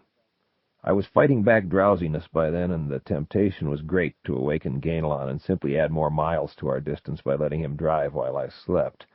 But I was afraid to try it this early in the journey. There were still too many things to do. I wanted more daylight, but I also wanted a better road, and I was sick of that goddamn yellow clay, and I had to do something about those clouds, and I had to keep in mind where we were headed. I rubbed my eyes. I took several deep breaths. Things were starting to jump around inside my head, and the steady clop, clop of the horse's hoofs and the creaking of the wagon were starting to have a soporific effect. I was already numb to the jolting and the swaying. The reins hung loosely in my hands, and I'd already nodded and let them slip once. Fortunately, the horses seemed to have a good idea as to what was expected of them. After a time, we mounted a long, easy slope that led down into mid-morning. By then the sky was quite dark, and it took several miles and half a dozen twistings of the road to dissipate the cloud cover somewhat. A storm could turn our way into a river of mud quite quickly. I winced at the thought, let the sky alone, and concentrated on the road once more. We came to a dilapidated bridge leading across a dry stream bed. On its other side the road was smoother, less yellow. As we proceeded it grew darker, flatter, harder, and the grass became green beside it. By then, though, it had begun raining. I fought with this for a time, determined not to surrender my grasp on the dark, easy road. My head ached, but the shower ended within a quarter of a mile, and the sun came out once more. The sun. Oh, yes, the sun. We rattled on, finally coming to a dip in the road that kept twisting its way down among brighter trees. We descended into a cool valley, where we eventually crossed another small bridge, this one with a narrow band of water drifting along the middle of the bed beneath it. I had wrapped the reins about my wrist by then because I kept nodding. As from a great distance I focused my concentration, straightening, sorting. Birds queried the day tentatively from within the woods to my right. Glistening droplets of dew clung to the grass, the leaves. A chill came into the air, and the rays of the morning sun slanted down through the trees. But my body was not fooled by the awakening within this shadow, and I was relieved finally to hear Gainlon stir and curse. If he had not come around before much longer, I would have had to awaken him. Good enough. I tugged gently on the reins, and the horses got the idea and halted. I put on the brake, as we were still on an incline, and located a water bottle. "Here," said Gainlon, as I drank. "Leave a drop for me." I passed the bottle back to him. "You are taking over now," I told him. "I have to get some sleep." He drank for half a minute, then let out an explosive exhalation. "Right," he said, swinging himself over the edge of the wagon and down. "But bide a moment. Nature summons." He stepped off the road, and I crawled back onto the bed of the wagon and stretched out where he had lain, folding my cloak into a pillow. Moments later I heard him climb onto the driver's seat, and there was a jolt as he released the brake. I heard him cluck his tongue and snap the reins lightly. "Is it morning?" he called back to me. "Yes." "God, I slept all day and all night." I chuckled. "No, I did a little shadow shifting," I said. "You only slept 6 or 7 hours." "I don't understand, but never mind, I believe you. Where are we now?" "Still heading northeast," I said, "around 20 miles out of the city and maybe a dozen or so from Benedict's place. We've moved through shadow also." What am I to do now? Just keep following the road. We need the distance. Could Benedict still reach us? I think so. That's why we can't give the horses their rest yet. All right. Is there anything special I should be alert for? No. When should I rouse you? Never. He was silent then, and as I waited for my consciousness to be consumed, I thought of Dara, of course. I had been thinking of her on and off all day. The thing had been quite unpremeditated on my part. I had not even thought of her as a woman until she came into my arms and revised my thinking on the subject. A moment later, and my spinal nerves took over, reducing much of what passes for cerebration down to its basics, as Freud had once said to me. I could not blame it on the alcohol, as I had not had that much, and it had not affected me especially. Why'd I want to blame it on anything? Because I felt somewhat guilty, that's why. She was too distant a relation for me to really think of her as one. That was not it. I did not feel I had taken unfair advantage of her, for she had known what she was doing when she came looking for me. It was the circumstances that made me question my own motives, even in the midst of things. I had wanted to do more than simply win her confidence and a measure of friendship when I had first spoken with her and taken her on that walk into shadow. I was trying to alienate some of her loyalty, trust, and affection from Benedict and transfer it to myself. I had wanted her on my side, as a possible ally in what might become an enemy camp. I had hoped to be able to use her, should the need arise when the going got rough. All this was true. But I did not want to believe that I had her as I did just to further this end. I suspected there was some truth to it, though, and it made me feel uncomfortable and more than a little ignoble. Why? I had done plenty of things in my time that many would consider much worse, and I was not especially troubled by these. I wrestled with it, not liking to admit it, but already knowing the answer. I cared for the girl. It was as simple as that. It was different from the friendship I'd felt for Lorraine, with its element of world-weary understanding between two veterans about it, or the air of casual sensuality that had existed briefly between moi and myself, back before I had taken the pattern for the second time. It was quite different. I had known her so briefly that it was most illogical. I was a man with centuries behind me, yet I had not felt this way in centuries. I had forgotten the feeling until now. I did not want to be in love with her, not now. Later, perhaps. Better yet, not at all. She was all wrong for me. She was a child. Everything that she would want to do, everything that she would find new and fascinating, I had already done.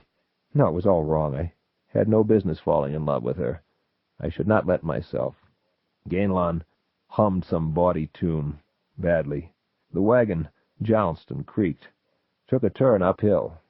The sun fell upon my face, and I covered my eyes with my forearm.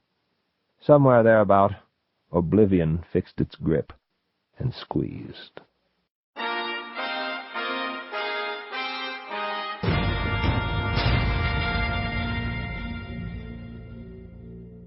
End Disc 4.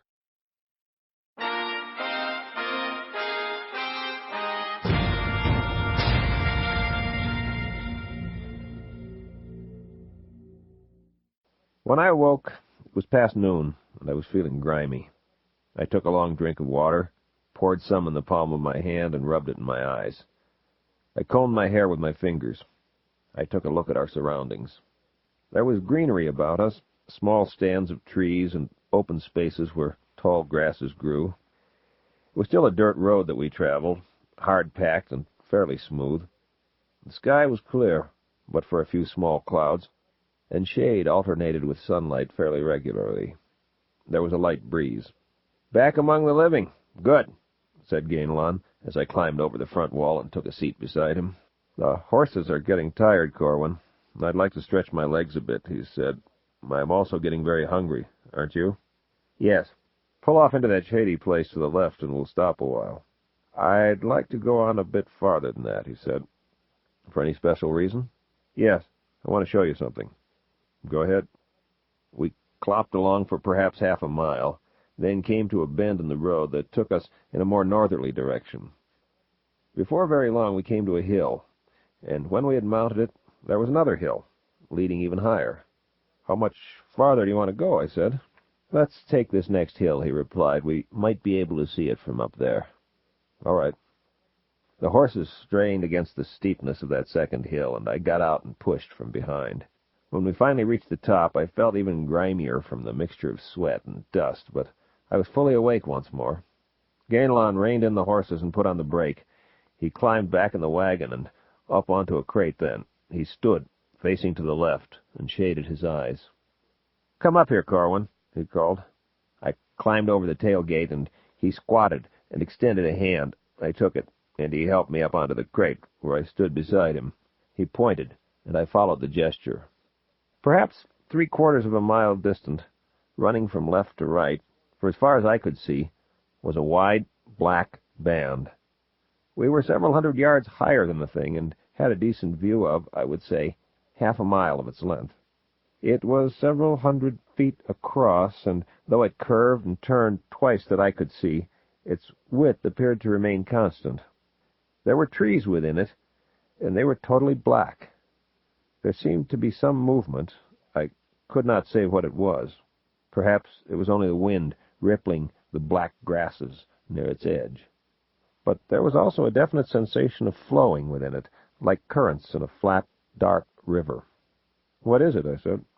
"I thought perhaps you could tell me," Gainlon replied. "I had thought it a part of your shadow sorceries." I shook my head slowly. I was quite drowsy, but I would remember if I'd arranged for anything that strange to occur. "How did you know it was there?"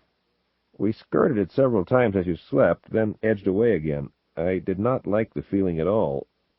It was a very familiar one. Does it not remind you of something?" Yes, it does, unfortunately." He nodded. "It's like that damned circle back in Lorraine. That's what it's like." "The Black Road," I said. "What?" "The Black Road," I repeated. I did not know what she was referring to when she mentioned it, but now I begin to understand. This is not good at all. Another ill omen? I'm afraid so. He cursed then. "Will it cause us any immediate trouble?" he asked. "I don't believe so, but I'm not certain." He climbed down from the crate, and I followed. "Let's find some forage for the horses, then," he said, "and tend to our own bellies as well." "Yes." We moved forward, and he took the reins. We found a good spot at the foot of the hill. We tarried there for the better part of an hour, talking mainly of Avalon. We did not speak again of the Black Road, though I thought of it quite a bit. I had to get a closer look at the thing, of course. When we were ready to move on, I took the reins again. The horses, somewhat refreshed, moved out at a good pace. Gainlon sat beside me on the left, still in a talkative mood. I was only just then beginning to realize how much this strange homecoming had meant to him. He had revisited many of his old haunts from the days of his outlawry, as well as 4 battlefields where he had distinguished himself greatly after he had achieved respectability. I was in many ways moved by his reminiscences. An unusual mixture of gold and clay, this man. He should have been an Amberite. The miles slid by quickly, and we were drawing near to the Black Road again when I felt a familiar mental jab. I passed the reins to Gainlon. "Take them," I said. "Drive." "What is it?" "Later. Just drive." "Should I hurry?" "No. Keep it normal. Don't say anything for a while."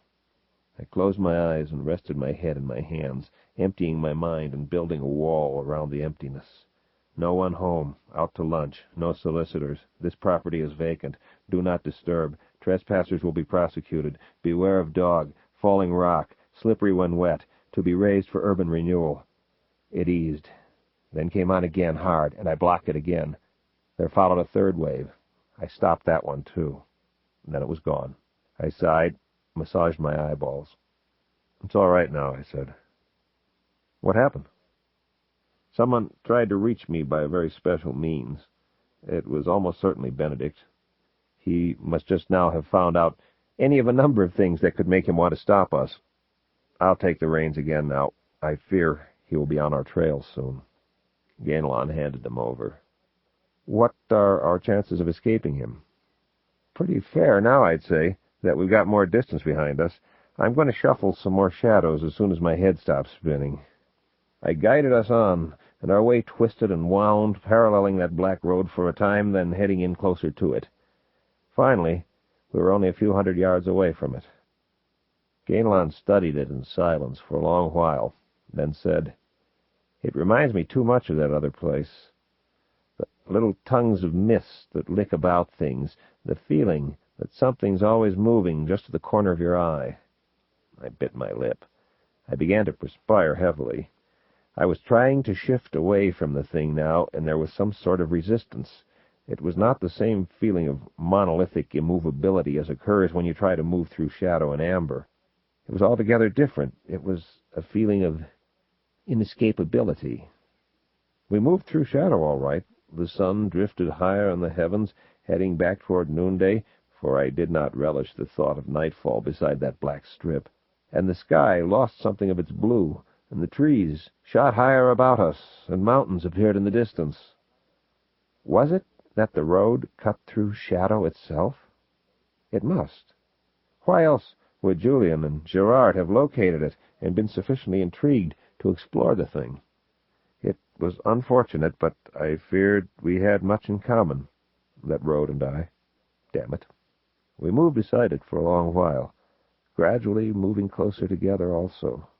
Soon only about 100 feet separated us. 50. And, as I had felt they eventually must, our paths finally intersected. I drew rein. I packed my pipe and lit it. Smoked as I studied the thing. Star and Firedrake obviously did not approve of the black area that cut across our way. They had whinnied and tried to pull off to the side. It was a long, diagonal cut across the black space if we wanted to keep to the road. Also, part of the terrain was hidden from our sight by a series of low, stone hills. There were heavy grasses at the edge of the black, and patches of it here and there about the foot of the hills. Bits of mist scudded among them, and faint vaporous clouds hovered in all the hollows. The sky, seen through the atmosphere that hung about the place, was several shades darker, with a smeared, sooty tone to it. A silence that was not the same as stillness lay upon it, almost as though some unseen entity were poised, holding its breath. Then we heard a scream. It was a girl's voice. The old lady in distress trick? It came from somewhere to the right, beyond those hills. It smelled fishy. But hell, it could be real. I tossed the reins to Gamelon and jumped to the ground, taking Grace Wandir into my hand. "I'm going to investigate," I said, moving off to the right and leaping the gully that ran beside the road. "Hurry back." I plowed through some brush and scrambled up a rocky slope. I pushed my way through more shrubbery on its downside and mounted another higher slope. The scream came again as I was climbing it, and this time I heard other sounds as well. Then I reached the top and was able to see for a good distance.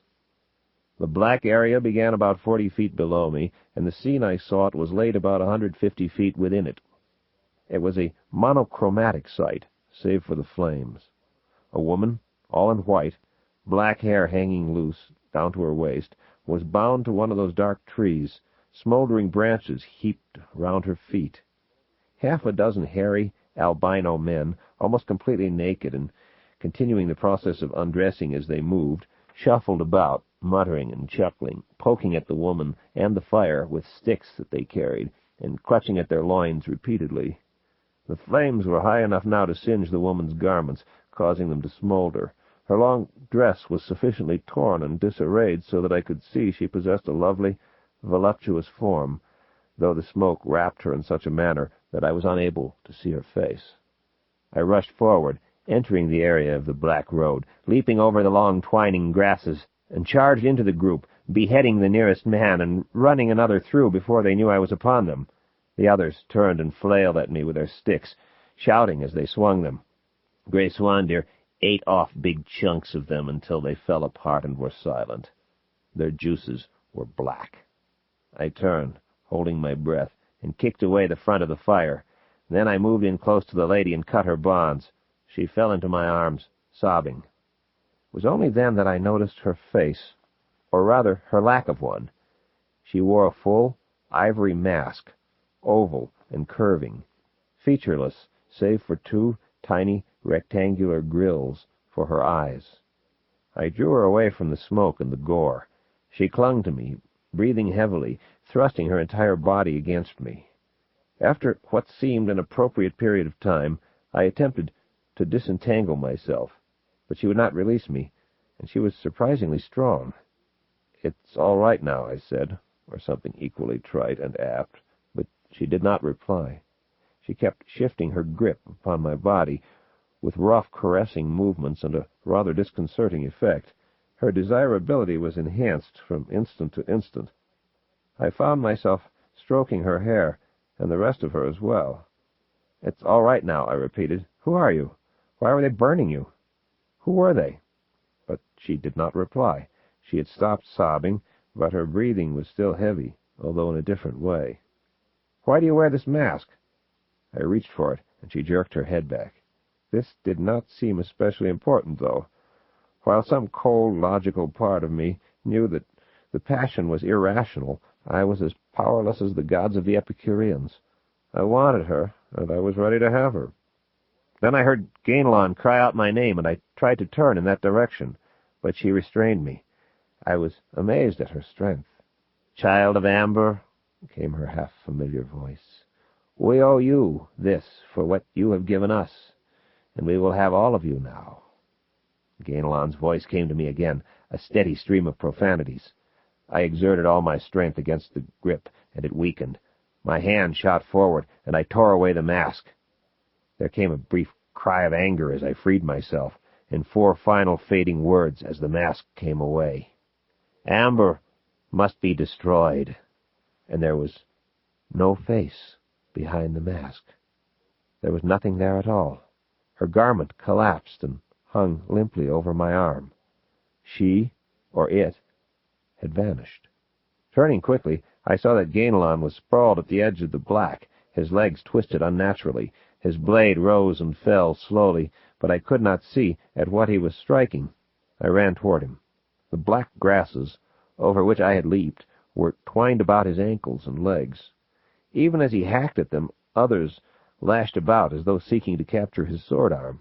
He had succeeded in partly freeing his right leg, and I leaned far forward and managed to finish the job. I moved to a position behind him, out of reach of the grasses, and tossed away the mask, which I just then realized I was still clutching.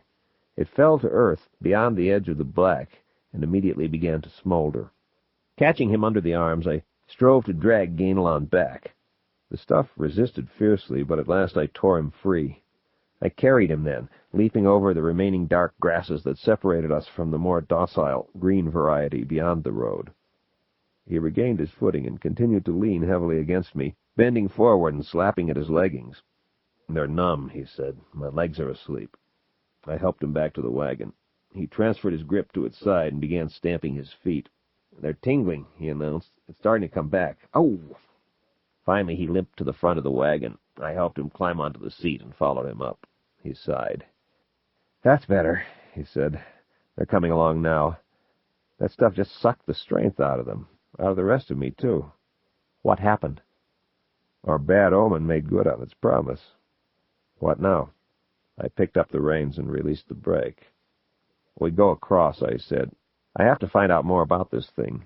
Keep your blade handy." He grunted and laid the weapon across his knees. The horses did not like the idea of going on, but I flicked their flanks lightly with the whip, and they began to move. We entered the black area, and it was like riding into a World War II newsreel. Remote, though near at hand, stark, depressing, grim. Even the creaking in the hoof falls were somehow muffled, made to seem more distant. A faint, persistent ringing began in my ears. The grasses beside the road stirred as we passed, though I kept well away from them. We passed through several patches of mist. They were odorless, but our breathing grew labored on each occasion. As we neared the first hill, I began the shift that would take us through shadow. We rounded the hill. Nothing. The dark, miasmal prospect was unaltered. I grew angry then. I drew the pattern from memory and held it blazing before my mind's eye. I essayed the shift once more. Immediately my head began to ache. A pain shot from my forehead to the back of my skull and hung there like a hot wire. But this only fanned my anger and caused me to try even harder to shift the black road into nothingness. Things wavered. The mists thickened, rolled across the road in billows. Outlines grew indistinct. I shook the reins. The horses moved faster. My head began to throb, felt as if it were about to come apart. Instead, momentarily, everything else did. The ground shook, cracking in places. But it was more than just that. Everything seemed to undergo a spasmodic shudder, and the cracking was more than mere fracture lines in the ground. It was as though someone had suddenly kicked the leg of a table on which a loosely assembled jigsaw puzzle lay. Gaps appeared in the entire prospect. Here, a green bough. There, a sparkle of water. A glimpse of blue sky. Absolute blackness. White nothingness. The front of a brick building.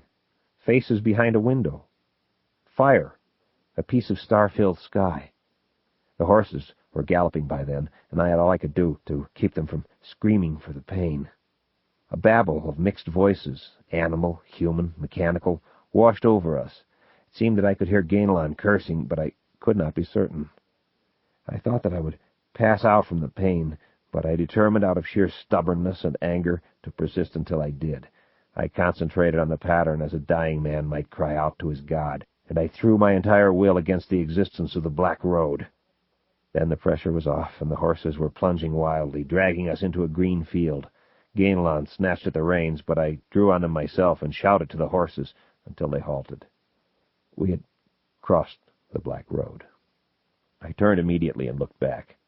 The scene had the wavering quality of something seen through troubled waters. Our path through it stood clean and steady, however, like a bridge or a dam, and the grasses at its edge were green. "That was worse," Avalon said, "than the ride you took me on when you exiled me."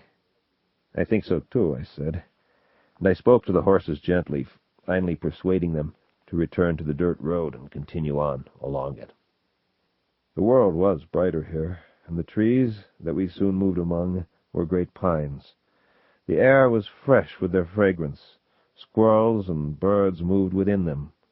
The soil was darker, richer. We seemed to be at a higher altitude than we had been before the crossing. It pleased me that we had indeed shifted, and in the direction I had desired. Our way curved, ran back a bit, straightened. Every now and then we caught a glimpse of the Black Road. It was not too far off to our right. We were still running roughly parallel to it. The thing definitely cut through shadow. From what we saw of it, it appeared to have settled back down to being its normal, sinister self once more. My headache faded, and my heart grew somewhat lighter. We achieved higher ground, and a pleasant view over a large area of hills and forest, reminding me of parts of Pennsylvania I had enjoyed driving through years earlier. I stretched. Then, "How are your legs now?" I asked. "All right," Avalon said, looking back along our trail. "I can see for a great distance, Corwin." "Yes?" "I see a horseman, coming very fast." I stood and turned. I think I might have groaned as I dropped back into the seat and shook the reins. He was still too far off to tell for certain, on the other side of the Black Road. But who else could it be, pushing along at that speed on our trail? I cursed then. We were nearing the crest of the rise. I turned to Avalon and said, "Get ready for another hell ride." "It's Benedict?" "I think so. We lost too much time back there. He can move awfully fast, especially through shadow, all alone like that." "Do you think you can still lose him?" "We'll find out," I said, "real soon now." I clucked to the horses and shook the reins again. We reached the top, and a blast of icy air struck us. We leveled off, and the shadow of a boulder to our left darkened the sky. When we had passed it, the darkness remained, and crystals of fine-textured snow stung our faces and hands. Within a few moments, we were heading downward once more, and the snowfall became a blinding blizzard. The wind screamed in our ears, and the wagon rattled and skidded. I leveled us quickly. There were drifts all about by then, and the road was white. Our breath fumed, and ice glistened on trees and rocks. Motion and temporary bafflement of the senses, that was what it took. We raced on, and the wind slammed and bit and cried out. Drifts began to cover the road. We rounded a bend and emerged from the storm. The world was still a glacéed-over thing, and an occasional flake flitted by, but the sun pulled free of the clouds, pouring light upon the land, and we headed downward once more, passing through a fog and emerging in a barren, though snowless waste of rock and pitted land.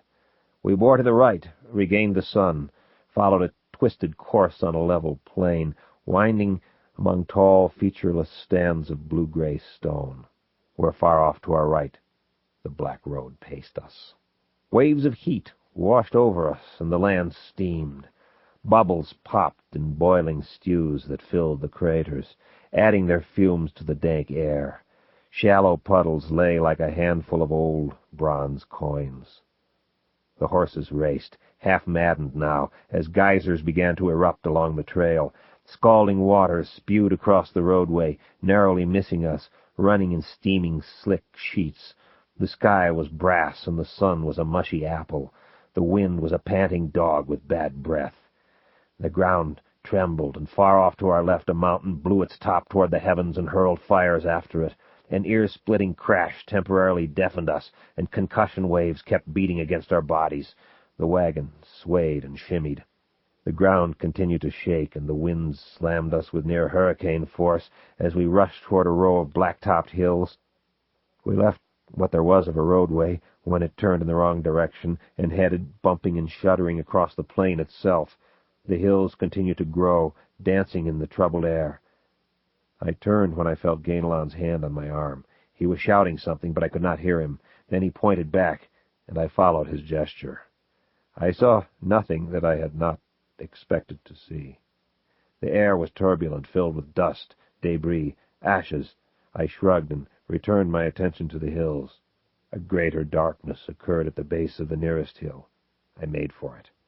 It grew before me as the ground slanted downward once more, an enormous cavern mouth, curtained by a steady fall of dust and gravel. I cracked the whip in the air, and we raced across the final 500 or 600 yards and plunged into it. I began slowing the horses immediately, letting them relax into a walk. We continued to move forward, turned a corner, and came into a wide, high grotto. Light leaked down from holes high above, dappling stalactites and falling upon quivering green pools. The ground continued to shake, and my hearing took a turn for the better as I saw a massive stalagmite crumble and heard the faint tinkle of its fall. We crossed a black-bottomed chasm on a bridge that might have been limestone, which shattered behind us and vanished. Bits of rock rained down from overhead, and sometimes large stones fell. Patches of green and red fungus glowed in corners and cracks. Streaks of minerals sparkled and bent. Large crystals and flat flowers of pale stone added to the moist, eerie beauty of the place. We wheeled through caverns like chains of bubbles and coursed a white-crested torrent until it vanished into a black hole. A long corkscrew gallery took us upward once more, and I heard Gainlan's voice, faint and echoing. I thought that I glimpsed movement that might be a rider at the crest of the mountain, just for an instant. Back there. We moved into a slightly brighter chamber. If it was Benedict, he's got a hard act to follow, I shouted, and there came the tremors and muffled crashings as more things collapsed behind us. We proceeded onward and upward until finally openings began to occur overhead, giving upon patches of clear blue sky. The hoof clicks and the sounds of the wagon gradually assumed a normal volume, and their echoes came to us also. The tremors ceased. Small birds darted above us, and the light increased in intensity. Then another twisting of the way, and our exit lay before us, a wide, low opening onto day. We had to duck our heads as we passed beneath the jagged lintel. We bounced up and over a jutting lip of moss-covered stone, then looked upon a bed of gravel that lay like a scythed track upon the hillside, passing among gigantic trees, vanishing within them, below. I made a clicking noise with my tongue, encouraging the horses on their way. "They're very tired now," Gainlan remarked. "I know. Soon they'll get to rest, one way or another." The gravel crunched beneath our wheels. The smell of the trees was good. "Have you noticed it? Down there, off to the right?" "What?" I began, turning my head. Then, "Oh," I finished. The infernal black road was with us still, perhaps a mile distant. "How many shadows does it cut across?" I mused. "All of them, it would seem," Avalon suggested. I shook my head slowly. "I hope not," I said. We proceeded downward, beneath a blue sky and a golden sun westering in a normal way. "I was almost afraid to come out of that cave," Avalon said, after a time. "No telling what would be on this side." The horses couldn't take much more. I had to let up. If that was Benedict we saw, his horse had better be in very good condition. He was pushing it hard. Then to have to face all that, I think he'd fall back. "Maybe it's used to it," Avalon said, as we crunched around a bend to the right, losing sight of the cave mouth. "There's always that possibility," I said, and I thought of Dara again, wondering what she was doing at that moment. We wove our way steadily downward, shifting slowly and imperceptibly. Our trail kept drifting to the right, and I cursed when I realized we were nearing the Black Road. "Damn, it's as persistent as an insurance salesman," I said, feeling my anger turn to something like hatred. "When the time is right, I am going to destroy that thing." Avalon did not reply. He was taking a long drink of water. He passed me the bottle, and I did too. At length, we achieved level terrain, and the trail continued to twist and curve at the least excuse. It allowed the horses to take it easy, and it would slow a mounted pursuer. About an hour later, I began to feel comfortable, and we stopped to eat. We had just about finished our meal when Avalon, who had not removed his gaze from the hillside, stood and shaded his eyes. "No," I said, leaping to my feet. "I don't believe it." A lone rider had emerged from the mouth of the cave. I watched as he halted for a moment, then continued on down the trail. "What do we do now?" Avalon asked. "Let's pick up our stuff and get moving again. We can at least delay the inevitable a little longer. I want more time to think." We rolled once more, still moving at a moderate pace, though my mind was racing at full speed. There had to be a way to stop him, preferably without killing him, but I couldn't think of any. Except for the Black Road, which was edging nearer once more. We had come into a lovely afternoon in a beautiful place. It was a shame to dampen it with blood, particularly if it might be my blood. Even with his blade in his left hand, I was afraid to face him. Avalon would be of no use to me. Benedict would barely notice him. I shifted as we took another turning. Moments later, a faint smell of smoke came to my nostrils. I shifted slightly again. "He's coming fast," Avalon announced. "I just saw—" "There's smoke, flames, the woods are on fire." I laughed and looked back. Half the hillside swam under smoke, and an orange thing raced through the green, its crackling just then reaching my ears. Of their own accord, the horses increased their pace. "Corwin, did you—" "Yes. If it were steeper and there were no trees, I'd have tried an avalanche." The air was momentarily filled with birds. We drew near the Black Way. Fire Drake tossed his head and whinnied. There were flecks of foam on his muzzle. He tried to bolt, then reared and pawed the air. Star made a frightened noise and pulled to the right. I fought a moment, regained control, decided to let them run a bit. "He's still coming," cried Avalon. I cursed, and we ran. Eventually, our path brought us alongside the Black Road. We were on a long straightaway, and a glance back showed me that the whole hillside was ablaze, the trail running like a nasty scar down its middle. It was then that I saw the rider. He was almost halfway down and moving like something in the Kentucky Derby. God, what a horse that had to be! I wondered what shadow had borne him. I drew on the reins, gently at first, then harder, until finally we began to slow. We were only a few hundred feet from the Black Road by then, and I had seen to it that there was a place not too far ahead where the gap narrowed to 30 or 40. I managed to rein in the horses when we reached it, and they stood there quivering. I handed the reins to Avalon, drew Grey Swan there, and stepped down to the road. Why not? It was a good, clear, level area, and perhaps that black, blasted slice of land, contrasting with the colors of life and growth immediately beside it, appealed to some morbid instinct in me. "What now?" Avalon asked. "We cannot shake him," I said, "and if he makes it through the fire, he'll be here in a few minutes. There's no sense to running any farther. I'll meet him here." Ganelon twisted the reins around a sidebar and reached for his blade. "No," I said, "you cannot affect the outcome one way or the other. Here is what I want you to do. Take the wagon on up the road and wait there with it. If things are resolved to my satisfaction, we'll be continuing on. If they are not, surrender immediately to Benedict. It is me that he wants, and he will be the only one left who can take you back to Avalon. He'll do it, too. You'll at least retire to your homeland that way." He hesitated. "Go on," I told him. "Do as I said." He looked down at the ground. He unwound the reins. He looked at me. "Good luck," he said, and he shook the horses forward. I backed off the trail, moved to a position before a small stand of saplings, and waited. I kept Grey Swandeer in my hand, glanced once at the black road, then fixed my eyes on the trail. Before long, he appeared up near the flame line, smoke and fire all about him, burning branches falling. It was Benedict, all right, his face partly muffled, the stump of his right arm upraised to shield his eyes, coming like some ghastly escapee from hell. Bursting through a shower of sparks and cinders, he came into the clear and plunged on down the trail. Soon I could hear the hoofbeats. A gentlemanly thing to do would be to sheathe my blade while I waited. If I did that, though, I might not have a chance to draw it again. I found myself wondering how Benedict would be wearing his blade, and what sort it would be. Straight, curved, long, short. He could use them all with equal facility.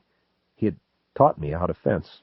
It might be smart, as well as gentlemanly, to sheathe Grey Swandeer.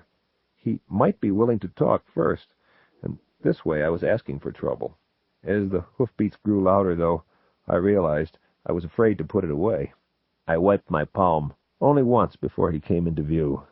He had slowed for the turn, and he must have seen me at the same instant I saw him. He rode straight toward me, slowing, but halting did not appear to be his immediate aim. It was almost a mystical experience. I do not know how else to put it. My mind outran time as he neared, and it was as though I had an eternity to ponder the approach of this man who was my brother. His garments were filthy, his face blackened, the stump of his right arm raised, gesturing anywhere. The great beast that he rode was striped, black and red, with a wild red mane and tail. But it really was a horse, and its eyes rolled, and there was foam at its mouth, and its breathing was painful to hear. I saw then that he wore his blade slung across his back, for its haft protruded high above his right shoulder. Still slowing, eyes fixed upon me, he departed the road, bearing slightly toward my left, jerked the reins once and released them, keeping control of the horse with his knees. His left hand went up in a salute-like movement that passed above his head and seized the hilt of his weapon. It came free without a sound, describing a beautiful arc above him and coming to rest in a lethal position out from his left shoulder and slanting back like a single wing of dull steel with a minuscule line of edge that gleamed like a filament mirror. The picture he presented was burned into my mind with a kind of magnificence, a certain splendor that was strangely moving. The blade was a long, scythe-like affair that I had seen him use before. Only then we had stood as allies against a mutual foe I had begun to believe unbeatable. Benedict had proved otherwise that night.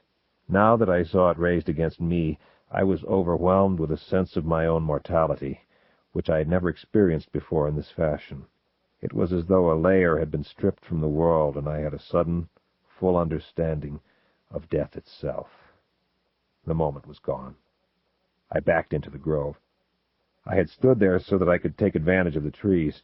I dropped back about 12 feet among them and took 2 steps to my left. The horse reared at the last possible moment and snorted and whinnied, moist nostrils flaring. It turned aside, tearing up turf. Benedict's arm moved with a near-invisible speed like the tongue of a toad, and his blade passed through a sapling I guessed at 3 inches in diameter. The tree continued to stand upright for a moment, then slowly toppled. His boots struck the earth, and he strode toward me. I had wanted the grove for this reason also, to make him come to me in a place where a long blade would be hampered by branches and boles. But as he advanced, he swung the weapon, almost casually, back and forth, and the trees fell about him as he passed. If only he were not so infernally competent. If only he were not Benedict. "Benedict!" I said, in a normal voice. She's an adult now, and she is capable of making up her own mind about things. But he gave no sign of having heard me. He just kept coming, swinging that great blade from side to side. It made an almost ringing sound as it passed through the air, followed by a soft "fuck" as it bit through another tree, slowing only slightly. I raised Grey Swander to point at his breast. "Come no farther, Benedict," I said. "I do not wish to fight with you." He moved his blade into an attack position and said one word. "Murderer."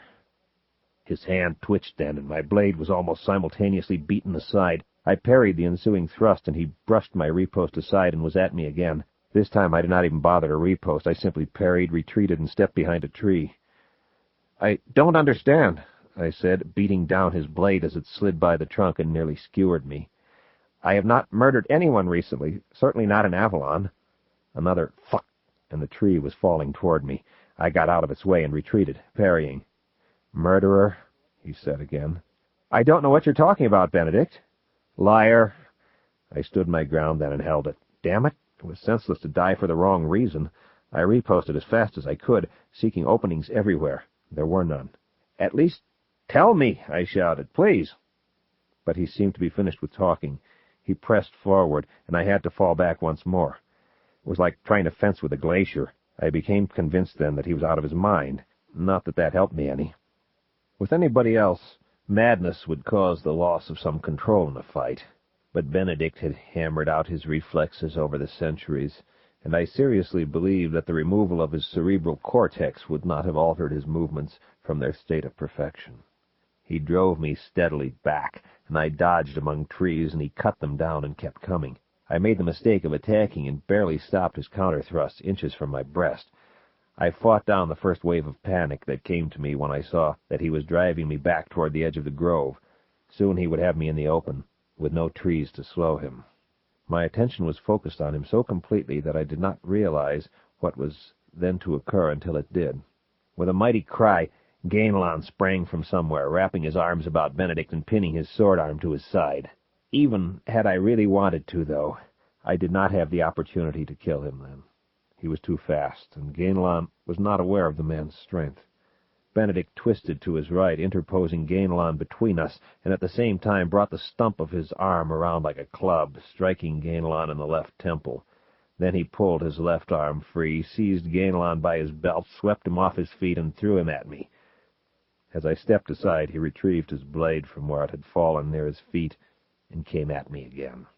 I barely had time to glance and see that Gainlan had landed in a heap some 10 paces to my rear. I parried and resumed my retreat.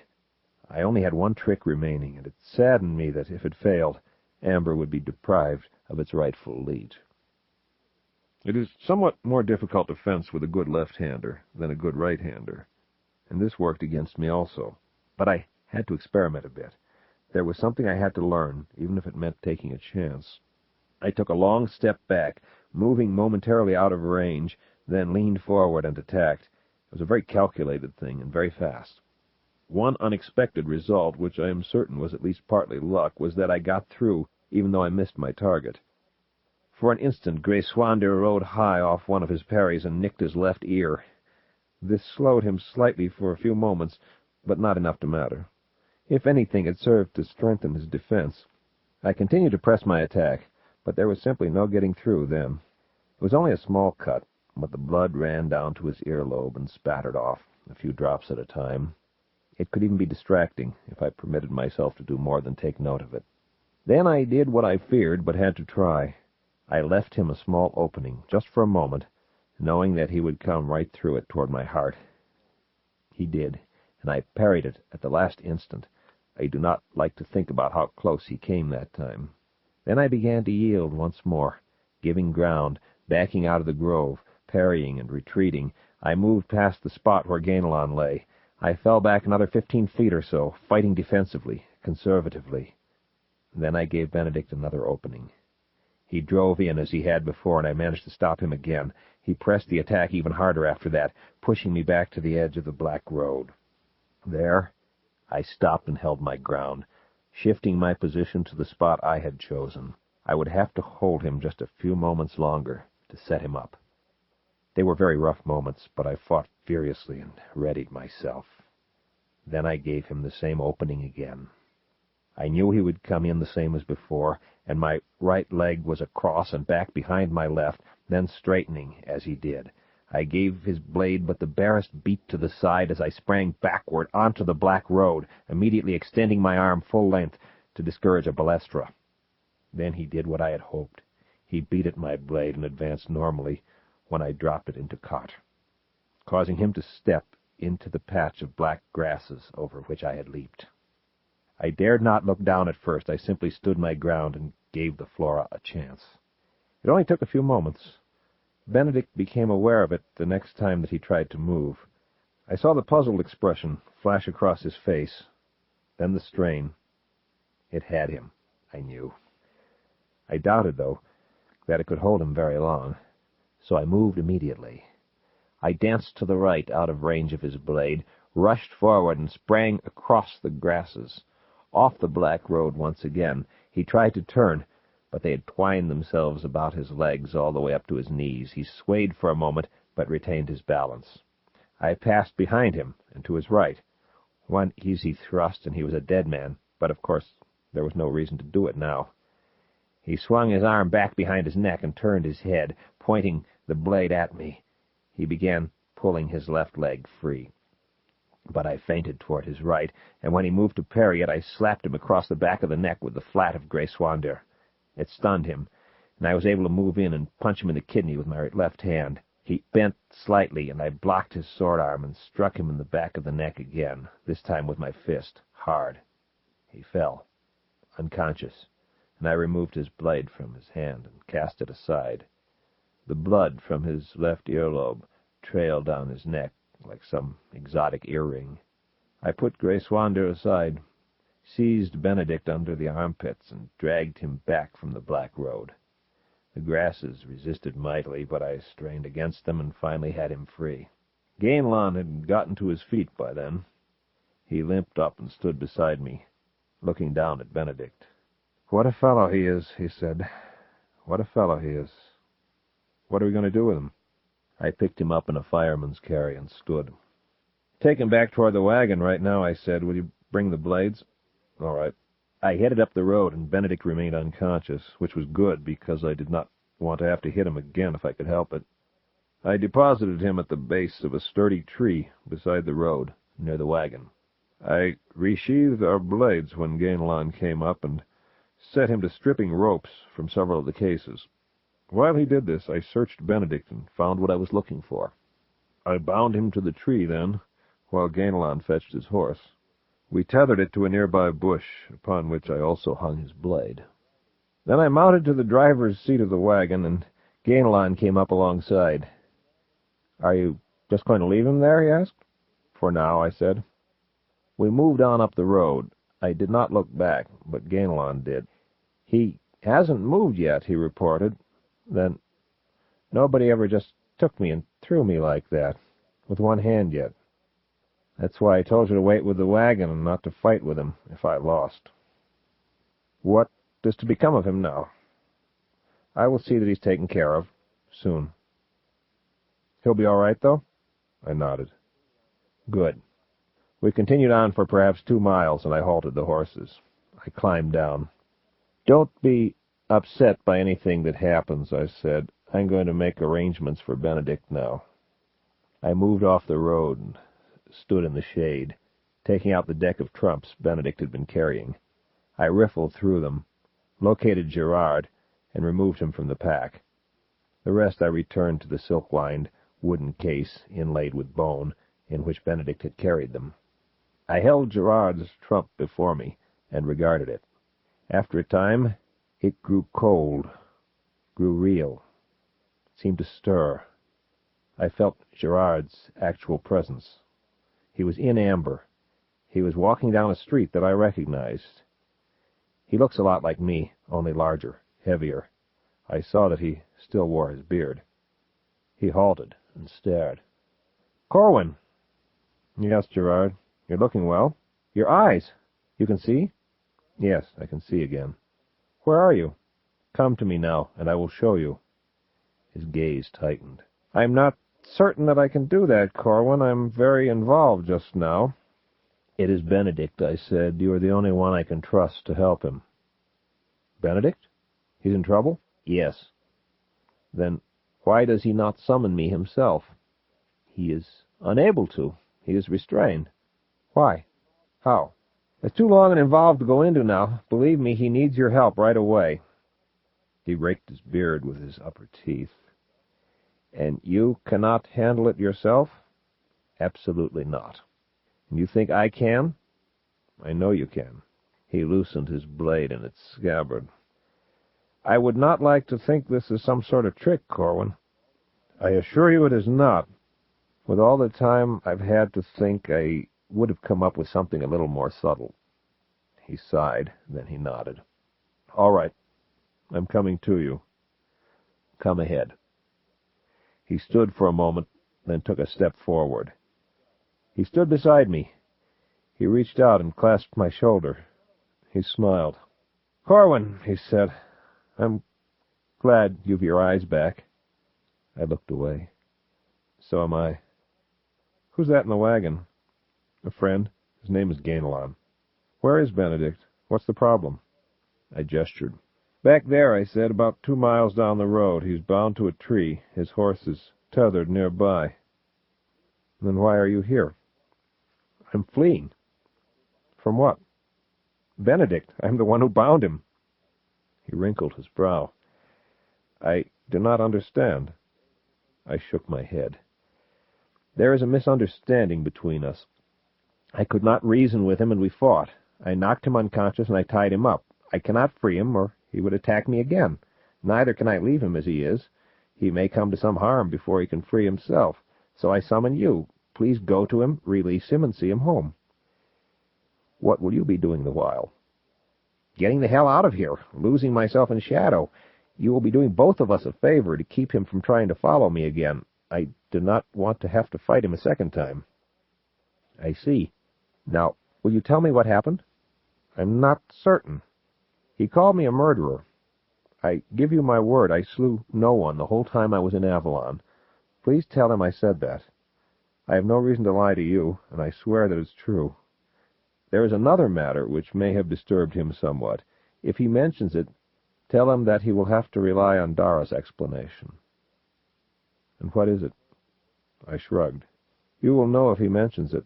If he does not, forget it." "Dara, you say?" "Yes." "Very well. I shall do as you have asked. Now, will you tell me how you managed your escape from Amber?"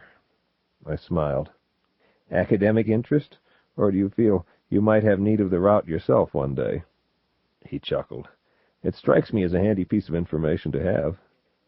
"I regret, dear brother, that the world is not yet ready for this knowledge. If I had to tell anyone, I would tell you, but there's no way it could benefit you, whereas its secrecy may serve me in the future." "In other words, you have a private way into and out of Amber. What are you planning, Corwin?" "What do you think?" "The answer's obvious, but my feelings on the matter are mixed." "Care to tell me about them?"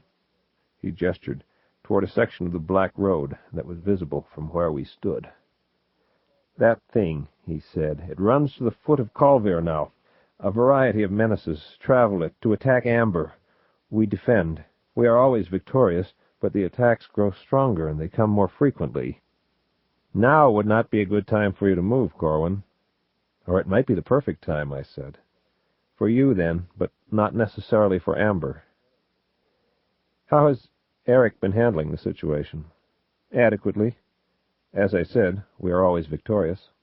"I do not mean the attacks. I mean the entire problem, its cause." "I have traveled the Black Road myself, going a great distance along it." "And?" "I was unable to go the entire distance. You know how the shadows grow wilder and stranger the farther you get from Amber?" "Yes." "Until the mind itself is twisted and turned toward madness?" "Yes." "Somewhere beyond this lie the courts of chaos. The road goes on, Corwin. I am convinced that it runs the entire distance." "Then it is as I feared," I said. "That is why, whether I sympathize with you or not, I do not recommend the present time for your efforts. The security of Amber must come before all else." "I see. Then there's Nothing more to be said just now. And your plans? Since you do not know what they are, it is meaningless to tell you that they are unchanged. But they are unchanged. I do not know whether to wish you luck, but I wish you well. I am glad that you have your sight back. He clasped my hand. I had best get on to Benedict now. I take it he is not badly hurt. Not by me. I only hit him a few times. Do not forget to give him my message. I won't. And take him back to Avalon. I will try. Then goodbye for now, Gerard. Goodbye, Corwin. He turned then and walked on down the road. I watched until he was out of sight before I returned to the wagon. Then I replaced his trump in the deck and continued on my way to Antwerp.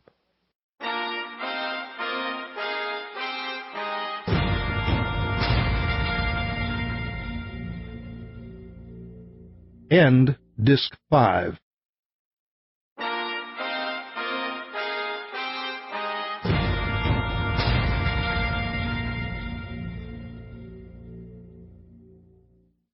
I stood on the hilltop and looked down at the house.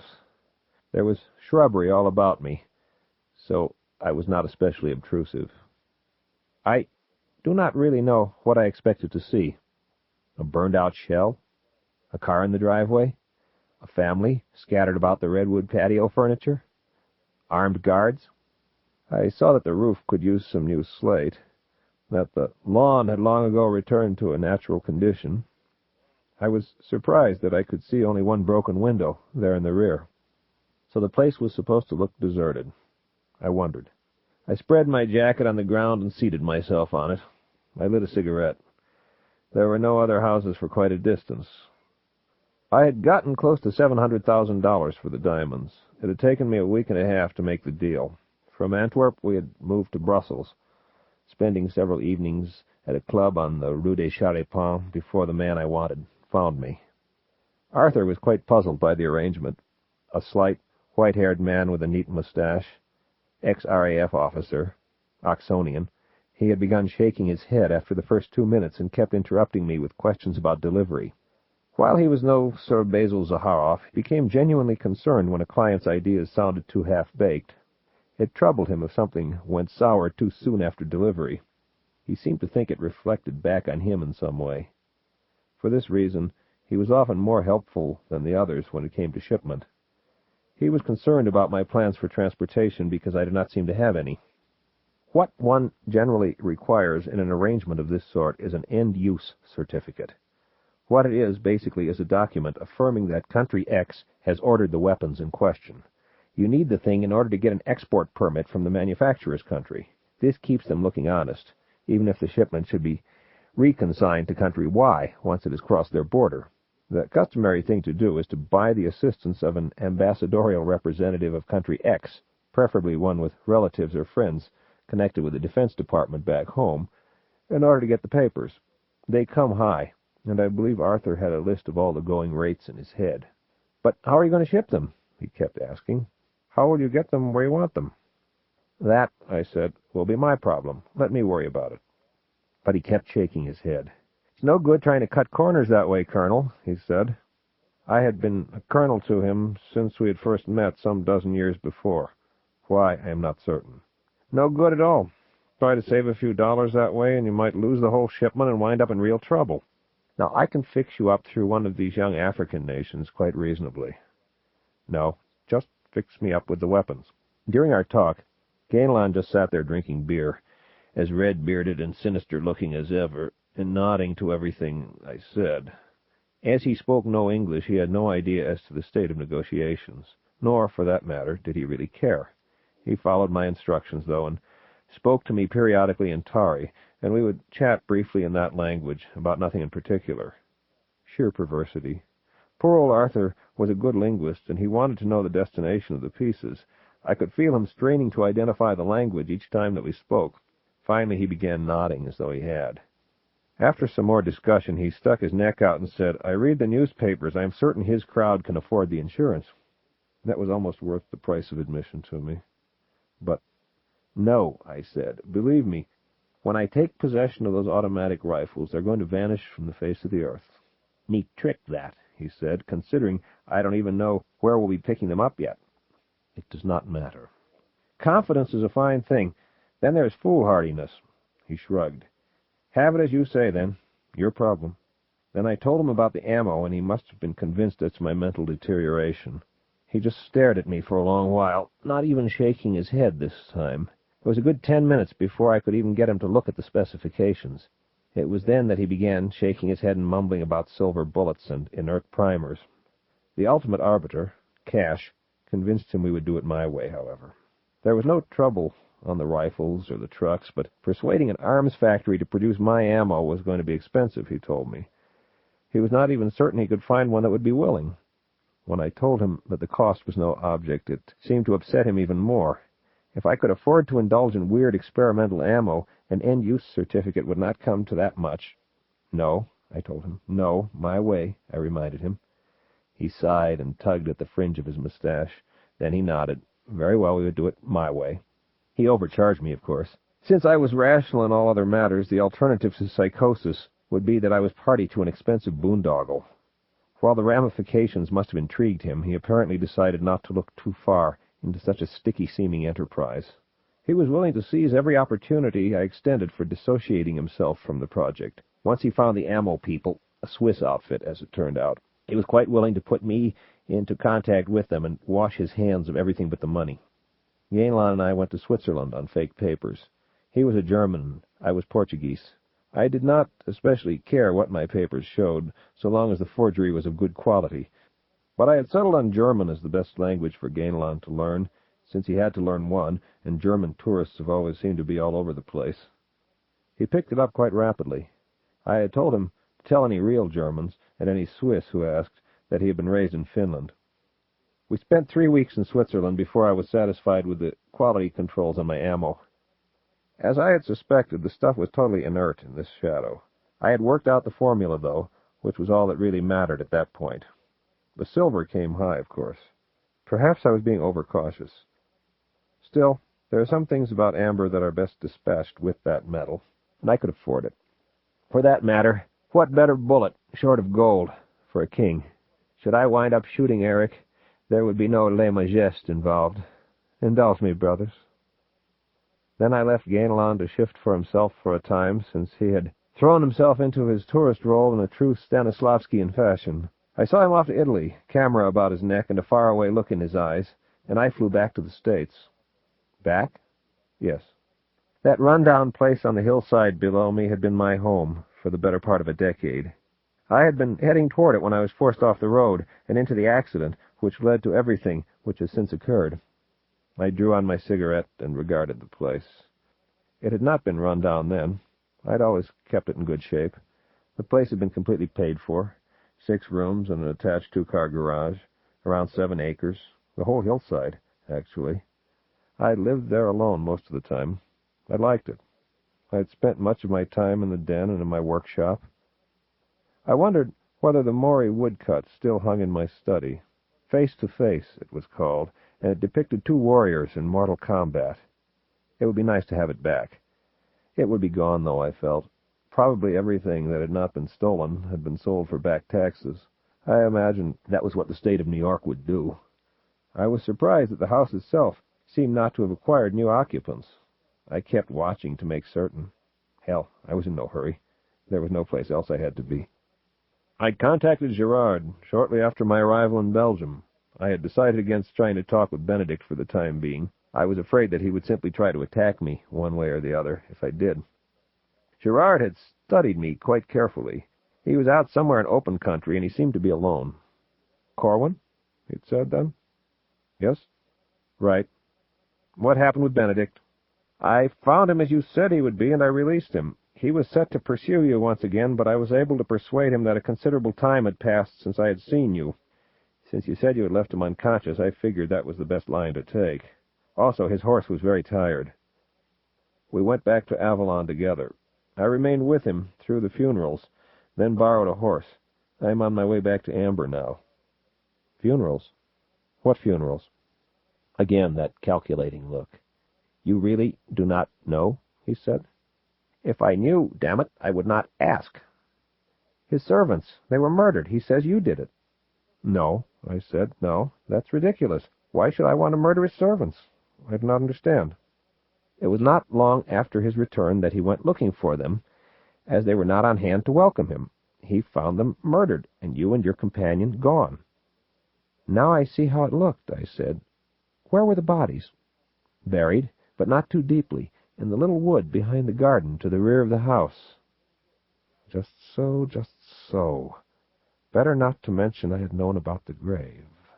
But what possible reason does he think I could have for doing such a thing? I protested. He's puzzled, Corwin, very puzzled now.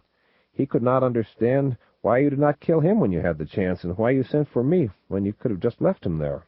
I see now why he kept calling me a murderer as we fought, but did you tell him what I said about not having slain anyone? Yes. At first he shrugged it off as a self-serving statement. I told him you sounded sincere, and very puzzled yourself. I believe it bothered him a bit that you should be so insistent. He asked me several times whether I believed you. Do you? He dropped his eyes. Damn it, Corwin, what am I supposed to believe? I came into the middle of this. We've been apart for so long. He met my gaze. There is more to it, he said. What is that? Why did you call me to help him? That was a complete deck you took. You could have called any of us. You must be joking, I said. No, I want an answer. Very well. You're the only other one I trust. Is that all? No. Benedict does not want his whereabouts known back in Amber. You and Julian are the only two I know for certain to be aware of his location. I don't like Julian. I don't trust him, so I call you. How did you know that Julian and I knew about him? He helped you both out when you ran into trouble on the Black Road a while back, and he put you up while you recuperated. Dara told me about it. Dara? Who is this Dara, anyway? The orphaned daughter of a couple who once worked for Benedict, I said. She was around when you and Julian were there. And you sent her a bracelet. You also mentioned her to me by the road, back when you summoned me. Correct. What's the matter? Nothing. I do not really remember her, though. Tell me, why did you leave so suddenly? You have to admit it seemed the act of a guilty man. Yes, I said, I was guilty, but not of murder. I went to Avalon to obtain something that I wanted. I got it, and I cleared out. You saw that wagon, and you saw that I had a cargo in it. I got out before he returned to keep from answering questions Benedict might ask me about it. Hell, if I just wanted to run, I wouldn't go dragging a wagon along behind me. I'd have traveled on horseback, fast and light. What was in the wagon? No, I said. I did not want to tell Benedict, and I did not want to tell you. Oh, he can find out, I suppose, but let him do it the hard way if he must. It is immaterial, though. The fact I went there for something and really obtained it should be sufficient. It is not especially valuable there, but it is in another place. Fair enough?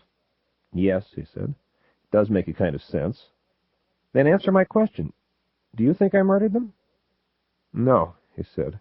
I believe you. What about Benedict, now? What does he think? He would not attack you again without talking first. There is doubt in his mind. I know that. Good. That's something, anyway. Thank you, Gerard. I'm going away now. I moved to break the contact. Wait, Corwin, wait. What is it? How did you cut the Black Road? You destroyed a section of it at the place you crossed over. How did you do it? The pattern, I said. If you ever get in trouble with that thing, hit it with the pattern. You know how you have to sometimes hold it in your mind if shadows begin to run away from you and things start going wild? Yes, I tried that and it didn't work. All I got was a headache. It is not of shadow. Yes and no, I said. I know what it is. You did not try hard enough. I used the pattern until my head felt as if it were being torn apart, until I was half blind from the pain and about ready to pass out. Then the road came apart about me instead. It was no fun, but it did work. I will remember, he said. Are you going to talk to Benedict now? No, I said. He already has everything we've gone over. Now that he's cooling off, he'll begin pushing the facts around some more. I would just as soon he do it on his own, and I do not want to risk another fight. When I close this time, I will be silent for a long while. I will resist all efforts to communicate with me, also. What of Amber, Corwin? What of Amber? I dropped my eyes. Don't get in my way when I come back, Gerard. Believe me, it will be no contest. Corwin, wait. I'd like to ask you to reconsider. Do not hit Amber now. She is weak in all the wrong ways. I'm sorry, Gerard. but I'm certain I have given the matter more thought during the past 5 years than all the rest of you put together. I'm sorry, too, then. I guess I'd better be going now. He nodded. Goodbye, Corwin. Goodbye, Gerard.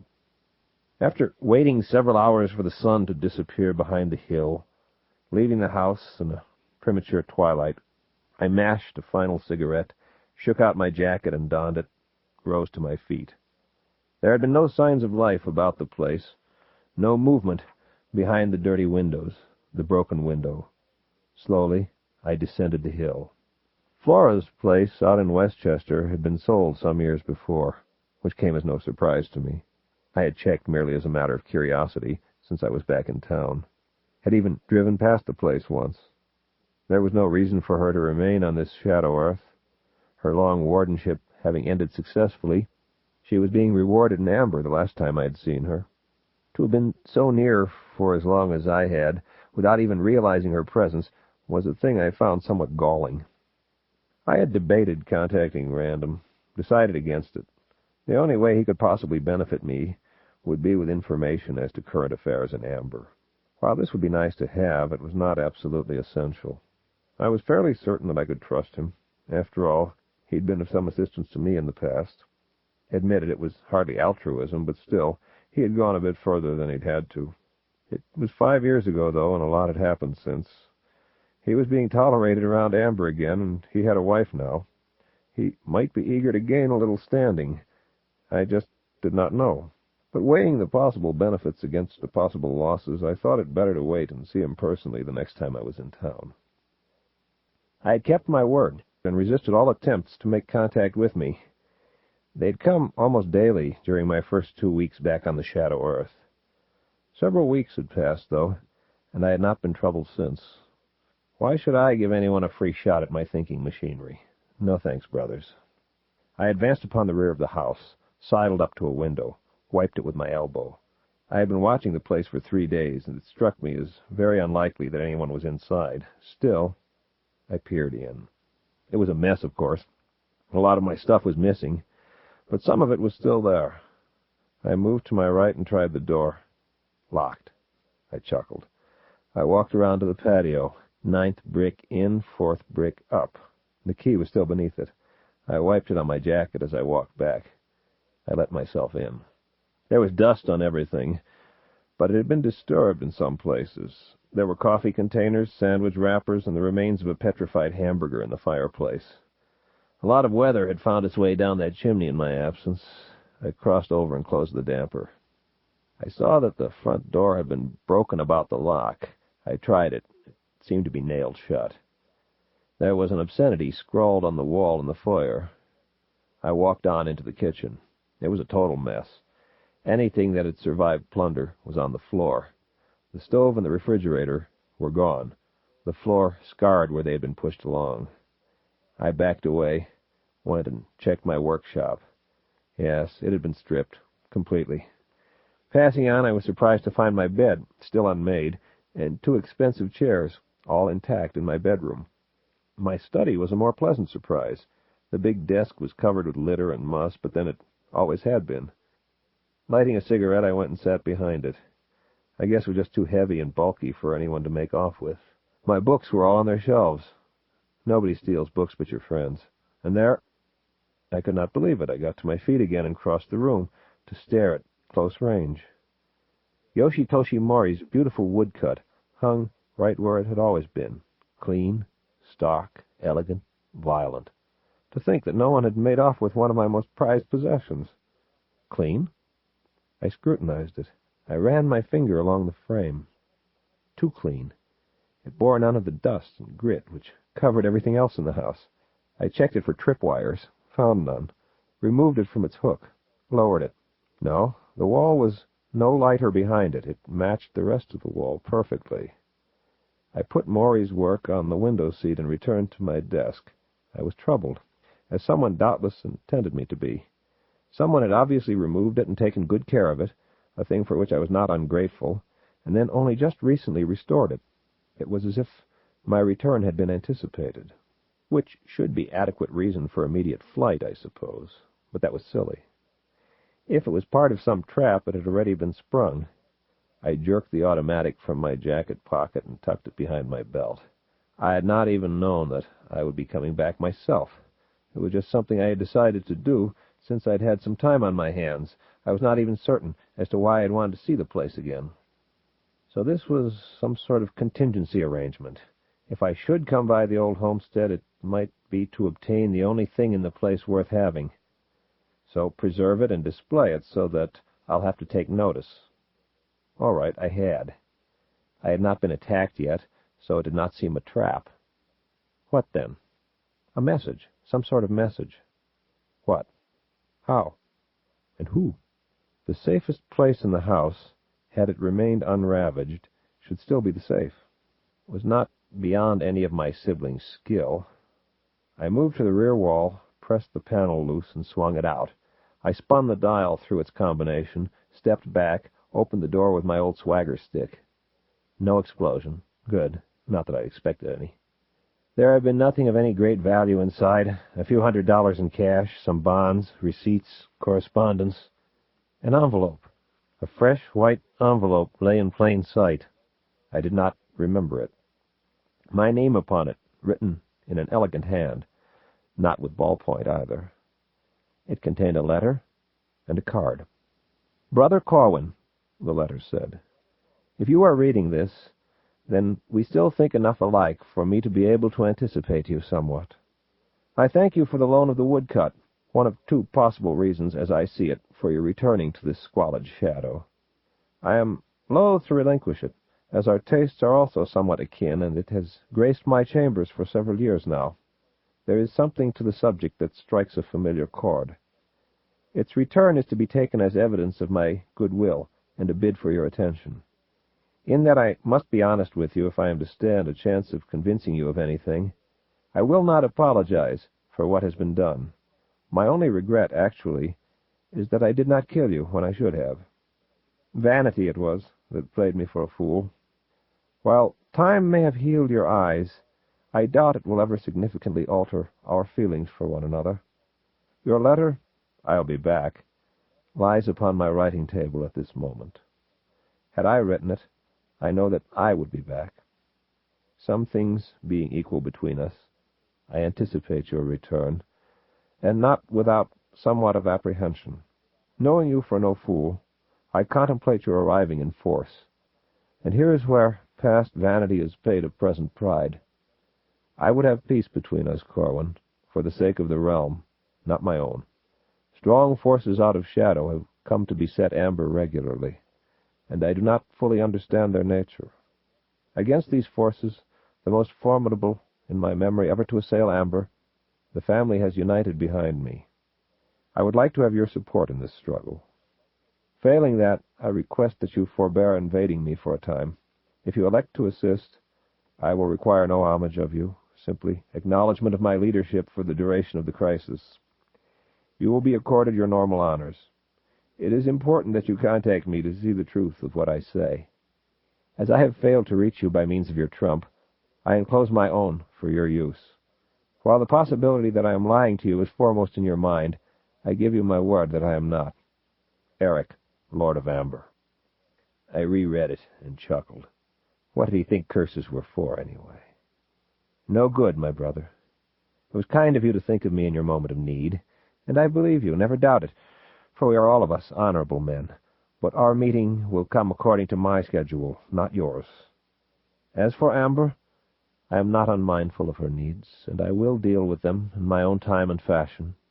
You make the mistake, Eric, of considering yourself necessary. The graveyards are filled with men who thought they could not be replaced. I will wait, though, to tell you this, face to face. I tucked his letter and the trump in my jacket pocket. I killed my cigarette in the dirty ashtray on the desk.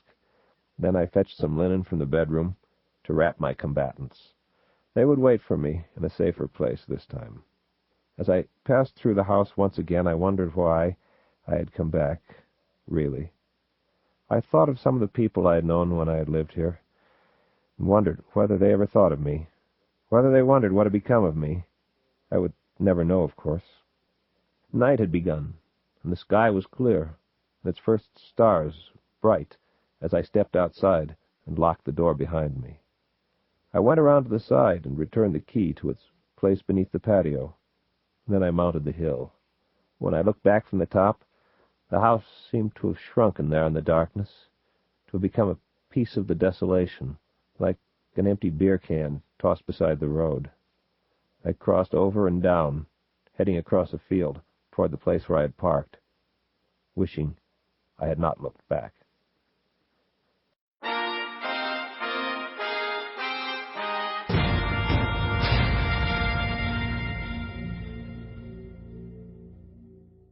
Gainlaw and I departed Switzerland in a pair of trucks.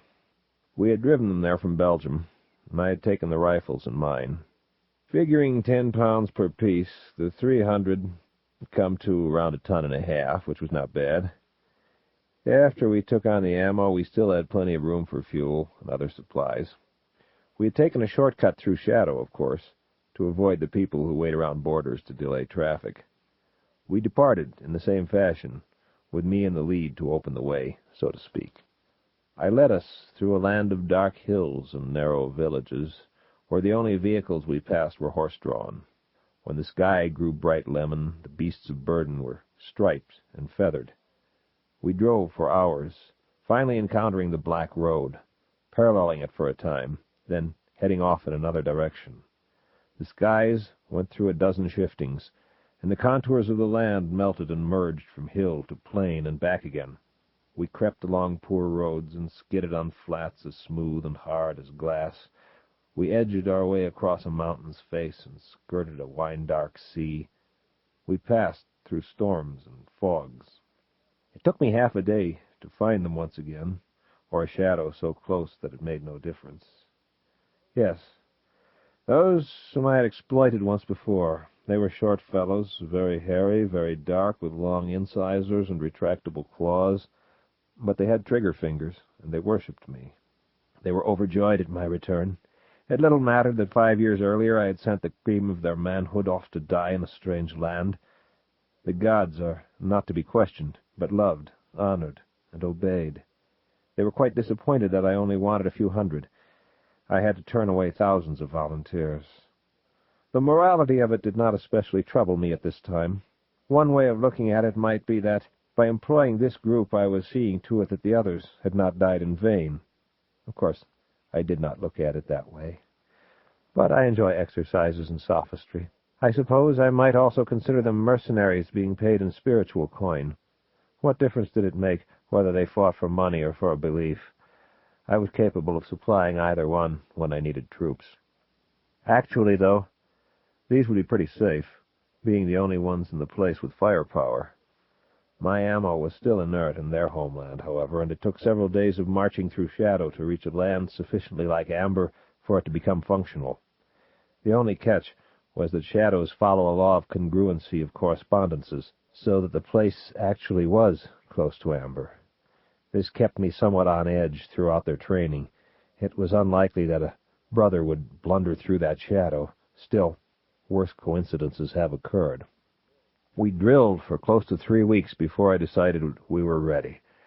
Then, on a bright, crisp morning, we broke camp and moved on into Shadow, the columns of troops following behind the trucks. The trucks would cease to function when we neared amber. They were already giving us some trouble, but they might as well be used to haul the equipment as far along as possible. This time, I intended to go over the top of Culver from the north, rather than essay its seaward face again. All of the men had an understanding of the layout, and the disposition of the rifle squads had already been determined and run through in practice. We halted for lunch, ate well, and continued on, the shadows slowly slipping away about us. The sky became a dark but brilliant blue, the sky of amber. The earth was black among rocks and the bright green of the grass. The trees and the shrubs had a moist lucency to their foliage. The air was sweet and clean. By nightfall, we were passing among the massive trees at the fringes of Arden. We bivouacked there, posting a very heavy guard.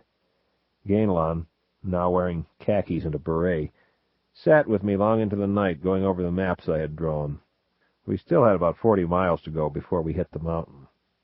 The trucks gave out the following afternoon. They went through several transformations, stalled repeatedly, and finally refused to start at all. We pushed them into a ravine and cut branches to cover them over. We distributed the ammo and the rest of the rations, and continued on. We departed the hard dirt roadway after that and worked our way through the woods themselves. As I still knew them well, it was less of a problem than it might have been. It slowed us, naturally, but lessened chances of surprise by one of Julian's patrols. The trees were quite large, as we were well into Arden proper, and the topography sprang back into mind as we moved. We encountered nothing more menacing than foxes, deer, rabbits, and squirrels that day. The smells of the place and its green, gold, and brown brought back thoughts of happier times. Near sunset, I scaled a forest giant and was able to make out the range that held Calver. A storm was playing about its peaks just then, and its clouds hid their highest portions. The following noon we ran into one of Julian's patrols. I do not really know who surprised whom, or who was more surprised. The firing broke out almost immediately. I shouted myself hoarse, stopping it, as everyone seemed anxious to try out his weapon on a live target. It was a small group, 12 men, and we got all of them. We suffered only one minor casualty from one of our men wounding another, or perhaps the man had wounded himself. I never got the story straight. We moved on quickly then, because we had made a hell of a racket, and I had no idea as to the disposition of other forces in the vicinity. We gained considerable distance and altitude by nightfall, and the mountains were in sight whenever there was a clear line of vision. The storm clouds still clung to their peaks. My troops were excited over the day's slaughter, and took a long while getting to sleep that night. The next day we reached the foothills, successfully avoiding 2 patrols. I pushed us on and up well after nightfall to reach a place of cover I'd had in mind. We bedded down at an altitude perhaps half a mile higher than we had the previous night. We were under the cloud cover, but there was no rainfall, despite a constant atmospheric tension of the sort that precedes a storm. I did not sleep well that night. I dreamed of the burning Cathead and of Lorraine. In the morning, we moved out under gray skies, and I pushed the troops remorselessly, heading steadily upward. We heard the sounds of distant thunder, and the air was alive and electric. About mid-morning, as I led our file up a twisted, rocky route, I heard a shout from behind me, followed by several bursts of gunfire. I headed back immediately. A small knot of men, Gainlon among them, stood staring down at something, talking in low voices. I pushed my way through. I could not believe it. Never in my memory had one been seen this near to amber. Perhaps 12 feet in length, bearing that terrible parody of a human face on the shoulders of a lion, eagle-like wings folded above its now bloody sides, a still twitching tail like that of a scorpion. I had glimpsed the manticora once, in isles far to the south, a frightful beast that had always held a spot near the top of my unclean list. It tore Rawl in half, one of the men kept repeating. About 20 paces away I saw what was left of Rawl. We covered him over with a tarp and weighted it down with rocks. That was really about all that we could do. If nothing else, it served to restore a quality of wariness that had seemed to vanish after the previous day's easy victory. The men were silent and cautious as we continued on our way. "Quite a thing, that," Gainlon said. "Has it the intelligence of a man?" "I do not really know. I have a funny, nervous feeling, Corwin, as though something terrible is about to happen. I don't know how else to put it." "I know. You feel it too?" "Yes." He nodded. "Maybe it's the weather," I said. He nodded again, more slowly. The sky continued to darken as we climbed, and the thunder never ceased. Flashes of heat lightning occurred in the west, and the winds grew stronger. Looking up, I could see great masses of clouds about the higher peaks. Black, bird-like shapes were constantly outlined against them. We encountered another manticora later, but we dispatched it with no damage to ourselves. About an hour after that, we were attacked by a flock of large, razor-beaked birds, the like of which I had never seen before. We succeeded in driving them off, but this, too, disturbed me. We kept climbing. wondering when the storm was going to begin. The winds increased in velocity. It grew quite dark, though I knew the sun had not yet set. The air took on a misty, hazy quality as we neared the cloud clusters. A feeling of dampness worked its way into everything. The rocks were more slippery. I was tempted to call a halt, but we were still a good distance from Calver, and I did not want to strain the rations situation, which I had calculated quite carefully. We achieved perhaps another 4 miles and several thousand feet in elevation before we were forced to stop. It was pitch black by then, the only illumination at all coming from the intermittent flashes of lightning. We camped in a large circle on a hard, bare slope, sentries all about the perimeter. The thunder came like long flourishes of martial music. The temperature plummeted.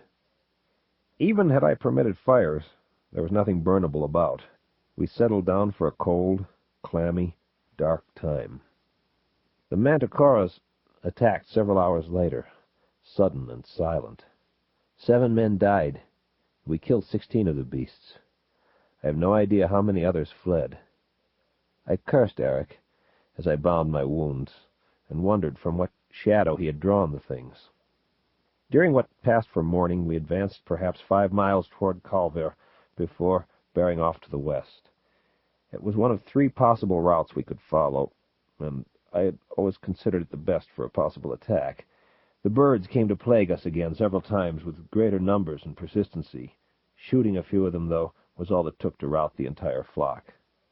Finally, we rounded the base of a huge escarpment, our way taking us outward and upward through thunder and mist, until we were afforded a sudden vista, sweeping down and out for dozens of miles across the valley of Garnath that lay to our right. I called a halt and moved forward to observe. When last I had seen that once lovely valley, it had been a twisted wilderness. Now, things were even worse. The black road cut through it, running to the base of Calver itself, where it halted. A battle was raging within the valley. Mounted forces swirled together, engaged, wheeled away. Lines of foot soldiers advanced, met, fell back. The lightning kept flashing and striking among them. The dark birds swept about them like ashes on the wind. The dampness lay like a cold blanket. The echoes of the thunder bounced about the peaks. I stared, puzzling, at the conflict far below. The distance was too great for me to determine the combatants. At first it occurred to me that someone else might be about the same thing I was, that perhaps Blaze had survived and returned with a new army.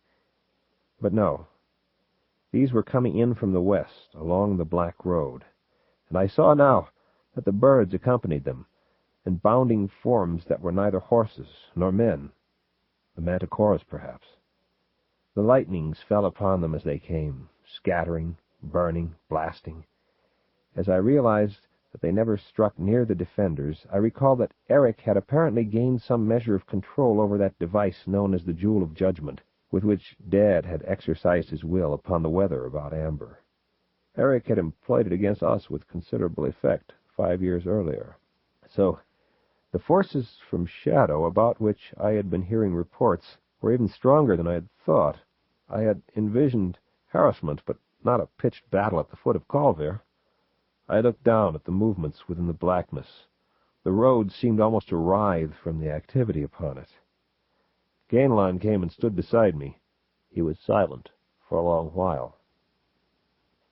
I did not want him to ask me, but I felt powerless to say it except as answer to a question.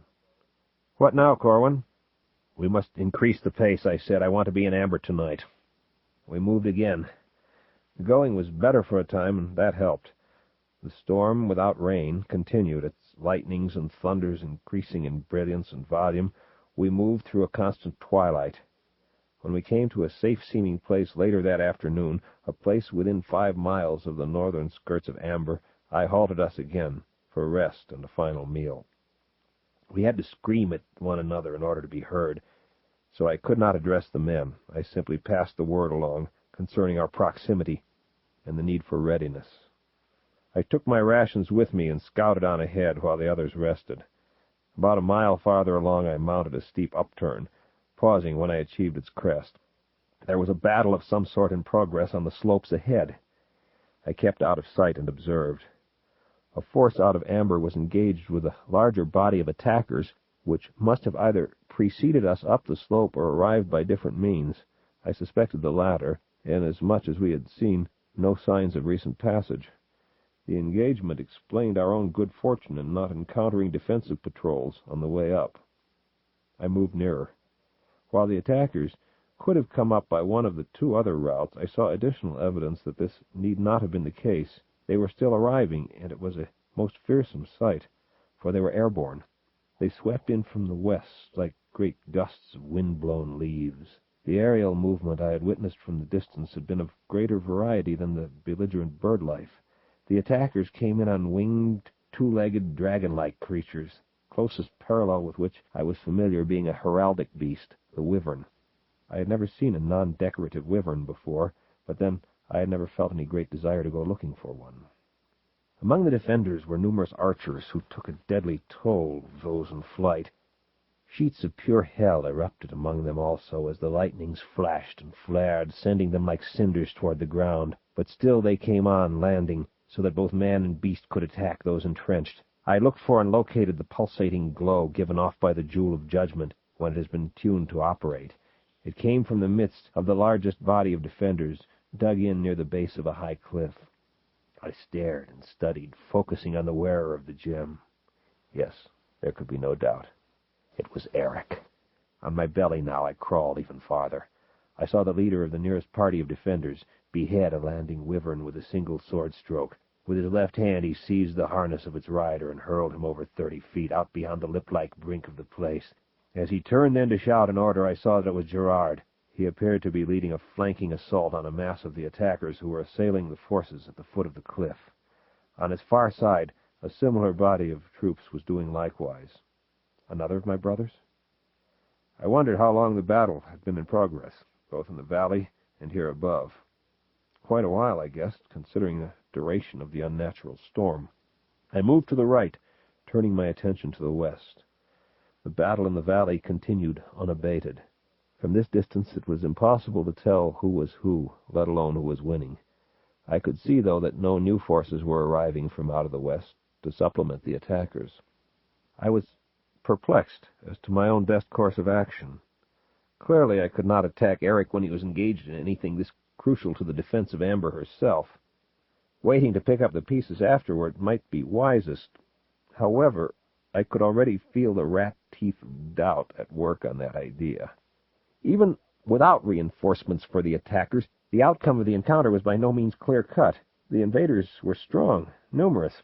I had no idea as to what Eric might have in reserve.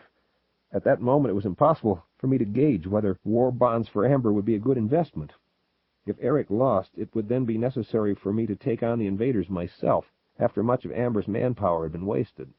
If I were to move in now with automatic weapons, there was little doubt in my mind that we would crush the wyvern riders quickly. For that matter, one or more of my brothers had to be down in the valley. A gateway for some of my troops could be set up by means of the trumps. It would surprise whatever was down there for Amber suddenly to come up with riflemen. I returned my attention to the conflict nearer at hand. No, it was not going well. I speculated as to the results of my intervening. Eric would certainly be in no position to turn on me. Besides any sympathy that might be mine for what he had put me through, I would be responsible for pulling his nuts out of the fire. While he would be grateful for the relief, he would not be too happy over the general sentiment this would arouse.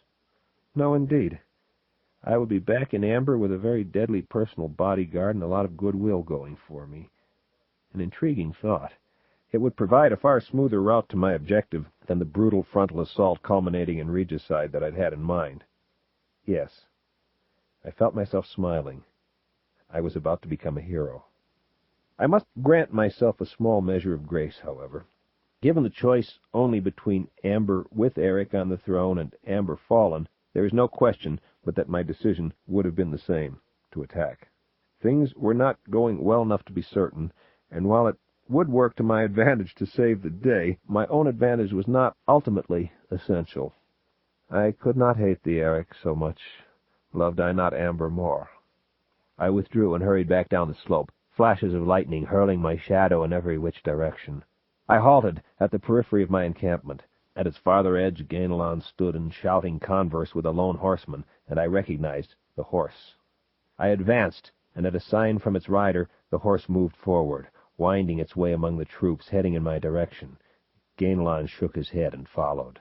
The rider was Dara. As soon as she was within earshot, I shouted at her, "What the hell are you doing here?" She dismounted, smiling, and stood before me. "I wanted to come to Amber," she said, "so I did."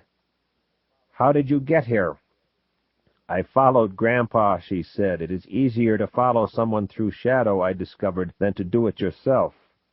"Benedict is here?" She nodded. "Down below. He's directing the forces in the valley. Julian is there, too." Avalon came up and stood near. "She said that she followed us up here," he shouted. "She's been behind us for a couple days." "Is that true?" I asked. She nodded again, still smiling. "It was not hard to do. But why did you do it?" "To get into Amber, of course. I want to walk the pattern. That's where you're going, isn't it?" "Of course it is, but there happens to be a war in the way." "What are you going to do about it?" "Win it, of course." "Good. I'll wait." I cursed for a few moments to give myself time to think. Then, "Where were you when Benedict returned?" I asked. The smile went away. "I do not know," she said. "I went out riding after you left, and I stayed away the entire day. I wanted to be alone, to think. When I returned in the evening, he was not there. I rode again the following day. I traveled quite a distance, and when it grew dark, I decided to camp out. I do that often. The next afternoon, as I was returning home, I came to the top of a hill and saw him passing below, heading to the east. I decided to follow him. The way led through shadow. I understand that now. And you were right about it being easier to follow. I do not know how long it took. Time got all mixed up. He came here, and I recognized it from the picture on one of the cards. He met with Julian in a wood to the north, and they returned together to that battle below." She gestured toward the valley. "I remained in the forest for several days, not knowing what to do. I was afraid of getting lost if I tried to backtrack. Then I saw your force climbing the mountains. I saw you, and I saw Avalon at their head. I knew that Amber lay that way, and I followed. I waited until now to approach because I wanted you to be too near to Amber to send me back when I did." "I don't believe you're telling me the whole truth," I said, "but I haven't the time to care. We're going ahead now, and there will be fighting. The safest thing for you will be to remain here. I will assign you a couple of bodyguards." "I do not want them." "I don't care what you want. You're going to have them. When the fighting is over, I will send for you." I turned then and selected 2 men at random, ordering them to remain behind and guard her. They did not seem overjoyed at the prospect. "What are those weapons your men bear?" Dara asked. "Later," I said. "I'm busy." I relayed a sketchy briefing and ordered my squads. "You seem to have a very small number of men," she said. "They are sufficient," I replied. "I will see you later." I left her there with her guards. We moved back along the route I had taken. The thunder ceased as we advanced, and the silence became less a thing of relief than of suspense to me. The twilight resettled about us, and I perspired within the damp blanket of the air. I called a halt before we reached the first point from which I had observed the action. I returned to it then, accompanied by Avalon. The wyvern riders were all over the place, and their beasts fought along with them. They were pressing the defenders back against the cliff face. I sought for, but could not locate Eric or the glow of his jewel. "Which ones are the enemy?" Avalon asked me. "The beast riders. They were all of them landing now, and Heaven's artillery had let up. As soon as they struck the solid surface, they charged forward. I searched among the defenders, but Gerard was no longer in sight." "Bring up the troops," I said, raising my rifle. "Tell them to get the beasts and the riders both." Avalon withdrew, and I took aim at a descending wyvern, fired, and watched its swoop turn into a sudden flurry of pinions. It struck against the slope and began to flop about. I fired again. The beast began to burn as it died. Soon I had 3 bonfires going. I crawled up to my second previous position. Secure, I took aim and fired once more. I got another, but by then some of them were turning in my direction. I fired the rest of my ammo and hastened to reload. Several of them had begun moving toward me by then. They were quite fast. I managed to stop them and was reloading again when the first rifle squad arrived. We put down a heavier fire and began to advance as the others came up. It was all over within 10 minutes. Within the first 5, they had apparently realized that they hadn't a chance, and they began to flee back toward the ledge, launching themselves into space, becoming airborne again. We shot them down as they ran, and burning flesh and smoldering bones lay everywhere about us.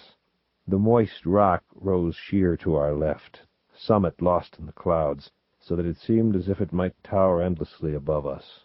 The winds still whipped the smoke and the mists, and the rocks were smeared and splotched with blood.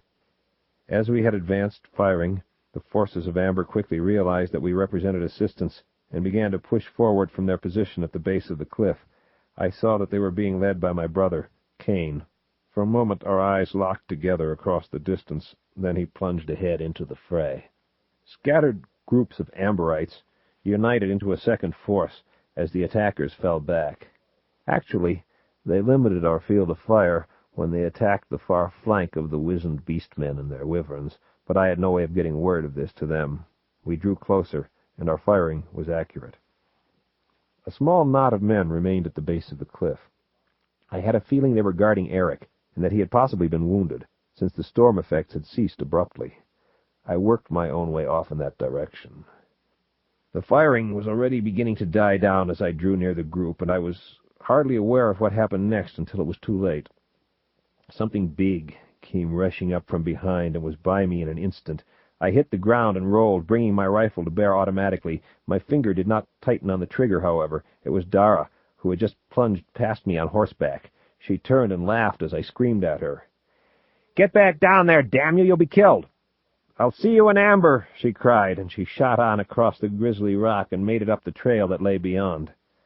I was furious, but there was nothing I could do about it just then. Snarling, I got back to my feet and continued on. As I advanced upon the group, I heard my name spoken several times. Heads turned in my direction. People moved aside to let me pass. I recognized many of them, but I paid them no heed. I think that I saw Gerard at about the same time that he saw me. He had been kneeling in their midst, and he rose to his feet and waited. His face was expressionless. As I drew nearer, I saw that it was as I had suspected. He had been kneeling to tend an injured man who rested upon the ground. It was Eric. I nodded to Gerard as I came up beside him, and I looked down at Eric. My feelings were quite mixed. The blood from his several chest wounds was very bright, and there was a lot of it. The jewel of judgment, which still hung on a chain about his neck, was covered with it. Eerily it continued its faint, glowing pulsation, heart-like beneath the gore. Eric's eyes were closed, his head resting upon a rolled-up cloak. His breathing was labored. I knelt, unable to take my eyes off that ashen face. I tried to push my hate aside just a little, since he was obviously dying, so that I might have a better chance to understand this man, who was my brother, for the moments that remained to him. I found that I could muster up something of sympathy by considering all that he was losing along with his life, and wondering whether it would have been me lying there if I had come out on top 5 years earlier. I tried to think of something in his favor, and all I could come up with were the epitaph-like words, "He died fighting for Amber." That was something, though. The phrase kept running through my mind. His eyes tightened, flickered, opened. His face remained without expression as his eyes focused on mine. I wondered whether he even recognized me. But he said my name, and then, "I knew that it would be you." He paused for a couple of breaths and went on. "They saved you some trouble, didn't they?" I did not reply.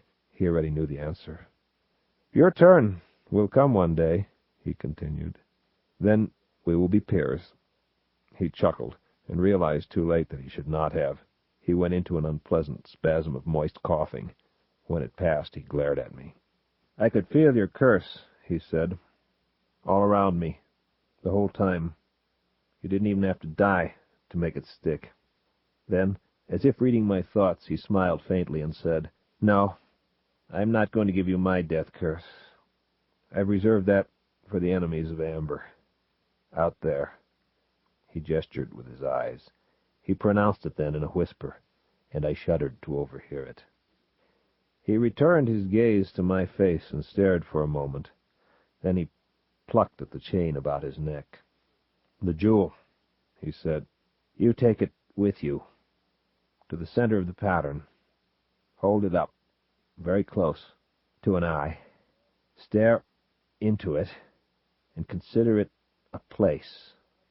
Try to project yourself inside. You don't go, but there is experience. Afterward, you know how to use it." "How?" I began, but stopped. He had already told me how to attune it. Why ask him to waste his breath on how he had figured it out? But he caught it and managed. "Dworkin's notes. Under fireplace. Then he was taken with another coughing spell, and the blood came out of his nose and his mouth. He sucked in a deep breath, then heaved himself into a sitting position, eyes rolling wildly. "Acquit yourself as well as I have, bastard," he said, then fell into my arms and heaved out his final bloody breath. I held him for several moments, then lowered him into his former position. His eyes were still open, and I reached out and closed them. Almost automatically, I put his hands together atop the now lifeless gem. I had no stomach to take it from him at that moment. I stood then, removed my cloak, and covered him with it. Turning, I saw that all of them were staring at me. Familiar faces, many of them, some strange ones mixed in. So many who had been there that night when I had come to dinner in chains. No, it was not the time to think of that. I pushed it from my mind. The shooting had stopped, and Gainlon was calling the troops back and ordering some sort of formation. I walked forward. I passed among the Amberites. I passed among the dead. I walked by my own troops and moved to the edge of the cliff. In the valley below me, the fighting continued, the cavalry flowing like turbulent waters, merging, eddying, receding, the infantry still swarming like insects. I drew forth the cards I had taken from Benedict. I removed his own from the deck. It shimmered before me, and after a time there was contact. He was mounted on the same red and black horse on which he had pursued me. He was in motion, and there was fighting all about him. Seeing that he confronted another horseman, I remained still. He spoke but a single word. "Bide," he said. He dispatched his opponent with 2 quick movements of his blade. Then he wheeled his mount and began to withdraw from the fray. I saw that his horse's reins had been lengthened and were looped and tied loosely about the remainder of his right arm. It took him over 10 minutes to remove himself to a place of relative calm. When he had, he regarded me, and I could tell that he was also studying the prospect that lay at my back. "Yes, I am on the heights," I told him. "We have won. Eric died in the battle." He continued to stare, waiting for me to go on. His face betrayed no emotion. "We won because I brought riflemen," I said. "I finally found an explosive agent that functions here." His eyes narrowed, and he nodded. I felt that he realized immediately what the stuff was and where it had come from.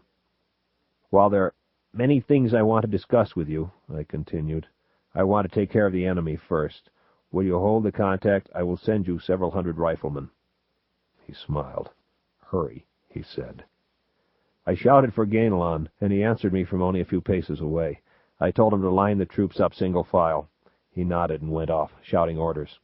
As we waited, I said, "Benedict, Dara is here. She was able to follow you through shadow when you rode in from Avalon.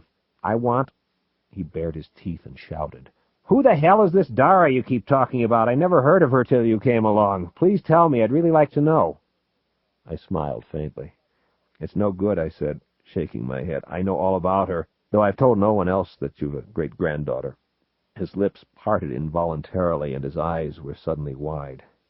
"Corwin," he said, "you are either mad or deceived. I've no such descendant that I know of.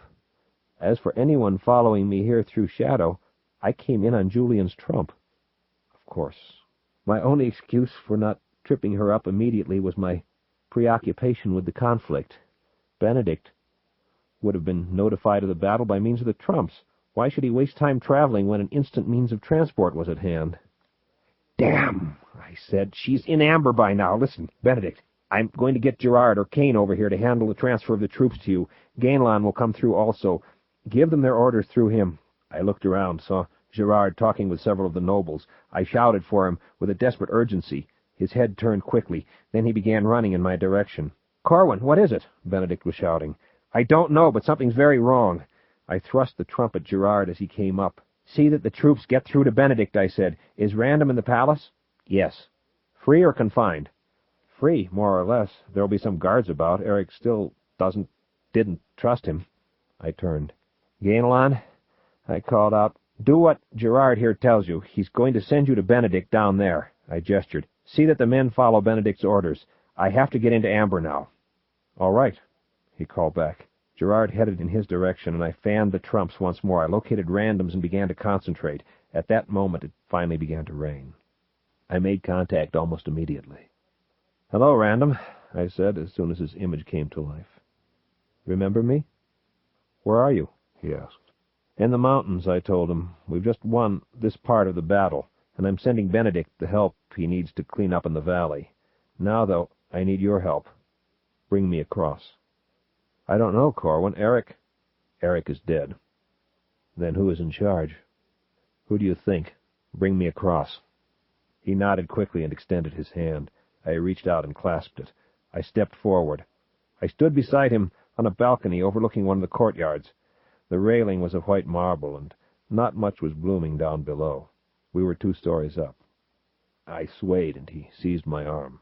"You're hurt," he said. I shook my head, only just then realizing how tired I was. I had not slept very much the past few nights. That and everything else. "No," I said, glancing down at the gory mess that was my shirt front. "Just tired. The blood is Eric's." He ran a hand through his straw-colored hair and pursed his lips. "So you did finally nail him," he said softly. I shook my head again. "No, he was already dying when I got to him. Come with me now. Hurry. It's important." "Where to? What's the matter?" "To the pattern," I said. "Why?" "I'm not certain, but I know that it is important. Come on." We entered the palace, moving toward the nearest stairwell. There were 2 guards at its head, but they came to attention as we approached and did not attempt to interfere with our passage. "I'm glad it's true about your eyes," Random said, as we headed down. "Do you see all right?" "Yes. I hear that you're still married." "Yes, I am." When we reached the ground floor, we hurried to the right. There had been another pair of guards at the foot of the stair, but they did not move to stop us. "Yes," he repeated, as we headed toward the center of the palace. "You are surprised, aren't you?" "Yes. I thought you were going to get the year over with and be done with it." "So did I," he said. "But I fell in love with her. I really did. Stranger things have happened." We crossed the marble dining hall and entered the long, narrow corridor that led far back through shadows and dust. I suppressed a shudder as I thought of my condition the last time I'd come this way. "She really cares for me," he said, "like nobody else ever has before." "I'm glad for you," I said. We reached the door that opened onto the platform, heading the long spiral stairway down. It was open. We passed through and began the descent. "I'm not," he said, as we hurried around and around. "I didn't want to fall in love. Not then. We've been prisoners the whole time, you know. How can she be proud of that?" "And that is over now," I said. "You became a prisoner because you followed me and tried to kill Eric, didn't you?" "Yes. Then she joined me here." "I will not forget," I said. We rushed on. It was a great distance down, and there were only lanterns every 40 feet or so. It was a huge, natural cavern. I wondered whether anyone knew how many tunnels and corridors it contained. I suddenly felt myself overwhelmed with pity for any poor wretches rotting in its dungeons, for whatever reasons. I resolved to release them all, or find something better to do with them. Long minutes passed. I could see the flickering of the torches and the lanterns below. "There is a girl," I said, "and her name is Dara. She told me she was Benedict's great-granddaughter and gave me reason to believe it. I told her something concerning shadow, reality, and the pattern. She does possess some power over shadow, and she was anxious to walk the pattern. When last I saw her, she was headed this way. Now, Benedict swears she is not his. Suddenly, I am fearful. I want to keep her from the pattern. I want to question her. Strange, he said. Very. I agree with you. Do you think she might be there now? If she is not, then I feel she will be along soon. We finally reached the floor, and I began to race through the shadows toward the proper tunnel. "Wait!" Random cried. I halted and turned. It took me a moment to locate him, as he was back behind the stairs. I returned. My question did not reach my lips. I saw that he knelt beside a large, bearded man. "Dead," he said. "A very thin blade, good thrust, just recently. Come on."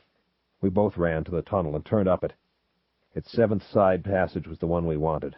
I drew Grayswander as we neared it, for that great dark metal-bound door was standing ajar. I sprang through. Random was right behind me. The floor of that enormous room is black and looks to be smooth as glass, although it is not slippery. The pattern burns upon it, within it, an intricate shimmering maze of curved lines, perhaps 150 yards long. We waited at its edge, staring. Something was out there, walking it. I felt that old tingling chill the thing always gives me, as I watched. Was it Dara? It was difficult for me to make out the figure within the fountains of sparks that spewed constantly about it. Whoever it was had to be of the blood royal, for it was common knowledge that anyone else would be destroyed by the pattern, and this individual had already made it past the grand curve and was negotiating the complicated series of arcs that led toward the final veil. The firefly form seemed to change shape as it moved. For a time, my senses kept rejecting the tiny subliminal glimpses that I knew must be coming through to me. I heard Random gasp beside me, and it seemed to breach my subconscious dam. A horde of impressions flooded my mind. It seemed to tower hugely in that always unsubstantial-seeming chamber, then shrink, die down almost to nothing. It seemed a slim woman for a moment, possibly Dara, her hair lightened by the glow, streaming, crackling with static electricity. Then it was not hair, but great curved horns from some wide, uncertain brow, whose crooked-legged owner struggled to shuffle hoofs along the blazing way. Then something else, an enormous cat, a faceless woman, a bright-winged thing of indescribable beauty, a tower of ashes. "Dara!" I cried out. "Is that you?" My voice echoed back, and that was all. Whoever, whatever it was, struggled now with the final veil. My muscles strained forward in unwilling sympathy with the effort. Finally, it burst through. Yes, it was Dara. Tall and magnificent now, both beautiful and somehow horrible at the same time. The sight of her tore at the fabric of my mind. Her arms were upraised in exultation, and an inhuman laughter flowed from her lips. I wanted to look away, yet I could not move. Had I truly held, caressed, made love to that? I was mightily repelled and simultaneously attracted as I had never been before. I could not understand this overwhelming ambivalence. Then she looked at me. The laughter ceased. Her altered voice rang out. "Lord Corwin, are you Liege of Amber now?" From somewhere I managed a reply. "For all practical purposes," I said. "Good. Then behold your nemesis." "Who are you? What are you?" "You will never know," she said. "It is just exactly too late now." "I do not understand. What do you mean?" "Amber," she said, "will be destroyed." And she vanished. "What the hell," said Random then, "was that?" I shook my head. "I do not know. I really do not know. And I feel that is the most important thing in the world, that we find out." He gripped my arm. "Corwin," he said, it meant it. And it may be possible, you know." I nodded. "I know. What are we going to do now?" I resheathed Grayswander and turned back toward the door. "Pick up the pieces," I said. "I have what I thought I always wanted within my grasp now, and I must secure it. And I cannot wait for what is to come. I must seek it out and stop it before it ever reaches Amber." "Do you know where to seek it?" he asked. We turned up the tunnel.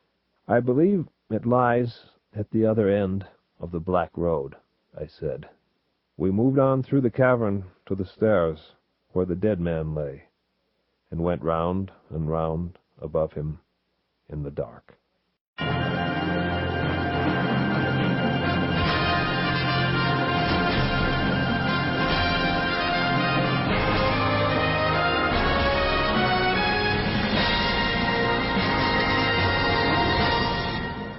We hope you've enjoyed listening to Roger Zelazny's performance of his legendary The Guns of Avalon. This unabridged production was produced by Kurt Mueller and Addison Fisher from the recovered original lost recordings, which were digitally restored by Ron DeShazo. All rights reserved, 2009. The saga continues with Sign of the Unicorn, the third book in Roger Zelazny's classic Amber series. Please inquire at www.speakingvolumes.us to obtain copies of all the unabridged remastered audios in this classic series and of other fine audio works. I'm Bob Barnes, and we thank you for listening.